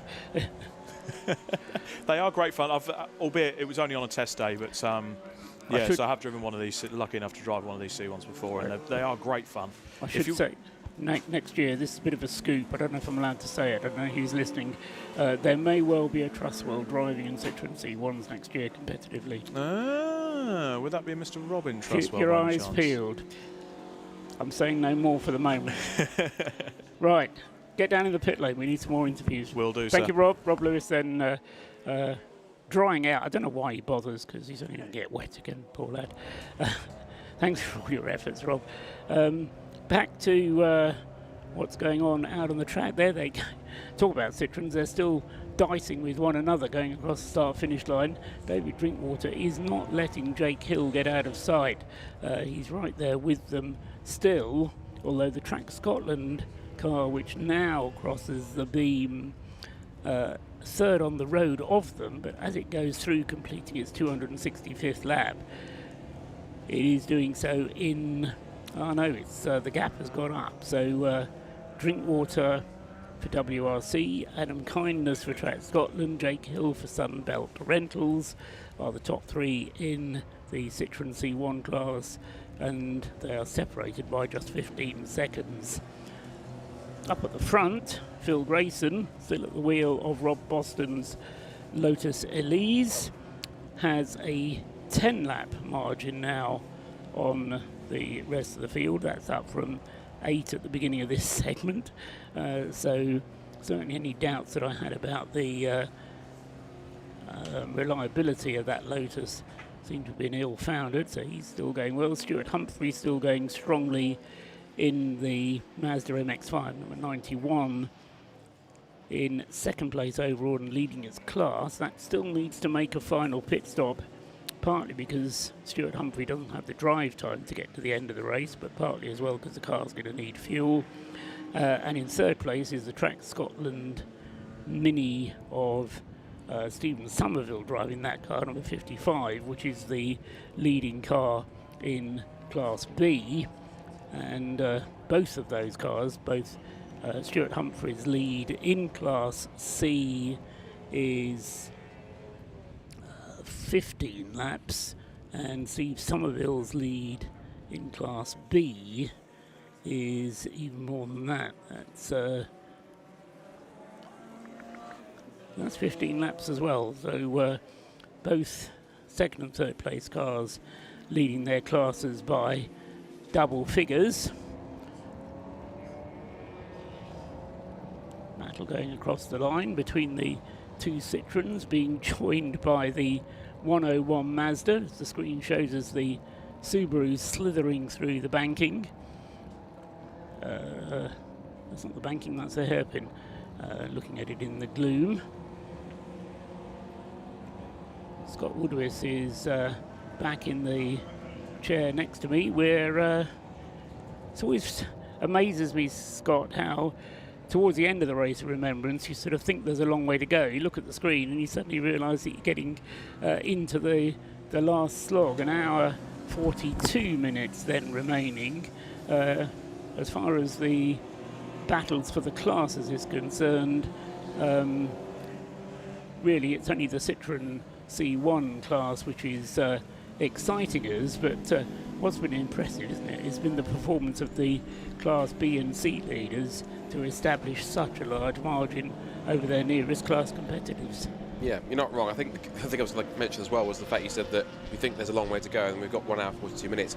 It's the difference of obviously starting a race at 3 o'clock rather than starting the next part at 9 a.m. and the thing you've got a long way to go. So that's the illusion, which I think is all too easy to get sucked into. And we have talked a lot about the fact that the Class B and C leaders have done so, and that kind of harks you back to what I've said before about when you look at similar series that Brscc run, like Club Sport Trophy and like Super Sport Endurance, where yes, you have the fastest cars on paper.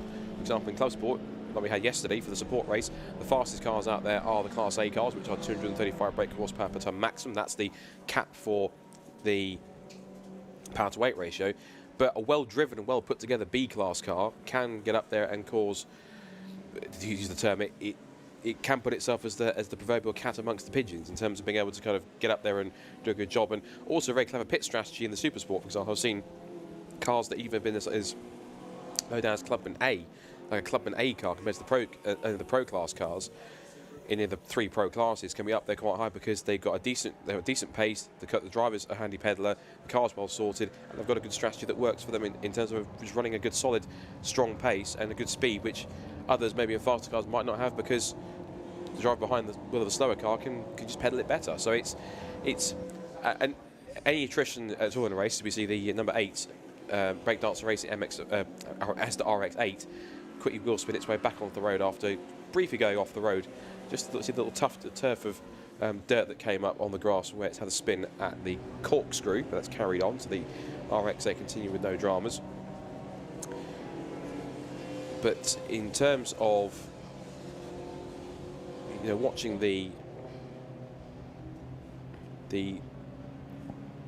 it's not just being a race of attrition, it is also that kind of race where, because it is a long 12-hour 3-part endurance race, that attrition has allowed the opportunities for the likes of Stuart Humphrey Racing and Track Scotland really to move up, because you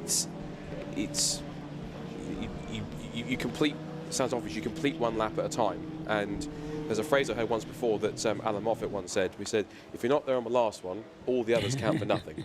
So you've got to be on the last lap in order to make it count. And just getting to the finish in a race like this is an achievement in itself. So yes, this is obviously, we're long past the days of, obviously not to make you feel older, but back in the days of Le Mans when it was pretty much, you had you had like a 5-car engine, Jaguar for example, 3 would go off in a distance and be the quicker cars, and the 2 would hang back in case the fast drivers wanted to switch. Yep. But that day's gone now. It's kind of course you have to kind of go pretty much as fast as you can, sensibly, for the entire duration of the race. Absolutely, and I suppose the other aspect to the performance is the way that the power to weight ratio works.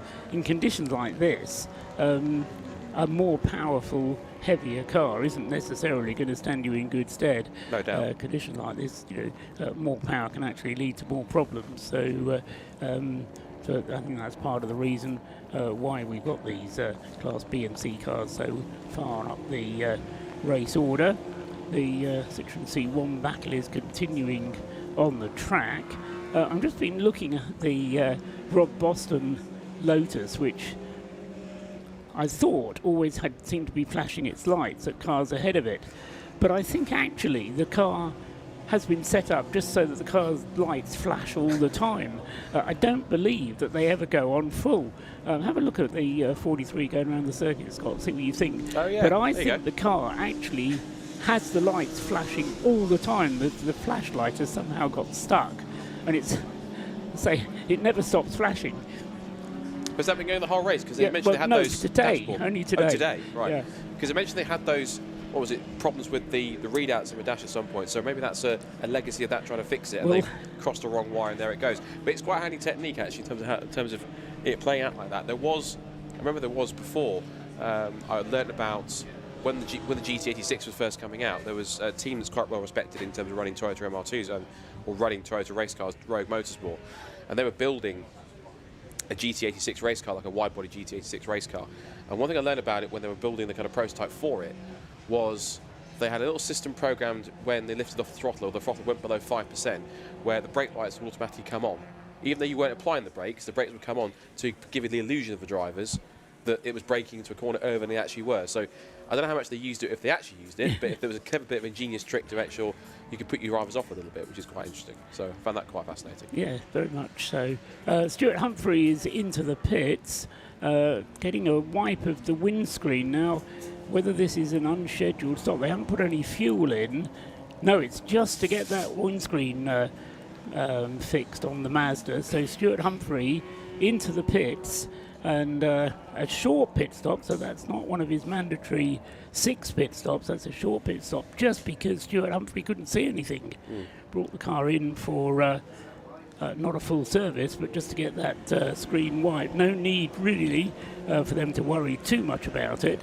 So Stuart Humphrey will probably lose second place overall as a result of that, but he'll still be in the lead of Class C. But important for him that he can see where he's going. So the car coming in, as I say, having the screen wiped on the inside and then being sent back on his way again. Yeah, I feel like I'll have to vacate again because we have another guest. So I'll I'll resume my role of standing, and I'll make way for a moment. Thank you, Scott, but you're not relieved because you still have to watch and observe and keep track of what's going on. So whilst Scott clears the chair, I'm going to invite Neil McMillan onto the guest chair here in the box. That chair has been occupied by many people, Neil, over the course of the weekend. You're here as a Mission Motorsport volunteer. That's correct, yep. You're a face that's familiar because we meet every year here at the Race of Remembrance. Yes, indeed. Obviously, it's an important weekend for you. Has this weekend lived up to your expectations? Yes, yeah, I think... Oh, yes. Big voice. Yeah, go on. Yeah, it's been great. It's always an amazing experience coming here. There's always so many, like you say, familiar faces, and people just get stuck into lots of different tasks around the weekend, and I've been doing that. So it's interesting because in previous years I've been working on one of the teams, but in the last few years I've transitioned to support. So moving around the outskirts, doing things like the school visits and the Supercar Saturday passenger rides, and just lending a hand here and there, and so making myself useful. I mean, you are one of many volunteers that work with Mission Motorsport, and you know, without people like you, then you know the events suddenly start to fall apart because we need you to make the thing run. How much choice do you get in what you do? You sort of say, oh, I did this last year and I really enjoyed it, so can I do it again? Or do you just stand there meekly and wait until you're told? I do a bit of both. So there, like you said, there's a lot of different tasks. It takes a lot of small steps to make a big event work. And I have my areas of, not expertise, but lack of self-control. And that talent, for want of a better word, is very well used. So I spend a lot of time, I don't like being center of attention, but I do like informing people what's going on. So I normally, you can hear me from quite a distance.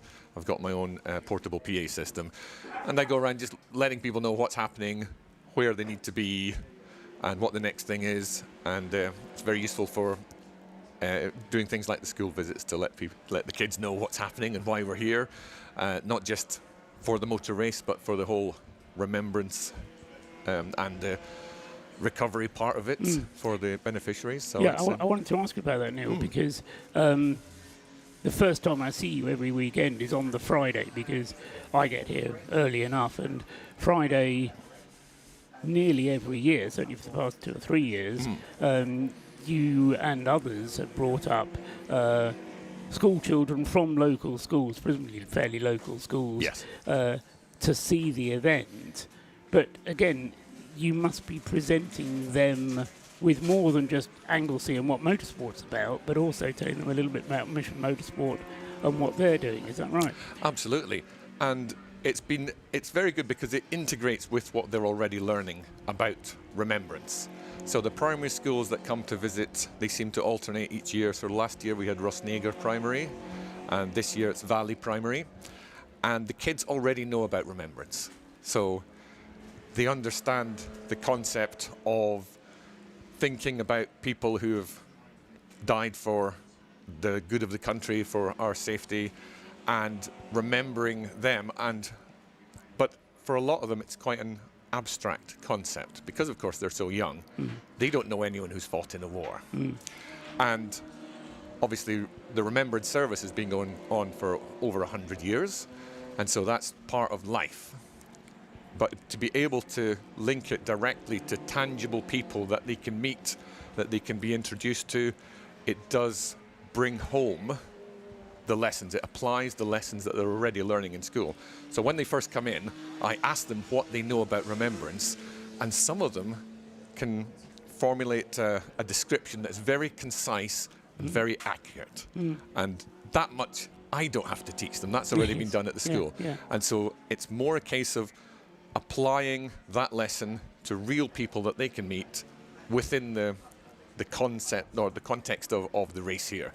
And it's been very useful, particularly on Friday. So we were able to introduce them to some current and former serving members of the armed forces, some of whom have had injuries as a result of their service, and it was good to get them. So we had Dan Elliott met us in the scrutineering bay. Dan has one prosthetic limb and he wears shorts. So I asked the kids, what do you see about Dan that's different? And they're saying, oh, he's very tall and he's got a high-vis vest on. I'm like, yes, anything else? And then we had a very interesting discussion about how his prosthetic limb works and the materials it's made of. And then we went on a little mission around the circuit, going to visit various places, looking for carbon fiber, because of course the exterior of his limb is carbon fiber. So that part of the weekend is always good fun. It's interesting to get the reactions from the kids and encourage them to ask questions, as well as just informing them what's happening and encouraging them about motorsport. And of course, for you as the leader of the group and as a Mission Motorsport volunteer, I mean, I've done a little bit of volunteering myself, not as much as I should perhaps, but it's enormously fulfilling on a personal level for yourself as well, I'm sure. Absolutely. I always tell people that the best thing I can do for my mental health and my personal well-being is to help other people.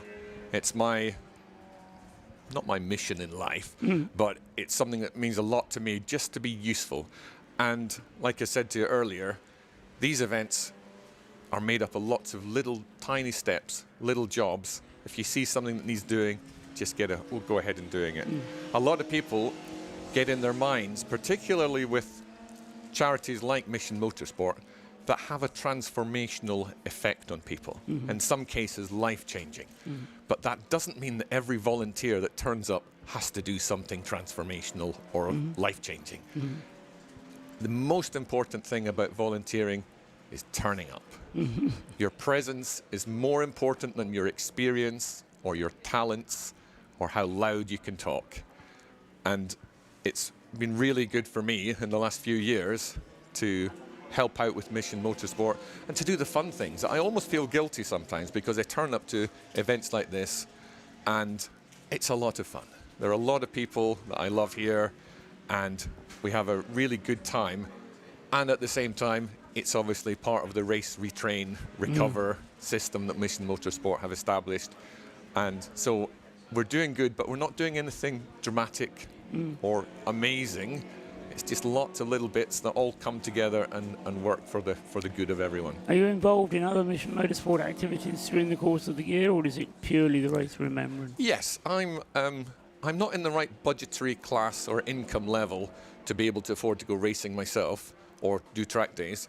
So I get my motorsport fix from going to Mission Motorsport events, and generally I'm in the pit lane, whether it's something like Supercar Saturday and arranging passenger rides for people, or similar things at different circuits like Goodwood and Silverstone. So obviously in February every year we have the National Transition event, where over 1,000 service leavers will come to what's effectively a very big job fair, where lots of companies are looking for people that have the skills that they've acquired during their service, and I'm the entertainment.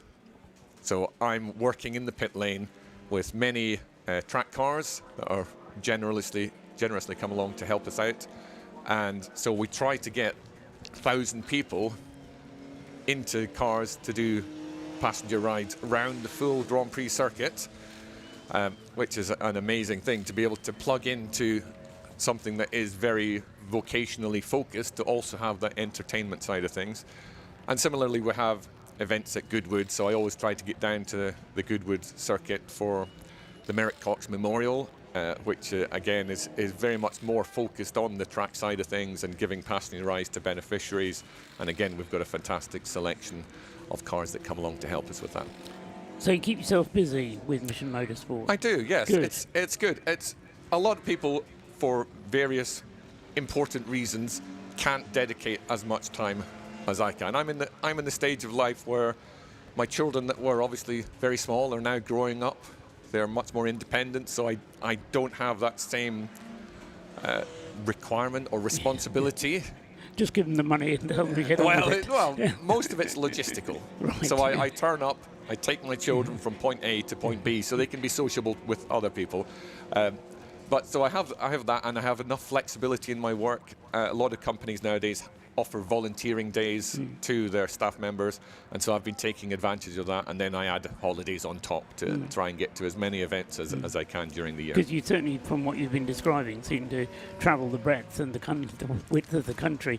So yeah, you get to a lot of places. Yes, when I can, and when I'm not waylaid by work reasons, I can do as much as I can. Where are you based? You don't sound as though you're from Wales. I'm not from Wales, I'm from Scotland, and as someone mentioned to me earlier, I have to say purple burglar alarm, just to prove that I can say it. Can you say that, Paul? No, never had to. It's an unusual requirement. I always have a yellow burglar I'm alarm. originally from Scotland. I moved down to Northamptonshire 27 years ago, so I work for Nissan. Okay. So I work for the R&D side of Nissan as an aeroacoustics engineer. So, of course, Mission Motorsport is built around motorsport and the wider automotive industry, and so I can offer a little bit of insight into what it's like to work for an automotive company, and it's a good point in the country. Northampton is pretty central, so it allows me to travel to events across the country. Good. Neil, it's been great talking to you. Thank you for your volunteering. Thank you. I know that you are only one of many, many volunteers. Hundreds. So if you pass on our thanks to yourself, we've thanked the marshals, we've thanked various other people that are involved. Yes. I likened it earlier on to the different services. We all have our part to play, and Neil, you're playing yours very well indeed. We thank you for your continued volunteering, and keep the Mission Motorsport flag flying. Absolutely. And of course, we're always eager to meet new volunteers. Yes, just look up Mission Motorsport, and I'm sure there's a contact us button. So do that. And once I'm thinking of places on the screen where you might want to donate to Mission Motorsport, there's a link as well there on the TV screen. Absolutely. So you can missionmotorsport.org. missionmotorsport.org is the website, and there is a telephone number that you can text donations to as well on the screen. So thank you, Neil. Yep, thank you. And as I say, we'll, if not before, see you at the same place next time. Same next place, year. same time. Yes, thank you. Great. Thanks very much indeed then, Neil, one of our volunteers for Mission Motorsport, mind the rubber duck,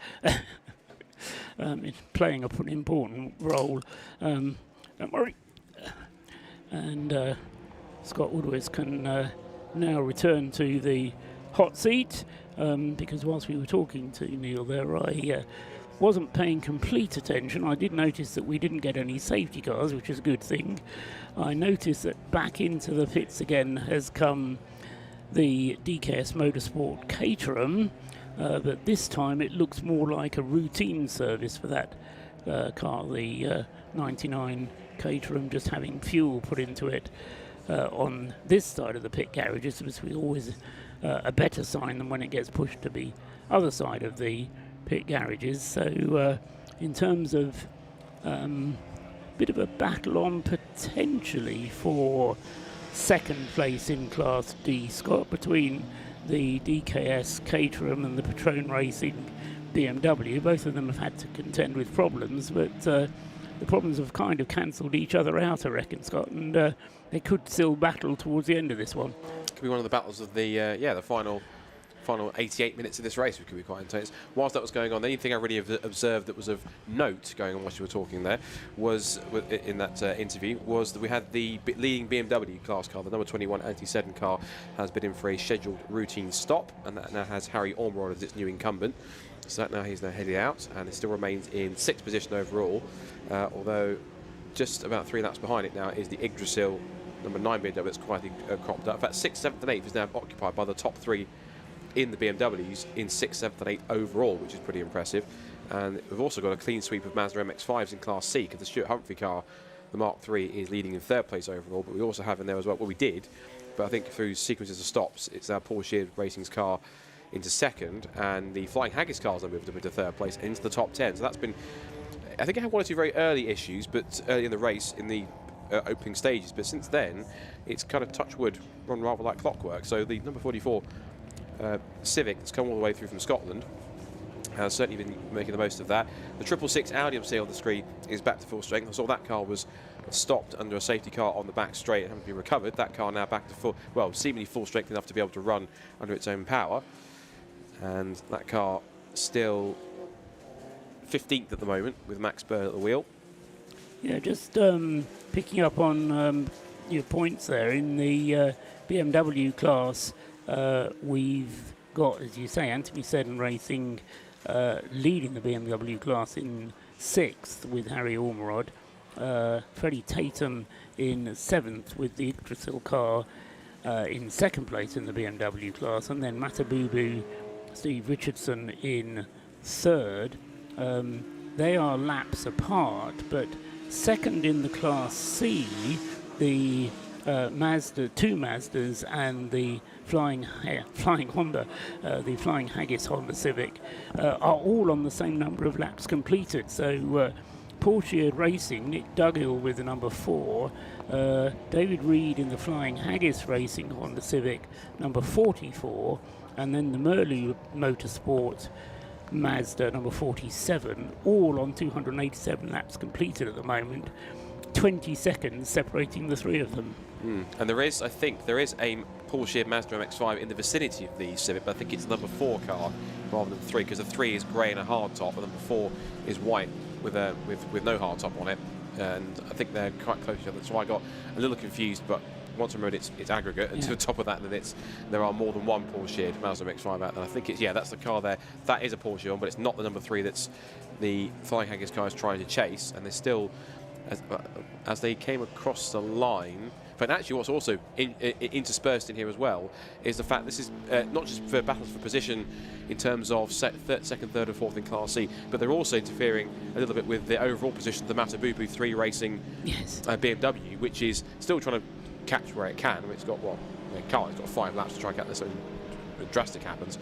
But in terms of overall position, it's possibly going to determine where the Matabubu car ends up, because across the line last time on aggregate, the 2 cars here, 8th and 9th, the Porsche Mazda and the Matabubu BMW, separated by, on aggregate, 0.2 of a second. That's one of the closest margins I've seen on aggregate timing yet, which is quite fun to see. Yeah, it's very difficult when you see the timing screen showing you a gap of 0.2, and then you look out of the window or look on the TV screen to see those cars and find them not 0.2 apart, because, as I say, it's the aggregate which we're looking at on the TSL timing screen. Just notice as well, in the back of us we were talking there, we talked about where those 2 Porsche Mazda MX-5s are. They've now found each other because they're right there together. There goes they're right there in the shop, the Civic. A couple of seconds later, there goes 4, and there goes 3, the grey one with the yellow bottom. So they come down the hill, and despite the track positioning, on aggregate, it is still, as we said, only just about Porsche ahead of Flying Haggis, but it's a 15-second margin. So, as you said, Flying Haggis have to try and get the gap out by another 15 seconds on track. And lap time-wise, we compare the 2. At the moment, the Haggis Honda is half a second quicker. Last time by was a 202.6 compared to a 203.1 for Nick Dougal in the number 4 machine. Yeah, I think David Rose in the Flying Haggis car is going to get past. Yes, he has done the Mazda on the road, and the pair of them now coming up to try and put a lap on Jake Hill, who's still driving flat out in the Citroen C1. So battles kind of one of the Super Performance Citroen C1 coming into view from a different angle from which it would normally come into view. Makes me think it ran very wide on the exit of the final turn, but it got it back on the circuit, having gone very wide. Citroen C1, I want to have a look at what the gap there is. So yes, it's Jake Hill closing in on David Drinkwater on aggregate times, but physically on the circuit, it's David Drinkwater running a little bit further back from the 545 Citroen, getting it very wide coming through Church that time and splashing through the grass. Was the 111 Mazda again, but he just about managed to hang on to the car. It was, as I say, well, it was beyond the track limits, but certainly not gaining any time by so doing. But he managed to bring it back onto the circuit, bringing a bit of mud back onto the circuit as he did so, but managed to rescue it in the end. So battles for second place in Class C and for the overall lead of the Citroen C1 class. So David Drinkwater on the road needs to be able to keep Jake Hill in sight pretty much. I think he's got 15 seconds of a disadvantage to the 545 car. But as long as he can see the 545 car, then he will win the race on aggregate. Oh, and there's contact there as the Honda Civic, the Flying Haggis, just tried to get up on the inside of one of the Citroen C1s. He saw him coming, but the Honda Civic needed a little bit more space, ended up spinning through 360 degrees, slowing down. He's got going again as David Reed in the Flying Haggis Honda, but he's lost a bit of ground in so doing. And of course that was the battle for position as well that he was trying to sort out, not that caused the incident, but the battle for position as we've been describing on the aggregate situation. Oh, it's on again. Oh dear. It's rotated again, and no, that's a different corner. That's down at at the banking. yeah. Two corners later. That's just wonder whether his tyres were a bit muddy. But I think David Reed trying to recover there from the earlier incident. And the Tequila Racing Mazda just there going through, which I've been a bit confused by, because that's dropped that down to 12th, and that was inside the top 10 a few laps ago. So whether it's, dare I say it, the driver trying to cope with the conditions or anything else, but that car was somewhere in the top 10, about 9th or 10th or so, but it's now slipped down to about 12th or 13th, and I'm a bit concerned why that's happened. And what's also concerning me now a little bit is the fact that the Flying Haggis Racing car is, hazard lights on, and it's coasting down the back straight, which suggests that whatever happened in that first impact either has damaged something which caused the second spin, or whether there was a second impact, it's on the grass, and we know exactly what happens. It's all over the place, and around it goes. And at least he's getting it off the circuit, but maybe in a less dramatic way next time. I didn't particularly wanted to get it off the circuit, but no, something's definitely broken on that Honda, hasn't it? No, he's spinning his wheels and going no further. This is desperately bad luck for David Reed and the Flying Haggis team. They've been so there or thereabouts. They've been challenging them for a podium position for so long. Still in a podium position, but the Tequila Racing Mazda that on aggregate is going to catch and pass is going to be able to take advantage as a result of the problems for the Honda, because I think it's going to be stuck. Quite what has been damaged on that car I'm not sure, but I don't quite see David Reed getting that car underway again without getting some assistance from one of the Anglesey rescue units. So yellow flags being shown at school, car resolutely sitting in the gravel up there, and safety car is the inevitable result. An hour and 12 minutes still to go in the 2025 Race of Remembrance. And as I say, we'll have a pause whilst this happens. Just trying to keep track of... we have had the final pit stop for the race leader, haven't we? The Rob Boston Racing Lees has been in for its final stop, because Lee Brooks has now taken over behind the wheel of it. Track Scotland Mini has also had its final stop, so they have no more to do, running in second place overall. The Stuart Humphrey Racing Mazda has also made its final stop in the meantime and is in third place overall, and the car has now been handed back to Tom Walpole, and that's in third place overall. Fourth has just become Tom McEwing in the second place Class D car, who's moved ahead of the Patron Racing car. They are a lap apart now, so the DKS Caterham is fourth and second in class. Patron Racing with 48 Lee Brown back to third in class and fifth overall. Into the pits comes Hammy Ormerod with the Anthony Seddon Racing BMW. This is for its last pit stop, and he has 2 laps of an advantage over Freddie Tatum in the Yggdrasil car. So those are the top positions. As far as the battle for second in Class C, the screen shuffles itself and Paul Sheard's Mazda moves up to second in Class C, and now, yes, we've got a normal Mazda lockout in Class C because now Tequila Racing with John Yorga moves up into third place in Class C. Down into the pit lane, Rob Lewis can bring us some more information, so down to you, Rob. I did try and have a chat with the Anthony Seddon Racing team and the boss himself, Anthony Seddon, on what is a fantastic performance for his BMW 116s. He's a bit shy at the moment. He's quite busy getting stuff packed away, ready for the off. I have managed to grab Mike Harris from the current leading WRC developments car that Dave Drinkwater's out in at the moment. Mike, how was your stint, first of all? It's good, yeah. I was out last night. I'd done just over 2 hours, and I started this morning. Yeah, good. Last night, yeah, good solid times, just kept on the pace, one of the quickest cars out there. Then I started this morning behind the safety car. Unfortunately got hit by BMW under safety car as well. It took me off at Rocket, but managed to save it, and we pitted, and so it just cut my stint short this morning. But we're leaving David out because it's his car. He's holding the baby at the minute. Obviously, his car, he's more experienced, especially with Jake out there, so it kind of makes sense, really.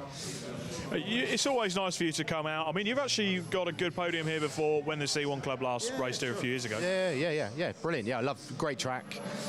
Bit more challenging with this weather in the colder, but no, superb. Yeah, great event. And a great event to be a part of. What does Race of Remembrance kind of mean to you?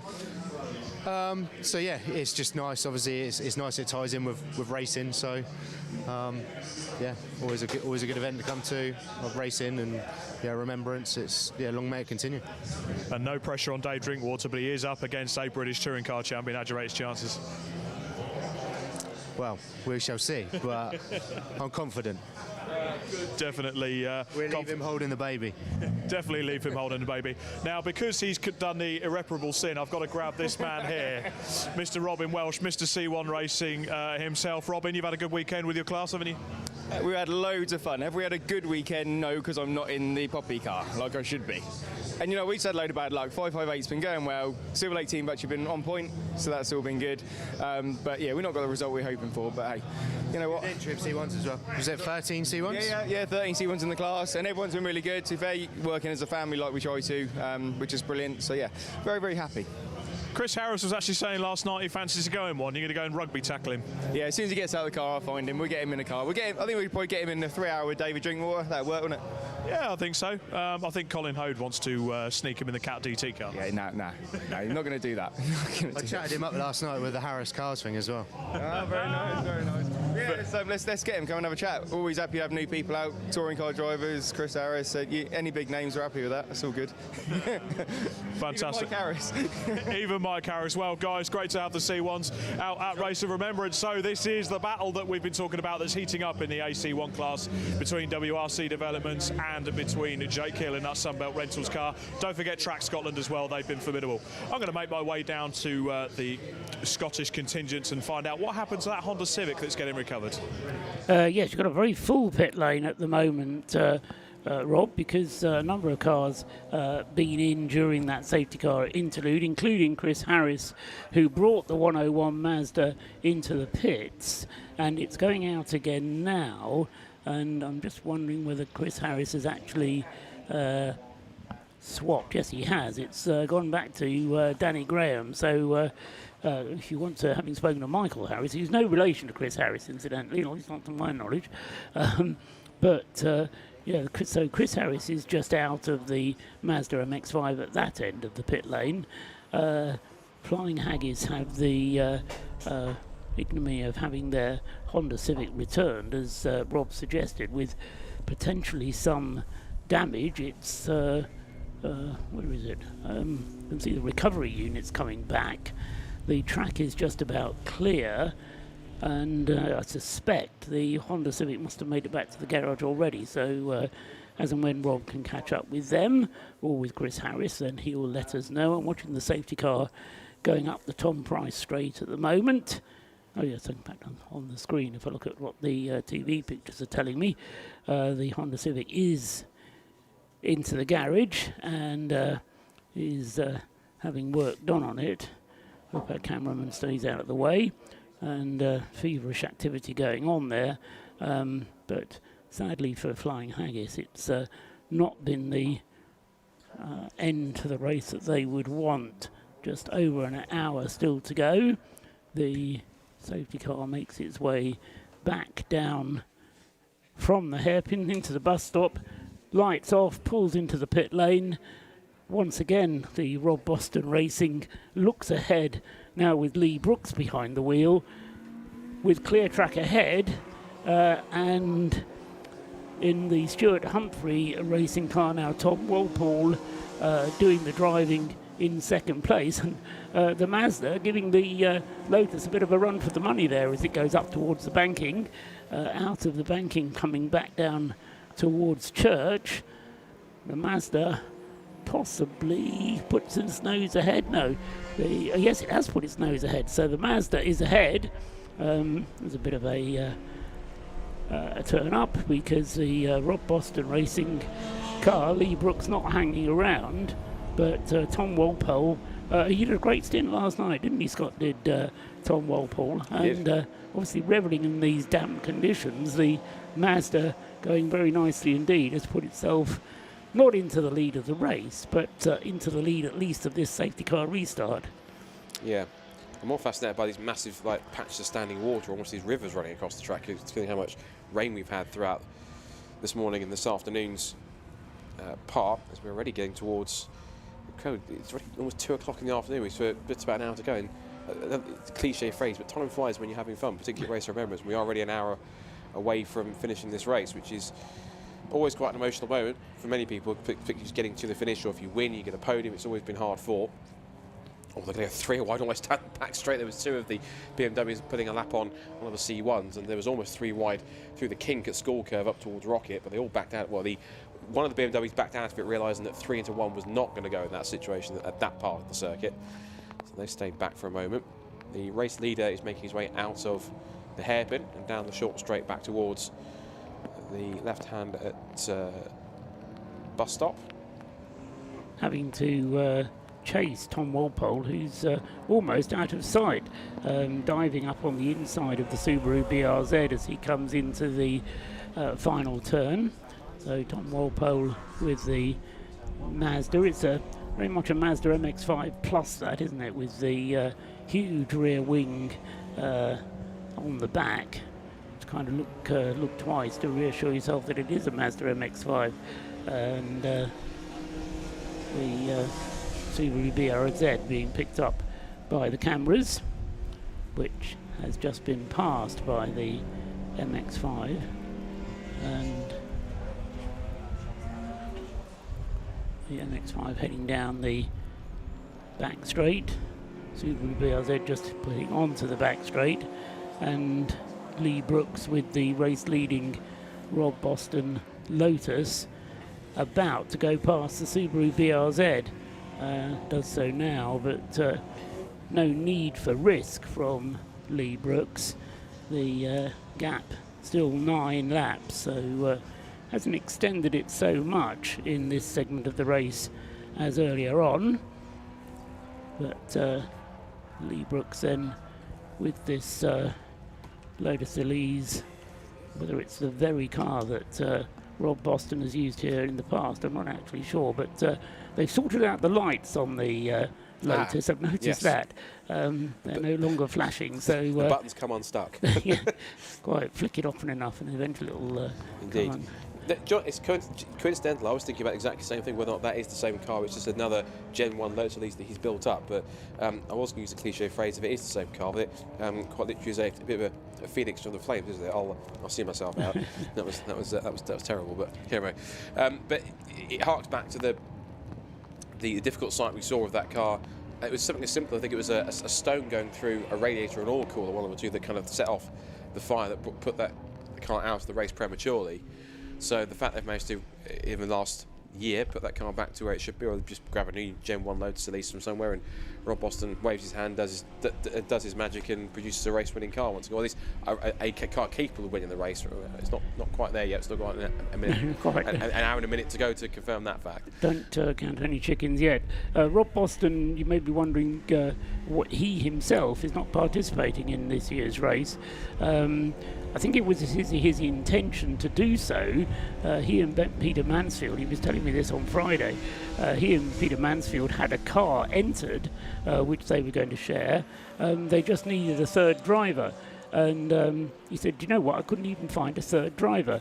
I said, your address book's not big enough. He said, no, I phoned 30 people and none of them were able to do it. Wow. Next year, if you fancy doing the Race of Remembrance, make sure Rob Boston knows who you are, where you can find him.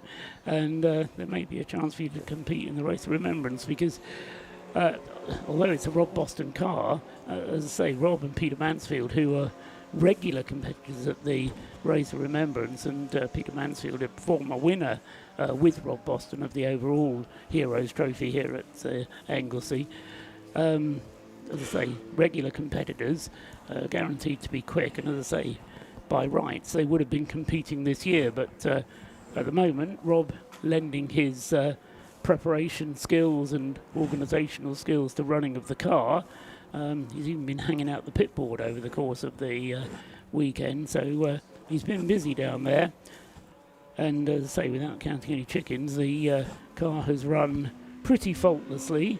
Apart from the penalties they picked up along the way, they've dealt with the problems that they've had and kept going. Now, the Honda Civic Flying Haggis looks like it might be getting ready to come out again, Scott. That's good news. Yeah, that was a pleasant sight to see. It's now out of the garage. Whatever the issue was on the...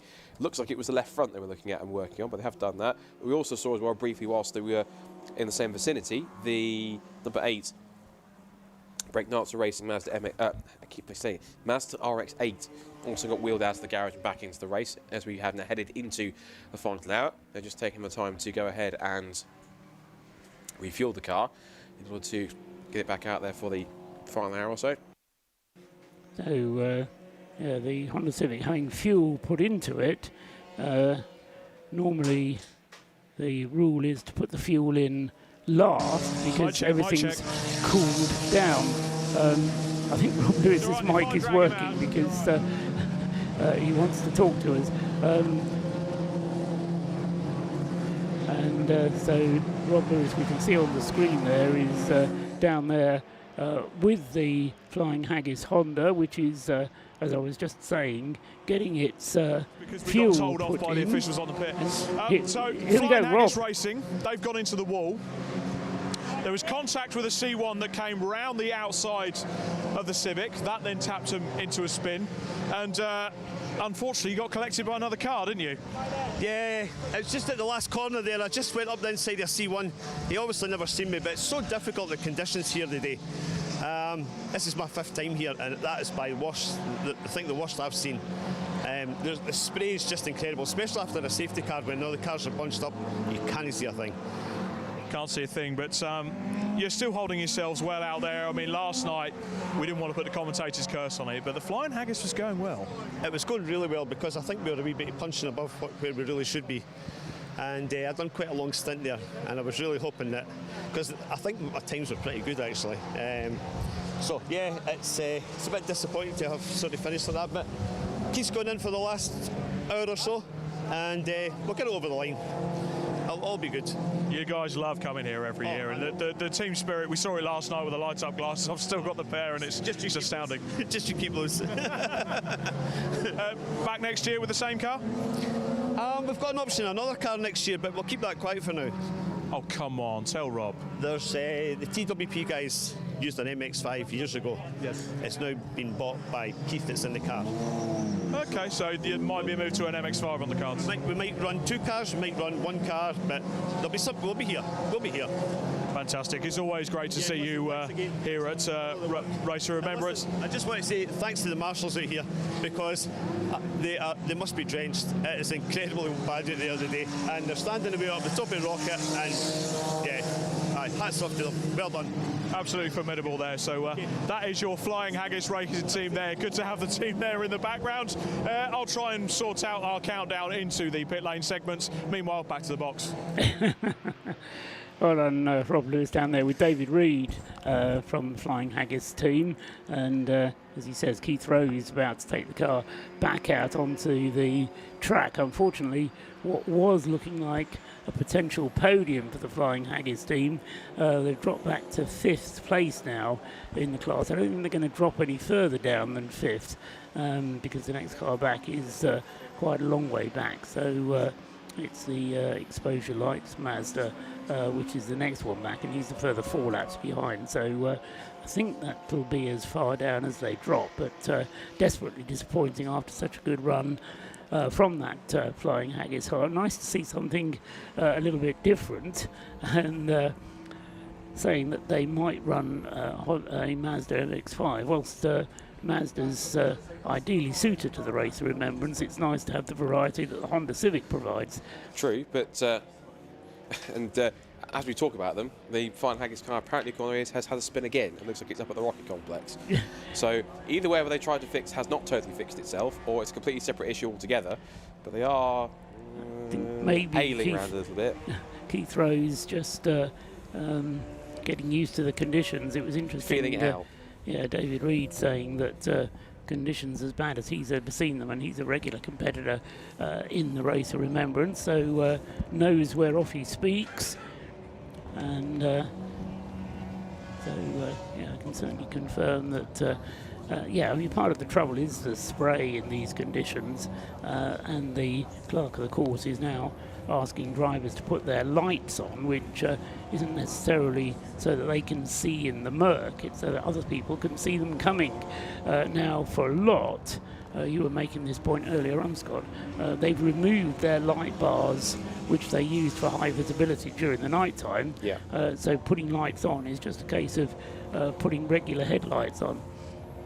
Yeah, just for regular visibility and just for visibility of other cars around you, because in particular, when you've got the spray around you, I think it's not solely for fading light, because there is no fading light, because in the middle of the day, it is more quite simply, I think, to help aid in areas where there is more standing water or more spray with a bunch of cars around you to help identify that yes, there are cars behind you. Because of course, if you have no headlights on, you're lost in a wall of spray, and then all of a sudden, if that car behind with no headlights loses your braking point, then you can't see them from behind, so it's completely unexpected. So it's just a safety precaution, not necessarily a light in terms of natural light precautions. Yeah. It's more just to make sure that you're aware you've got other cars around you. So that other cars can see you rather than you being able to see your way necessarily. Keith Rose has adjusted his driving appropriately to the conditions, politest way I can put it, and is now circulating in a routine fashion.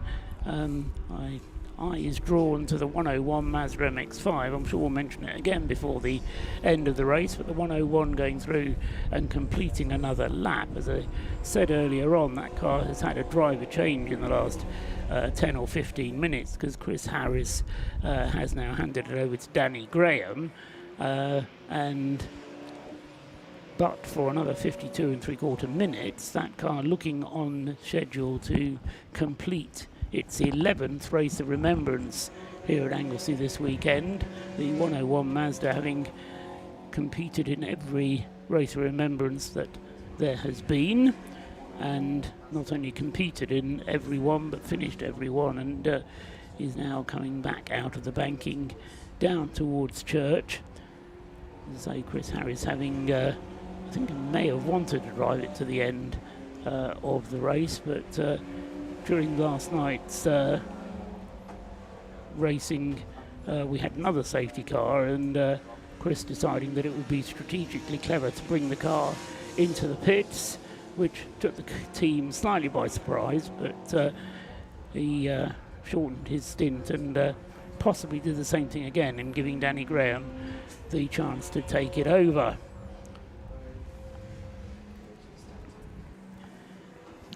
The Tom McEwing driven DKS Motorsport Caterham, continuing to be second in Class D and continuing to lap more rapidly than the Retrain Racing BMW, which has Lee Brown at the wheel. So they're still in 4th and 5th places, but occupying 2nd and 3rd in Class D.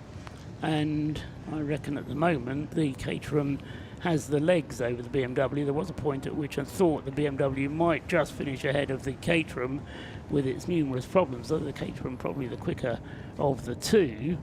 That car has been suffering with, we'll call it fuel feed problems, part of the modifications to make the car suitable for long distance racing. This is the first endurance race for the Caterham, for that particular Caterham, and they'd put a new tank in it to give it a longer range. Then found that the fuel pump was overheating. That was causing a fuel starvation problem, which lost them power, and that gave them a couple of longer stops yesterday. And then they also had a stop just before the interval for the Remembrance service. But when the car runs, it's very rapid indeed, and Tom McEwing is going rapidly now. It's actually done the fastest lap of the race, did that yesterday when it was dry, and he's currently lapping 10 seconds quicker than our race leader. But, as I say, with such a big deficit, 12 laps to make up, I think that's too much to ask for the Caterham. You spotted something on the screen there, Scott. There was a nervy moment for the 101 Mazda MX-5 with a bit of a double twitch on as it went through Church Corner, just that maybe kind of, not sort of winced a little bit, but kind of thinking this thing has done kind of almost like he's completed 10.9 Race of Remembrance just to get the last 10% of it done, the last hour done, and then it's completed 11, so don't try and throw it away just yet. He's got the 666 Audi TT and one of the Paul Sheard MX-5s and the Breakdancer RX-8 in the mix just behind it as well. But that car, the 101 car currently has Danny Graham. Danny Graham is sat at the moment in 24th position, 7th in Class C, and it's got cars all around it now. It's got Danny Graham with cars to his left, cars to his right, cars right behind him. And just says, look, just please leave me be. Just let me run my own race and go around the outside. And they all have done, thankfully, so that's kept it nice and civil. Yes, that's an historic car with multiple 24-hour races under its belt as well. The Silver Lake Citroen C1 coming into the pits, and didn't quite catch the number of it as it came in, but it was the 458 car, the Silver Lake car that came into the pits. That's the Greg Rose Shelley Pavey car, which triggered one of our safety car interludes earlier today. And checking down the classification, we do still have 49 cars running as far as I can tell. Yeah, the 458 coming into the pits with Shelley Pavey behind the wheel, so she's had a good long stint, but out of the 50 starters, 49 of them still running. I'm going to set Scott another of those little trivia questions that I keep on throwing at him. Go on. Because I like it when you tackle away like that. Highest finishing rate out of 50 starters. Have we ever had 49 finishers before? Just thinking back, I'm not sure that we've had such the opposite of a high rate, a low rate of attrition, certainly that I can remember. Laptop was in front of me. I've already started looking at came back from last year. Despite all of the problems that we've been describing that so many teams have had, an example of how hard the stickability, what good stickability there is, and we were hearing from Paul Wooding earlier on, whatever fate may throw at them, you want to get back and get on with the race. And as I say, to my mind, they've done a tremendous job of so doing and keeping, for the majority of them, the cars running for that time.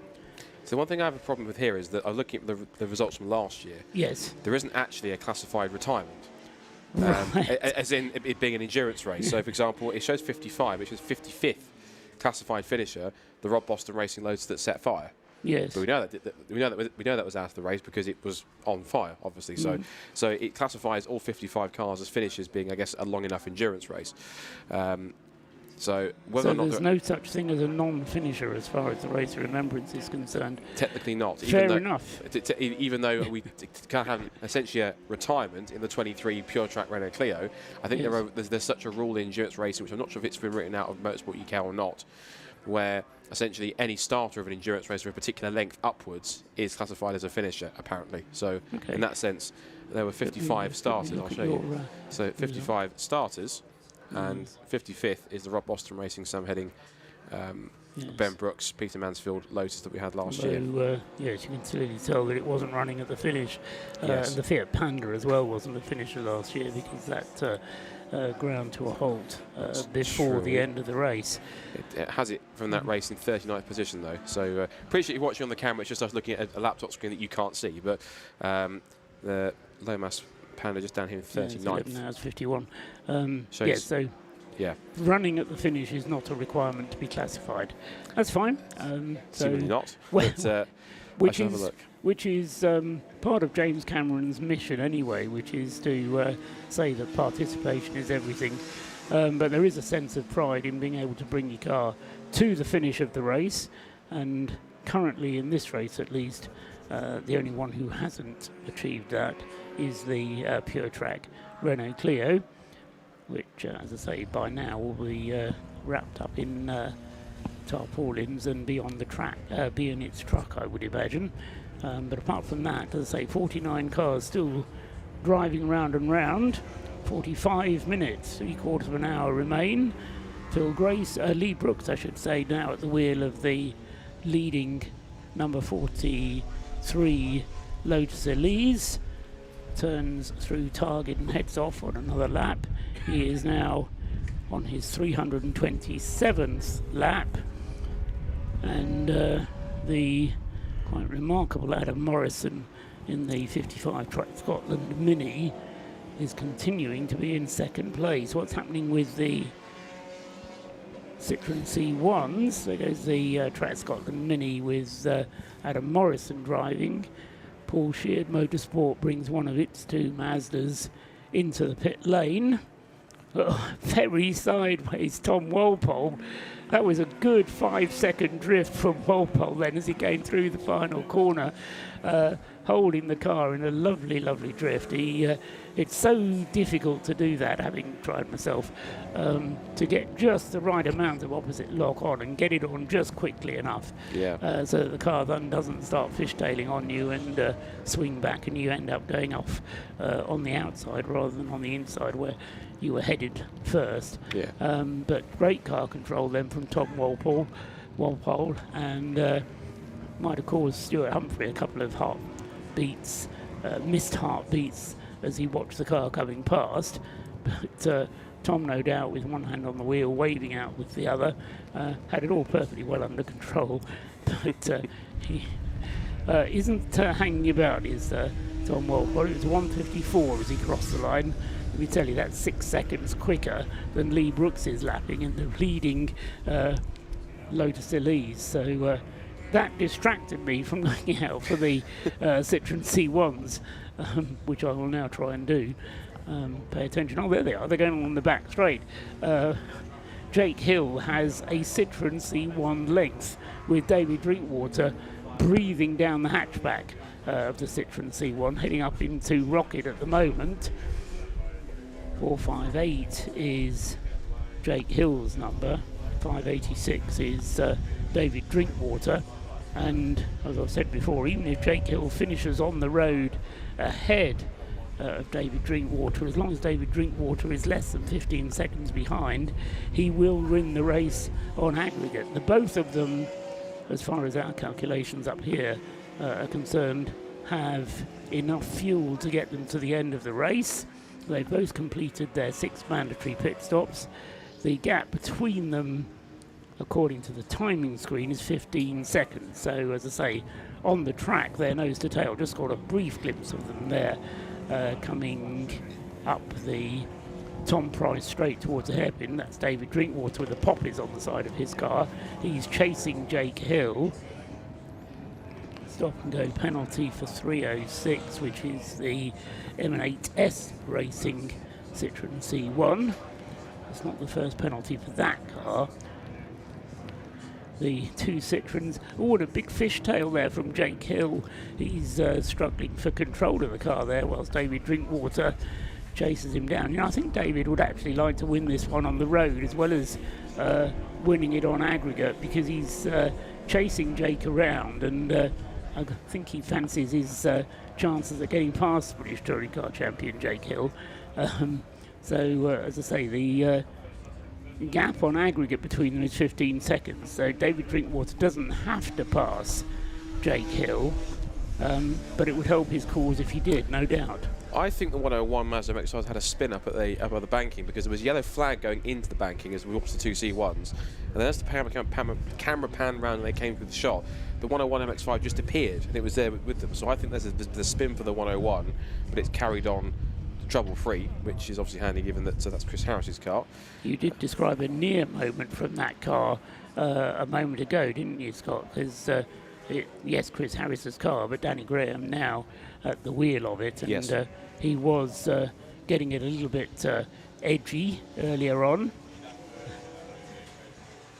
Rob Lewis has joined us up in the box to dry out again, and he's enjoying this battle of the C1s.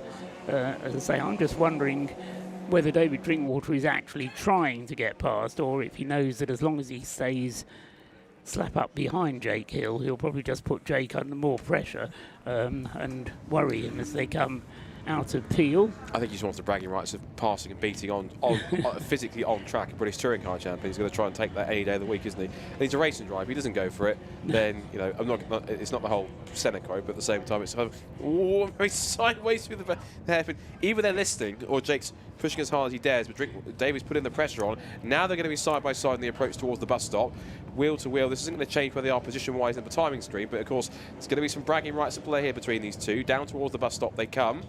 It is Drinkwater on driver's right on the outside, Jake Hill on the inside. They come through with left-hander. Hill doesn't show him the edge of the road, but he slots in neatly enough, and Drinkwater realised there wasn't going to be room on the outside to make that stick. So he's back into line, back into the toe towards the target once again. And try again next time, I think is the phrase. I'm not quite sure which of these two will be enjoying this more. I know David Drinkwater well enough to know that he will be enjoying it enormously.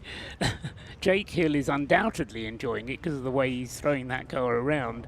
I just get the impression, now I'm going to try and do some interrogation of Rob Lewis's eyebrows as I pose this question, but I just get the impression that Jake Hill's car is a little bit more skittish. It's a little bit more on the edge of adhesion all the time, whereas David Drinkwater just sitting behind just seems a little bit more stable, the car. So just wonder if they've got slightly different setups on the two cars. Yeah, so we're both being set up to be extremely precise, going through Rocket at the moment. Again, David Drinkwater gets right up on the tail of the green and white car of Jake Hill.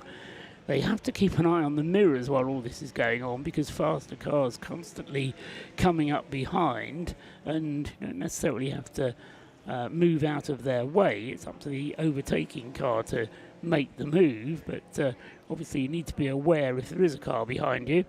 So they've been doing this for the last 2.5 hours, of course, because remember, Jake Hill got in the car with 3 hours to go. David Drinkwater got into the car at about the same time, and they were pretty much nose to tail at that point. And poor old Jake Hill has had this poppy-coloured Citroen C1 behind him for the whole of the time in between. One of the Matabubu BMW 116 trophy cars is threading the needle as they turn out of the hairpin and go down towards the bus stop, with David Drinkwater again pulling out of the slipstream of Jake Hill's car down into the final turn. Drinkwater not quite as close this time as he was last time around, but still closing up with the limited slipstream that's available to him, and heads through onto another lap with, as I say, this one I suspect is just going to run through to the flag, but Jake Hill has to think of something here, because I'm just trying to work out what, in order to win the class, Jake Hill has to open up a 15-second margin between himself and David Drinkwater. And the way Drinkwater's going, I just can't see that happening somehow in the remaining 36 minutes of this race. But it relies on both of them not making a mistake. Yeah, I would concur. I think the fact that David's obviously using all that experience in a C1, Jake's using all his experience as a front-wheel drive in a touring car. Of course, well, I say that he's been mainly racing a rear-wheel drive touring car in recent years in a BMW, but he's using all of his racing experience. David using all of his and his own personal C1 experience on top of that. So they seem to kind of counterbalance each other out quite nicely in that sense as they come through Peel and down towards the corkscrew again. This is now on, it's not on their lap, but they're both on their, currently on their 296 laps. They haven't reached 300 laps just yet. They're just coming to try and put a, they've got the Caterham threading its way through both of them as well. The 99 DKS machine trying to pick its way past both, which it has. That's done that cleanly. Now it's chasing after the Matabubu BMW. But our top two in the C1 category, but the other way around on the timing screen. Back down to the hairpin. We've got the Royal Navy BMW not too far behind them as well. Drinkwater's keeping the pressure on, particularly in these wet conditions where smoothness and precision is more crucial and key than anything else at this point in time. Yeah, and as I say, they're going to have to keep this up for the remainder of the 35 minutes that remain this year. More penalties being issued, so that's another thing to keep an eye on. This one to the M8S racing car. I seem to remember we'd said that a little while ago, that the M8S racing had a penalty to serve, a stop and go. Whether that's a penalty that they never served, but or whether it's an additional one, I'm not quite sure. But the M8S Citroen being called in for another stop and go penalty. Tom Walpole comes through in the Extreme Mazda MX-5, still going strongly in third place, but he's actually closing in upon the Track Scotland Mini for second place. I wonder if that's a position. Speaking of Track Scotland Mini, has that got to make one more stop? Because it says 6, but I'm sure that before we talked about it before, no, the 6, it's never had a penalty, it's never had an unscheduled stop. Excellent, so that goes to the end now. Yeah, the Track Scotland Mini stopped a little while ago, and Adam Morrison took it over, and that was the final stop for that car about 40 minutes ago or so. That place, seriously good, in that case, seriously good work by the Track Scotland Mini team to get that car not just in the lead of the class, but as high as it is.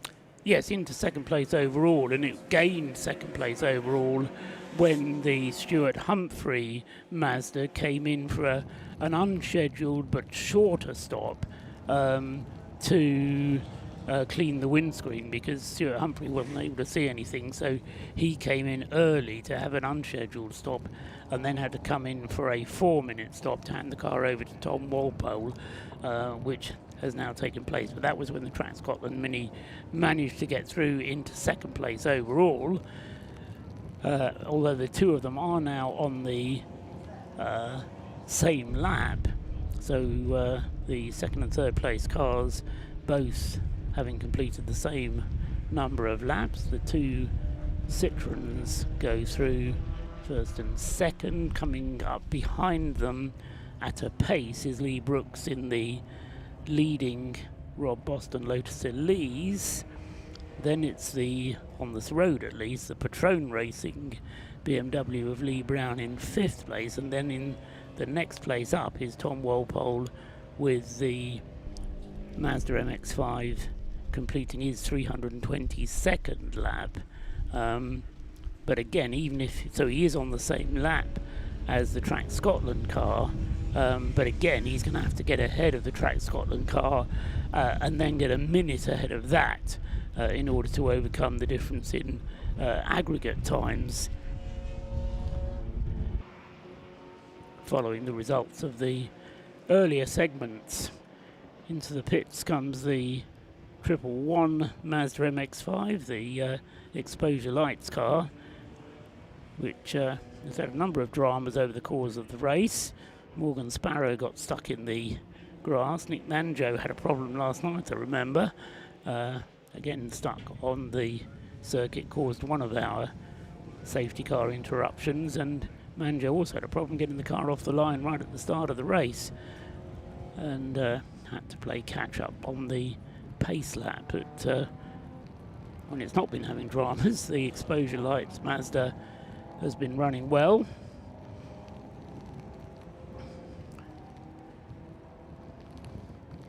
The leader, Lee Brooks, making his way past the two Citroens up at the hairpin, and Jake Hill making room as Lee Brooks comes hammering back down the straight into the final turn. David Drinkwater is still in the boot lid of Jake Hill's green and white Citroen, so those two go through nose to tail. I think that's inevitable that is going to finish like that, unless, as I said before, one of them makes a mistake, but I think that's unlikely from either Jake Hill or David Drinkwater. Who else would you rather have in your cars to ensure the cars get to the finish? It's a good question, isn't it? Trying to ponder which one's which. Which one's which. I think, I say Jake brings the touring car experience. He's got some GTs, but at the same time, there's a sideways moment there all the way through Church Corner. I'd probably say I'll stick my neck out. Jake is an excellent driver. He's a British touring car champion, and he's going to GTs. That being said, local knowledge, particularly of a series in cars, counts for a lot. And ultimately, if you want to try and hit the ground running, you want somebody who understands these cars from the get-go. So I completely acknowledge and accept Jake's talent as being a British touring car champion, but for me, as he's sliding it around over at the Rocket Complex, for me, if you ask your first choice, Drinkwater. I pick David first. Yeah, I mean, as I say, in the battle between the two of them, Jake Hill clearly has the legs and has been. If David Drinkwater was going to pass, he would have done so by now. But as I say, the thought of Jake Hill actually disappearing 15 seconds up the road, I can't quite see that happening somehow. So I think going back to what's happening on the pit wall with the marshals, they are trying to attract the attention of the 306 M8S Racing Citroen to get him to come in for this penalty. It's a penalty that was issued some time ago, but I suspect he may have it extended because he seems to have ignored the board for quite a few laps now. He's waiting for the M8S car to come through. Fairly distinctive livery on the side of the Citroen. David Drinkwater's lost a few lengths on the back of Jake Hill on that lap. Too much traffic around. And be interesting to see whether, once the traffic disperses, whether Drinkwater's able to catch up with Jake once again. Jake Hill keeping the traffic behind him there. Of course, the trouble is, a fast Citroen C1 can actually be as quick as some slower cars driven in, although they run in the other classes, faster classes in theory, take a little bit more driving to get through. And of course, as you mentioned, rain is a massive factor. Of course, rain is a performance lever in many cases, and those Citroen C1s, I think, to fit that point, is going to be able to put the power it does have down compared to some of the bigger, faster cars who can only use a percentage of it. You do what we're pointing at a yellow flag. I'm pointing at the 306, which is coming through now, yes. Being advised that his penalty, getting a very dark look from the marshal at the pit wall, who's been hanging out the stop-and-go penalty board at him for 6 or 7 laps now. I think he's going to throw the stop-and-go penalty board at him next time around. It's just, lads, the windscreen, please listen in now. Yes, it's a thankless task enough being a start line marshal without having drivers not paying any attention to you.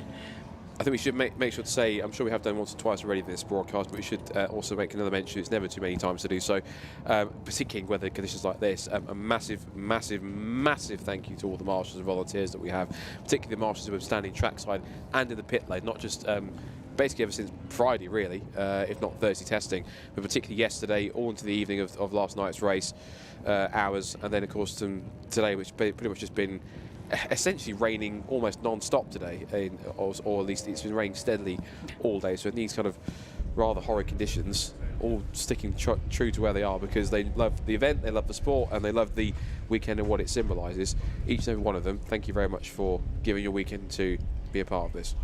Absolutely, yes, and as Scott says, we have thanked the marshals several times over the course of the weekend, but we can never do so enough, so thank you to them, as well as to all of our Mission Motorsport volunteers as well. Now, I was observing a couple of laps ago how David Drinkwater had dropped away from the back of Jake Hill's car whilst there was traffic coming through. As soon as the traffic disappears, so David is able to catch right up onto Jake Hill's boot lid again, but he never chances his arm trying to go past.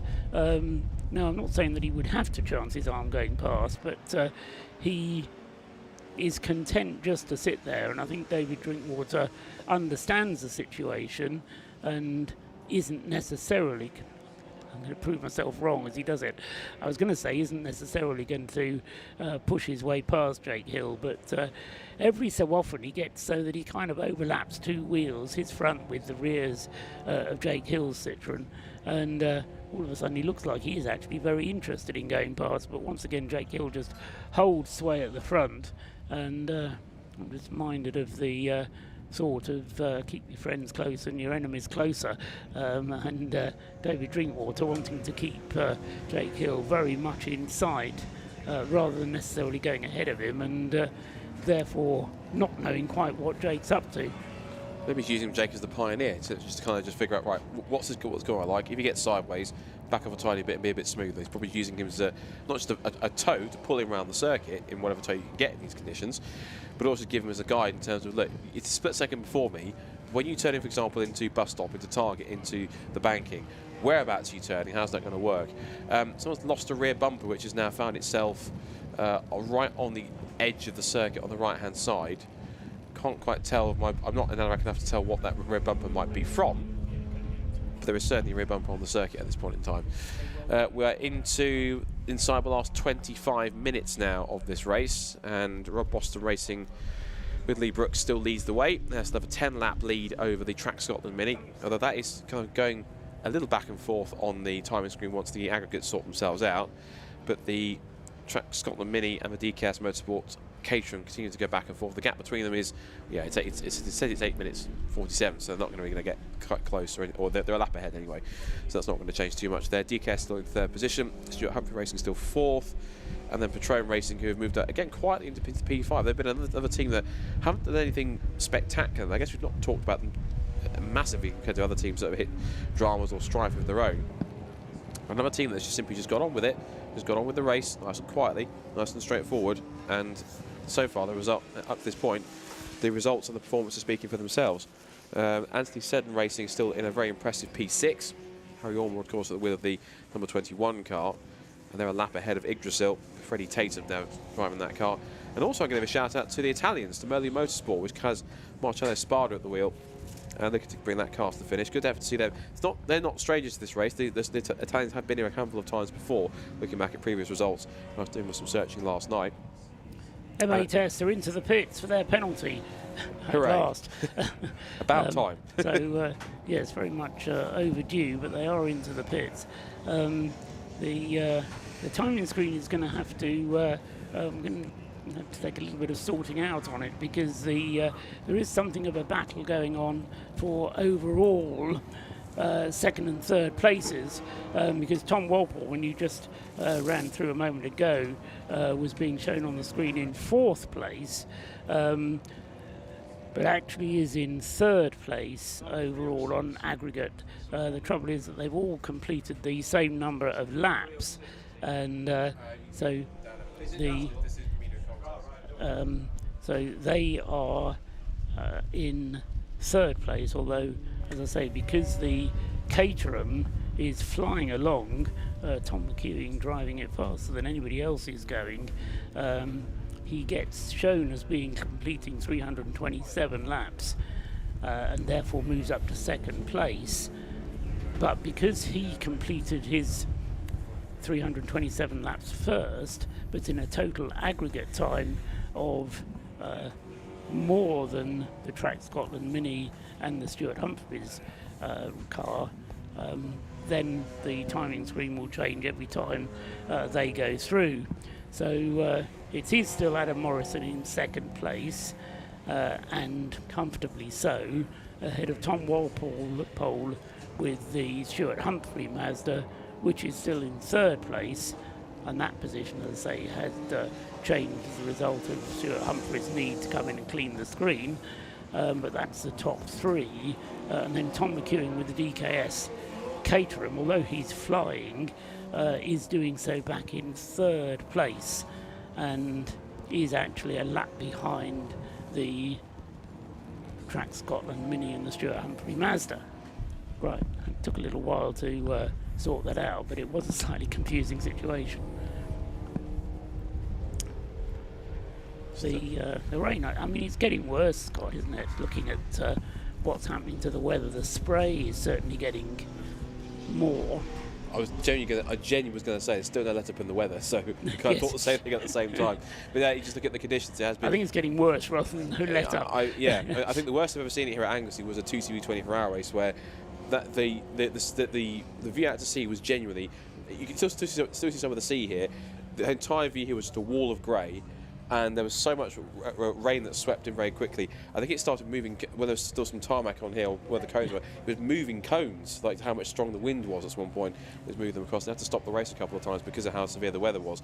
This is probably, since 2 years ago, probably the wettest I've seen Race of Remembrance. But it's November, it's the UK, so I think if you come into this race and kind of expecting good weather, you kind of have a glutton for punishment, I think, in terms of what you're actually going to get in that sense. Although, of course, we were blessed with some decent weather yesterday, so it wasn't too bad, although it's still quite chilly, which is that's the thing. So at least the sun was shining. Yes, that's your free latest weather forecast before we get back to regular proceedings. Less than 20 minutes to go then. Here on screen is your race leader, number 43, the Rob Boston Racing Lotus Elise, making habit of this, aren't they? They've won this race several times before, and if they can stay on the straight and narrow for the next 19 minutes plus a lap, they will be holding on to take another victory, and it'll certainly be, I think, it'll feel like for them a lot like redemption for missing out on what would have been, I'm certain, they're contending for yet another victory last year, had Aaron Stone not led to what caused the fire.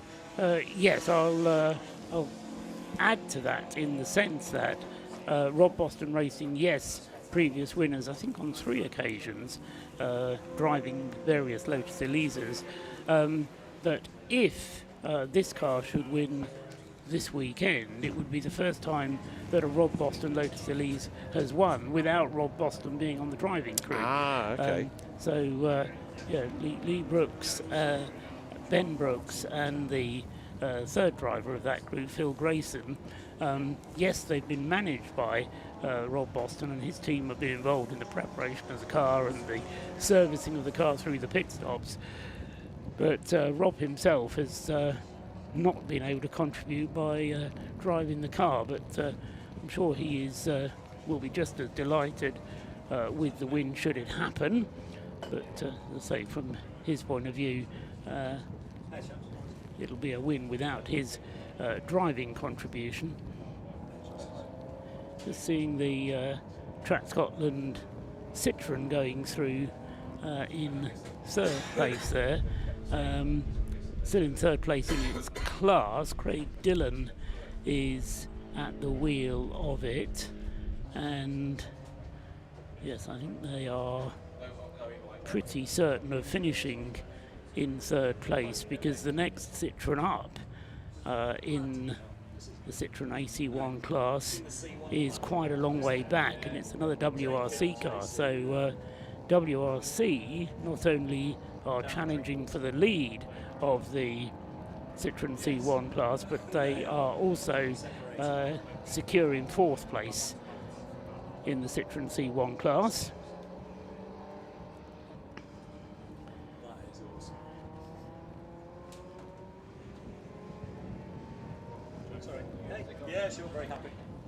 just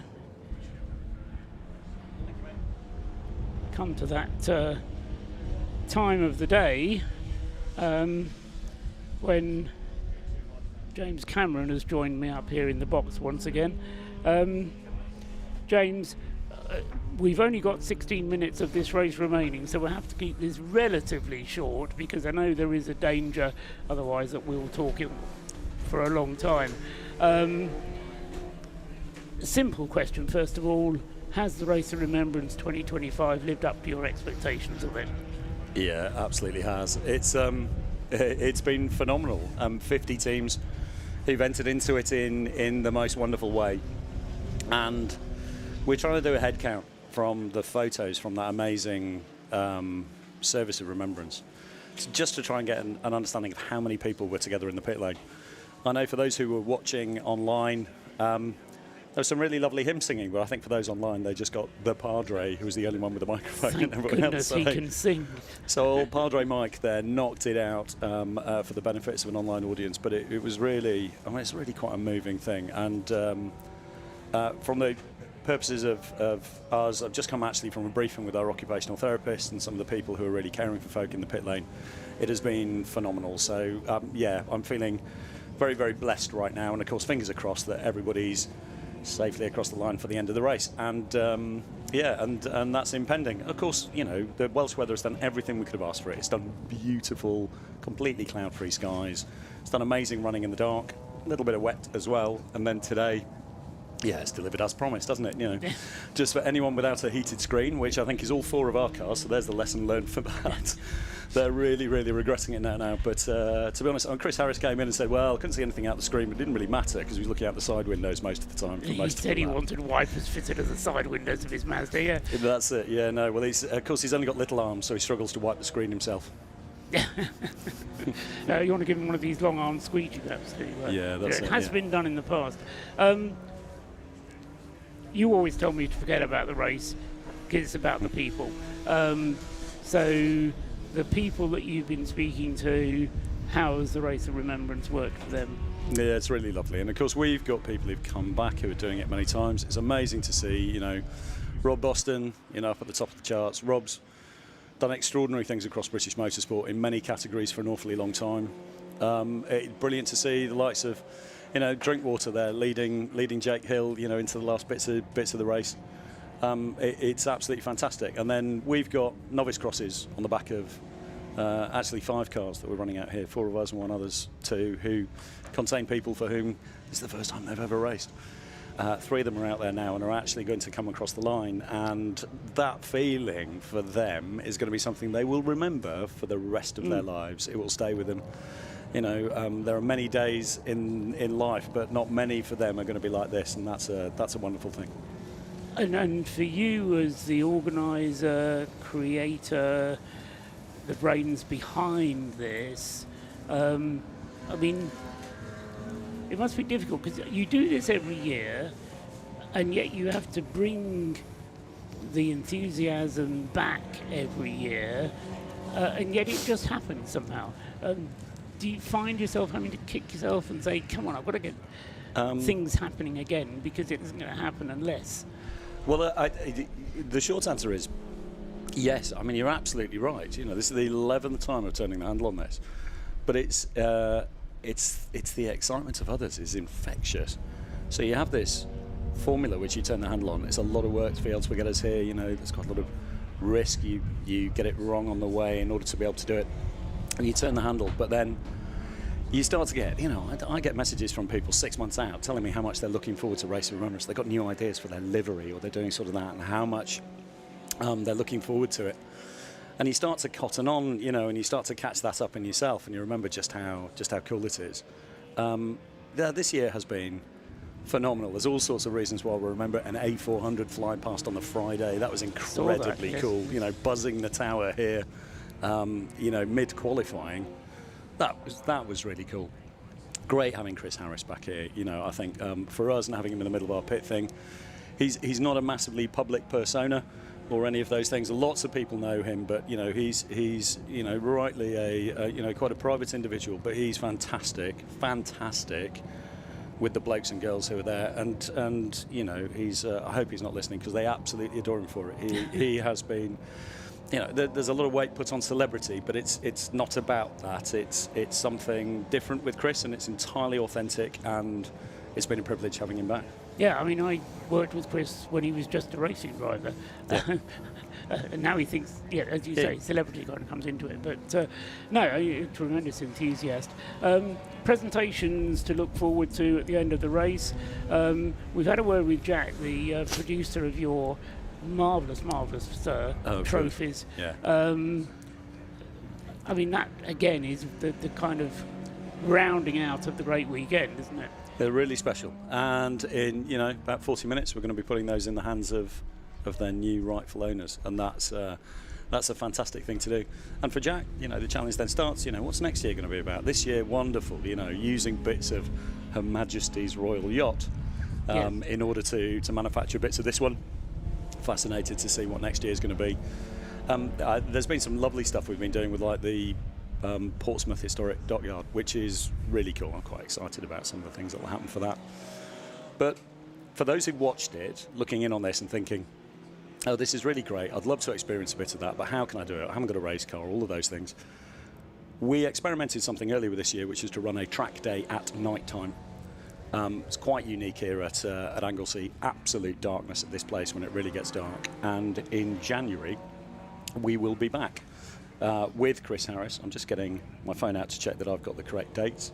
23rd and 24th, that's Friday and Saturday of January 2026. Mission Motorsport will be back here with Anglesey in order to present track night. Amazing opportunity for people to do a track day in the dark. Details presumably available on the Mission Motorsport website? Well, at some point they will be. Right, okay. But not right now. Meantime, phone James Cameron. So it's kind of, watch this space, absolutely. So if you want to ask me about it personally, I'll be up Snowdon tomorrow, so by all means, if you hang around the summit, at some point you'll see me. Final message to everybody for the Race of Remembrance, at least from the race part of Race of Remembrance. I know you'll say something at the end during the presentations. Yeah, of course. And a huge thank you to the teams and everybody who's down in the pit lanes, who's helping make all of this work. Their hard work helps this whole thing go round. I love the interaction, the way that people help each other. Last night we had people doing 12-hour car journeys in order to pick up parts for cars, to get them back here, to get them out on the track. Amazing, amazing. And then for everybody to come together and share with us that wonderful remembrance service, it brings a lump to the throat, and the hairs go up on the back of your neck every time it happens. That loses nothing of its special qualities, and I'm just really grateful that people care, and that they do, and they give up their time and their effort, and whether they're watching online, whether they're supporting, whether they're doing a bit of fundraising and supporting the charity, they get it, and we're grateful. And ultimately, it benefits all of us, doesn't it? Totally. James Cameron, thank you very much indeed for your organisation, for providing this opportunity to us all. And as I say, we'll have you down on the presentations. And the last thing I'm going to say is thank you. So. And the brains behind the whole operation. That's time is ticking away. 7.5 minutes is all that remain on the clock, and the Rob Boston car of Lee Brooks still leads the way by 9 laps. So in fairness, the gap hasn't really extended very much in this last portion, but with conditions for the most part in this segment having been fairly horrible, Lee Brooks's task has been mainly to keep the car on the road. Now there goes Jake Hill across the line. Where is David Drinkwater? He's dropped back quite a lot, I would say. So let's just see what the timing screen tells us. The gap has gone out to David Drinkwater. Okay, he's dropped 4 seconds behind, so he's still got 11 seconds of a margin. So what we need to do is just to keep an eye on the gap between Jake Hill and David Drinkwater. Jake Hill there in the green and white Citroen, heading along the back straight. There's another Citroen just ahead of him that he's going to pass. There's a BMW behind him. David Drinkwater, yes, 4.6 seconds on the road behind, which still gives him an 11-second advantage in the aggregate positions. So David Drinkwater then, as long as he doesn't lose another 11 seconds in the remaining 6 minutes of the race, still on for a memorable double, having won the Race of Remembrance Citroen C1 class last year. Going across the line is the Caterham of Tom McEwing. He's going on to his 337th lap now. Just misfortune for him that he's lost so much time in the earlier portions of the race, because ultimately he is going to be classified in... Actually, I may have to change that, because although Stuart Humphrey has gone through completing the same number of laps, Tom McEwing is now actually ahead of both of them on the road. So the Mini Cooper has also gone through from Track Scotland, and so up into second place overall in the last 20 minutes or so of the race. Tom McEwing, in this chase with the Caterham, has got right back on terms with the leading group. I forgot my thing to go on the pit wall. Jake Hill going through, this time 3.4 seconds ahead of David Drinkwater. So again, that gap is not big enough to ensure a change for overall position. But as I say, in overall positions there has been a change in the last few minutes, because Tom McEwing is now secure in second place overall. So Class D cars, which suffered quite a lot in the early stages, have now eventually come back, and some recompense. And given the problems that the DKS team have had and the longer pit stops, the fact that they've managed to claw their ways back into second place overall is a great performance, particularly based on the conditions that we've had here today. There's a car stopped out on the circuit going down from the up towards the hairpin. Oh no, sorry, it's coming out of Target is the car where it has stopped. The driver is out of it. It looks as though it's been damaged in some way, or it suffered a mechanical problem. Just 3 minutes remaining, and I fear we're going to have the safety car, unless they can do this with a local yellow. Probably with just 3 minutes remaining, the car may be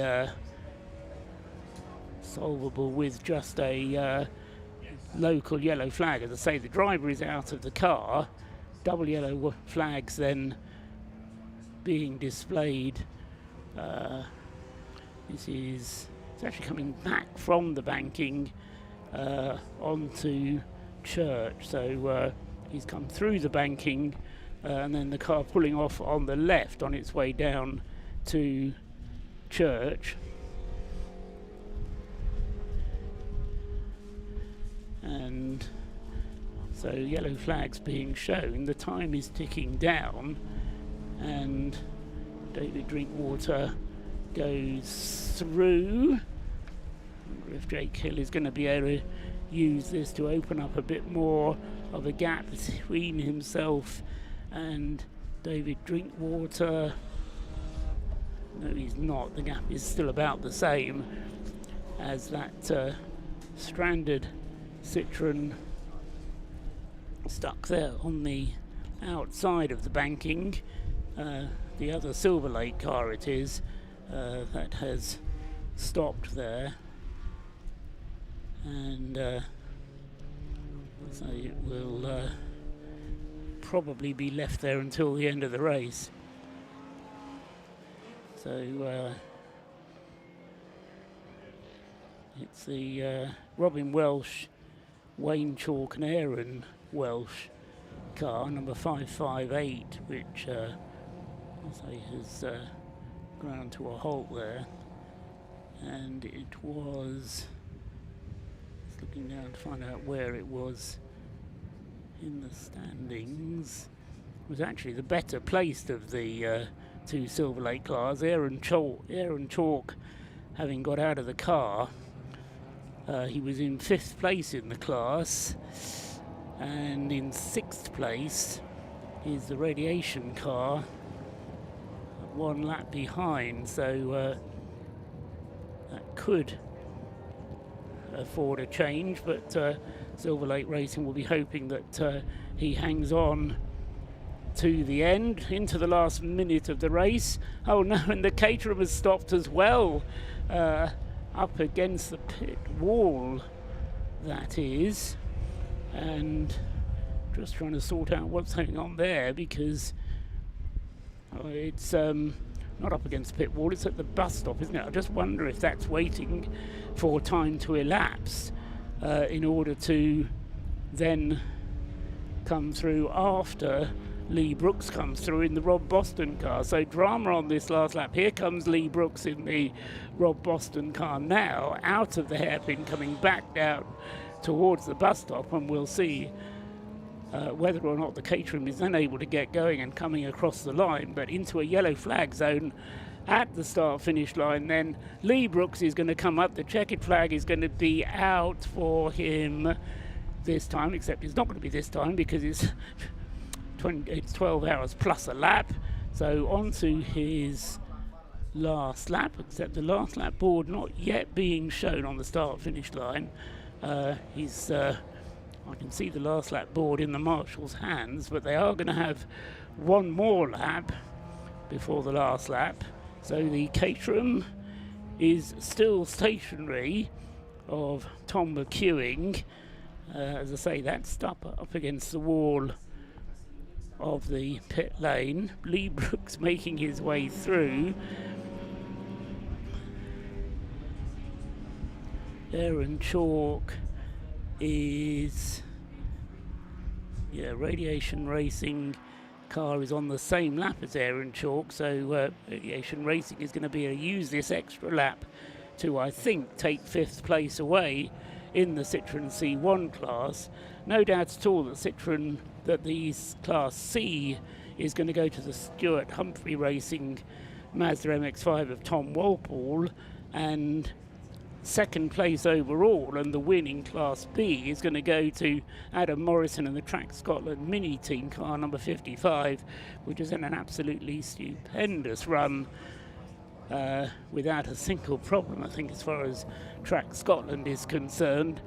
The Lee Brooks Lotus then makes his way up towards the hairpin, up the Tom Price straight towards the hairpin for the last time. Still slower traffic up ahead of him to contend with, and through he goes through the hairpin, back down the straight towards the bus stop. This time the last lap board will be shown as Tom Walpole goes through onto his penultimate lap. Lee Brooks comes through now. The pit wall raises its arms, and the Caterham still sits there up against the pit wall waiting for the checkered flag. Whether he's low on fuel, I'm not sure, but the Caterham then is going... Actually, now this could be crucial, because on 336 laps, the Patron Racing BMW is 1 lap shy of the DKS Caterham. So it's all going to come down to the aggregate results for these cars. Lee Brooks on his last lap then, having had an absolutely, I'll say, fault-free run. They've had some penalties that they've had to absorb. They had some difficulties with the electronics on the car yesterday, but the car has run absolutely flawlessly today. Rob Boston Racing with Lee Brooks, with Ben Brooks, and the third driver of the car, Phil Grayson, all doing their part.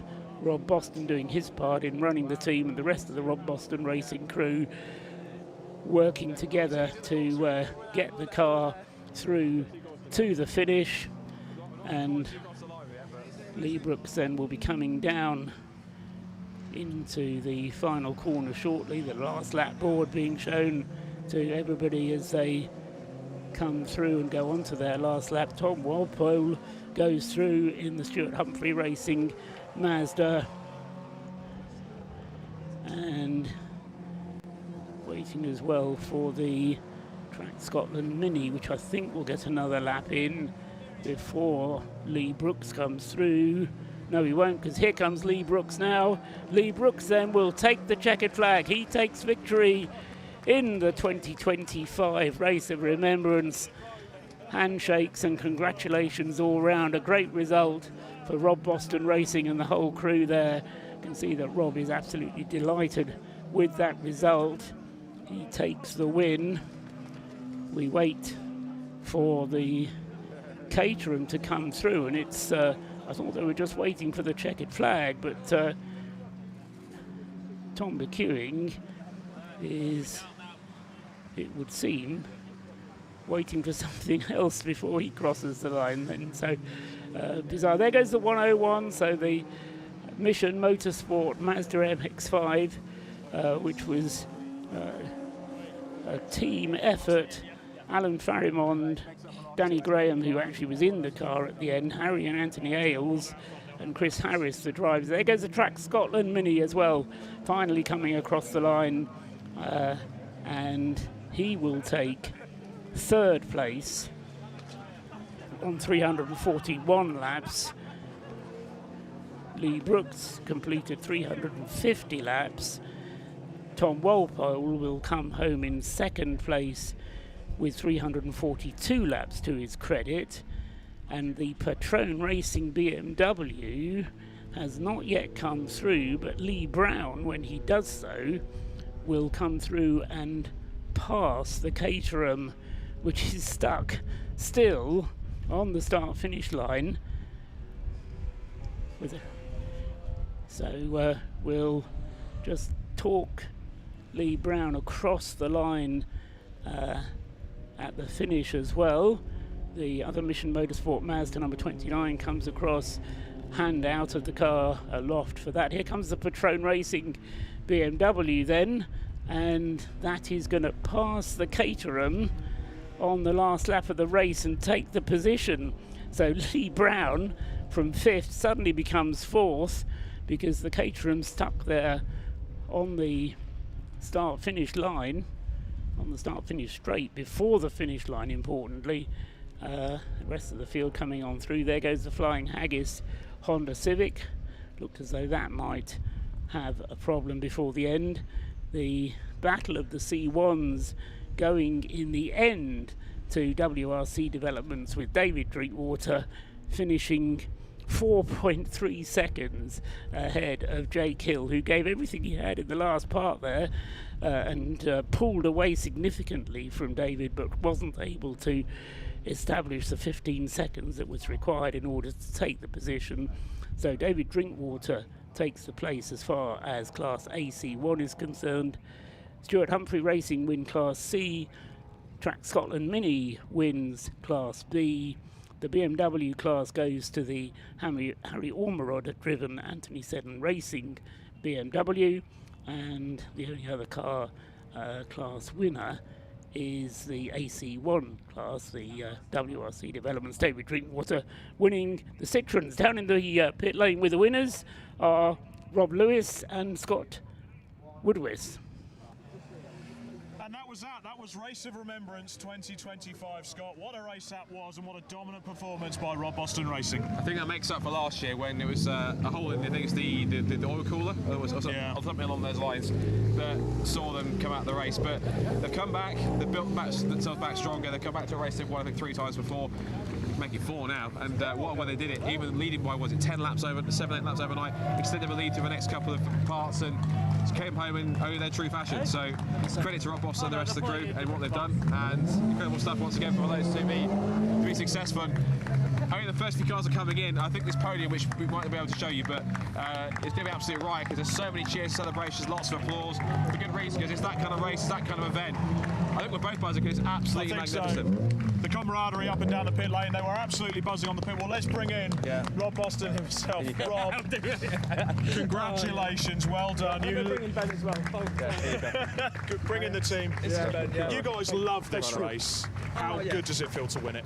It's the annual pilgrimage. It's UK motorsport at its finest. It's got so much emotion behind it. It's it's the event of the year. I know we do other high-profile stuff, but this is the event of the year. It's it's so lovely to be here, and emotional. So, you don't get much sleep over these weekends, and it's an emotional one. It's lovely. Of course, this time last year, not so great memories with the fire that you had. Of course, to put you out before the end of part one. I'm going to use a cliche term, but does this feel like the phoenix or the flames? You've risen back up to bring the car back to what it was and to come back and do it in a way you guys know how. Absolutely. I think Ben will vouch for that. Ben was with us last year, and in fact, it was you were in the car. Yeah, I was in it. I was in it for the fire. Had to make a hasty retreat as the flame engulfed him inside the cockpit as well. So, yeah. Yeah, obviously didn't put you off. No, exactly. No, what a result! Coming back from the fire, and we've had a challenging year. It's the first year we've been running with Rob and the team. They've done a mega job. We've learnt the car. They've learnt the car. We've come here and done this, and it's magnificent. We couldn't have asked for more, and just stoked to be here. Where's this victory rank compared to the ones that you've had previously? Is it one of the best? Is it one of the toughest? How would you rank it? Well, can I say on this one? Yeah, absolutely. This is the first one where we've won where I haven't been in the driver lineup. Yes, so I can say this is probably more satisfying, I must admit, because I've done this vicariously, and I must admit the emotions are just as strong. Yeah, they really are. It feels great. It feels great. Yeah, is it the most soggy win? I'm not sure that it is actually. No, it's normally pretty soggy, isn't it? But it is. We've got a WhatsApp group, and I pinged through the trophy from 2015 and said, "No pressure, folks." But 10 years ago we won this race, and we're coming back to do it again, and we have done so. Just magnificent. So happy. Yeah. Well. Brilliant performance. I'm almost speechless, but congratulations there. They are your winners of the Race of Remembrance 2025. Let's go for a short wander, Scott. I want to catch up with our second place. I want to catch up with the Mazda that is Stuart Humphrey Racing. What an absolute textbook performance from them. Lower powered car, lower class, got on with the job, got it done. And they weren't the only ones, because we'll get to them short in a minute, but I think we've got a couple more of the cars coming in behind us, but that was one of the stories of the race, is that you had some of the cars in lower classes, because typically it's Class D or the relay class that dominated, the Caterhams, the Lotuses, the BMWs. This race showed some of the lower class cars to come to the fore, because this was a race, as we talked about, one of the words of this race was attrition. So much attrition in this race in terms of not cars going out or falling by the wayside with issues, but coming in problems, spins, incidents, safety cars, and it was a race where some of the initial favourites, the cars that started on the front row of the grid, the first few rows, we called it right at the start from the beginning. There was the definitive favourite in this, because anything could happen, and it did. And so cars like Stuart Humphreys, and also as well the track stop in the Mini, which we'll get to on as well. ES Motorsport, the Elise blew a drive shaft. And others like got up in the top, the anti-7 BMW that won BMW class as well. That's up there in the top. That 3 of the BMWs in the top 10. But that's probably the most unpredictable and slightly topsy-turvy and unexpected top 10s, I think, in Race of Remembrance ever, do I dare say. I dare say. Should we do it again next year, Scott? I'm down if you are. Definitely. Thanks to everyone here this weekend, from the likes of Mission Motorsport, the Brscc, and I'm sure Scott can hand away the rest of the plaudits before we hand back up to Paul. Yeah, just thanks to every single one of our teams and drivers, everyone who's been involved volunteering with our beneficiaries as well, everyone who was here with the observation of the Remembrance service that you saw as well. Lots of celebration going on. That's the Italian team getting a podium in their class as well. Thanks to, again, can't say it enough, all the marshals. Amazing job from everyone involved in them.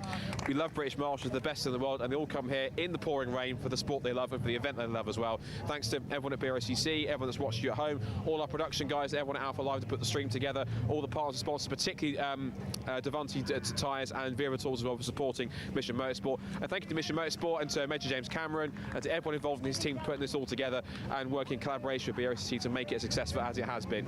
And that is Race of Remembrance 2025. So So, from myself, Scott Woodward, from Rob Lewis, and from the legend that is Paul Trustbon, all of us here at Anglesey, that's it. For us, at least, the motorsport season's over. I think all we can say is that we can go and hibernate and wait for 2026, but I'm certain if it's as good as this one, we can't wait. Thanks for watching. Have a great winter and great Christmas and New Year, and we'll see you once again in 2026 in November for Race of Remembrance, so you can take the top spot and the Perseverance Trophy right then. Bye for now.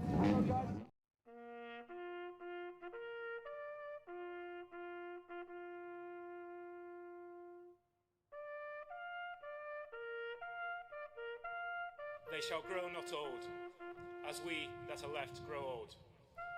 Age shall not weary them, nor the years condemn. At the going down of the sun and in the morning, we will remember them.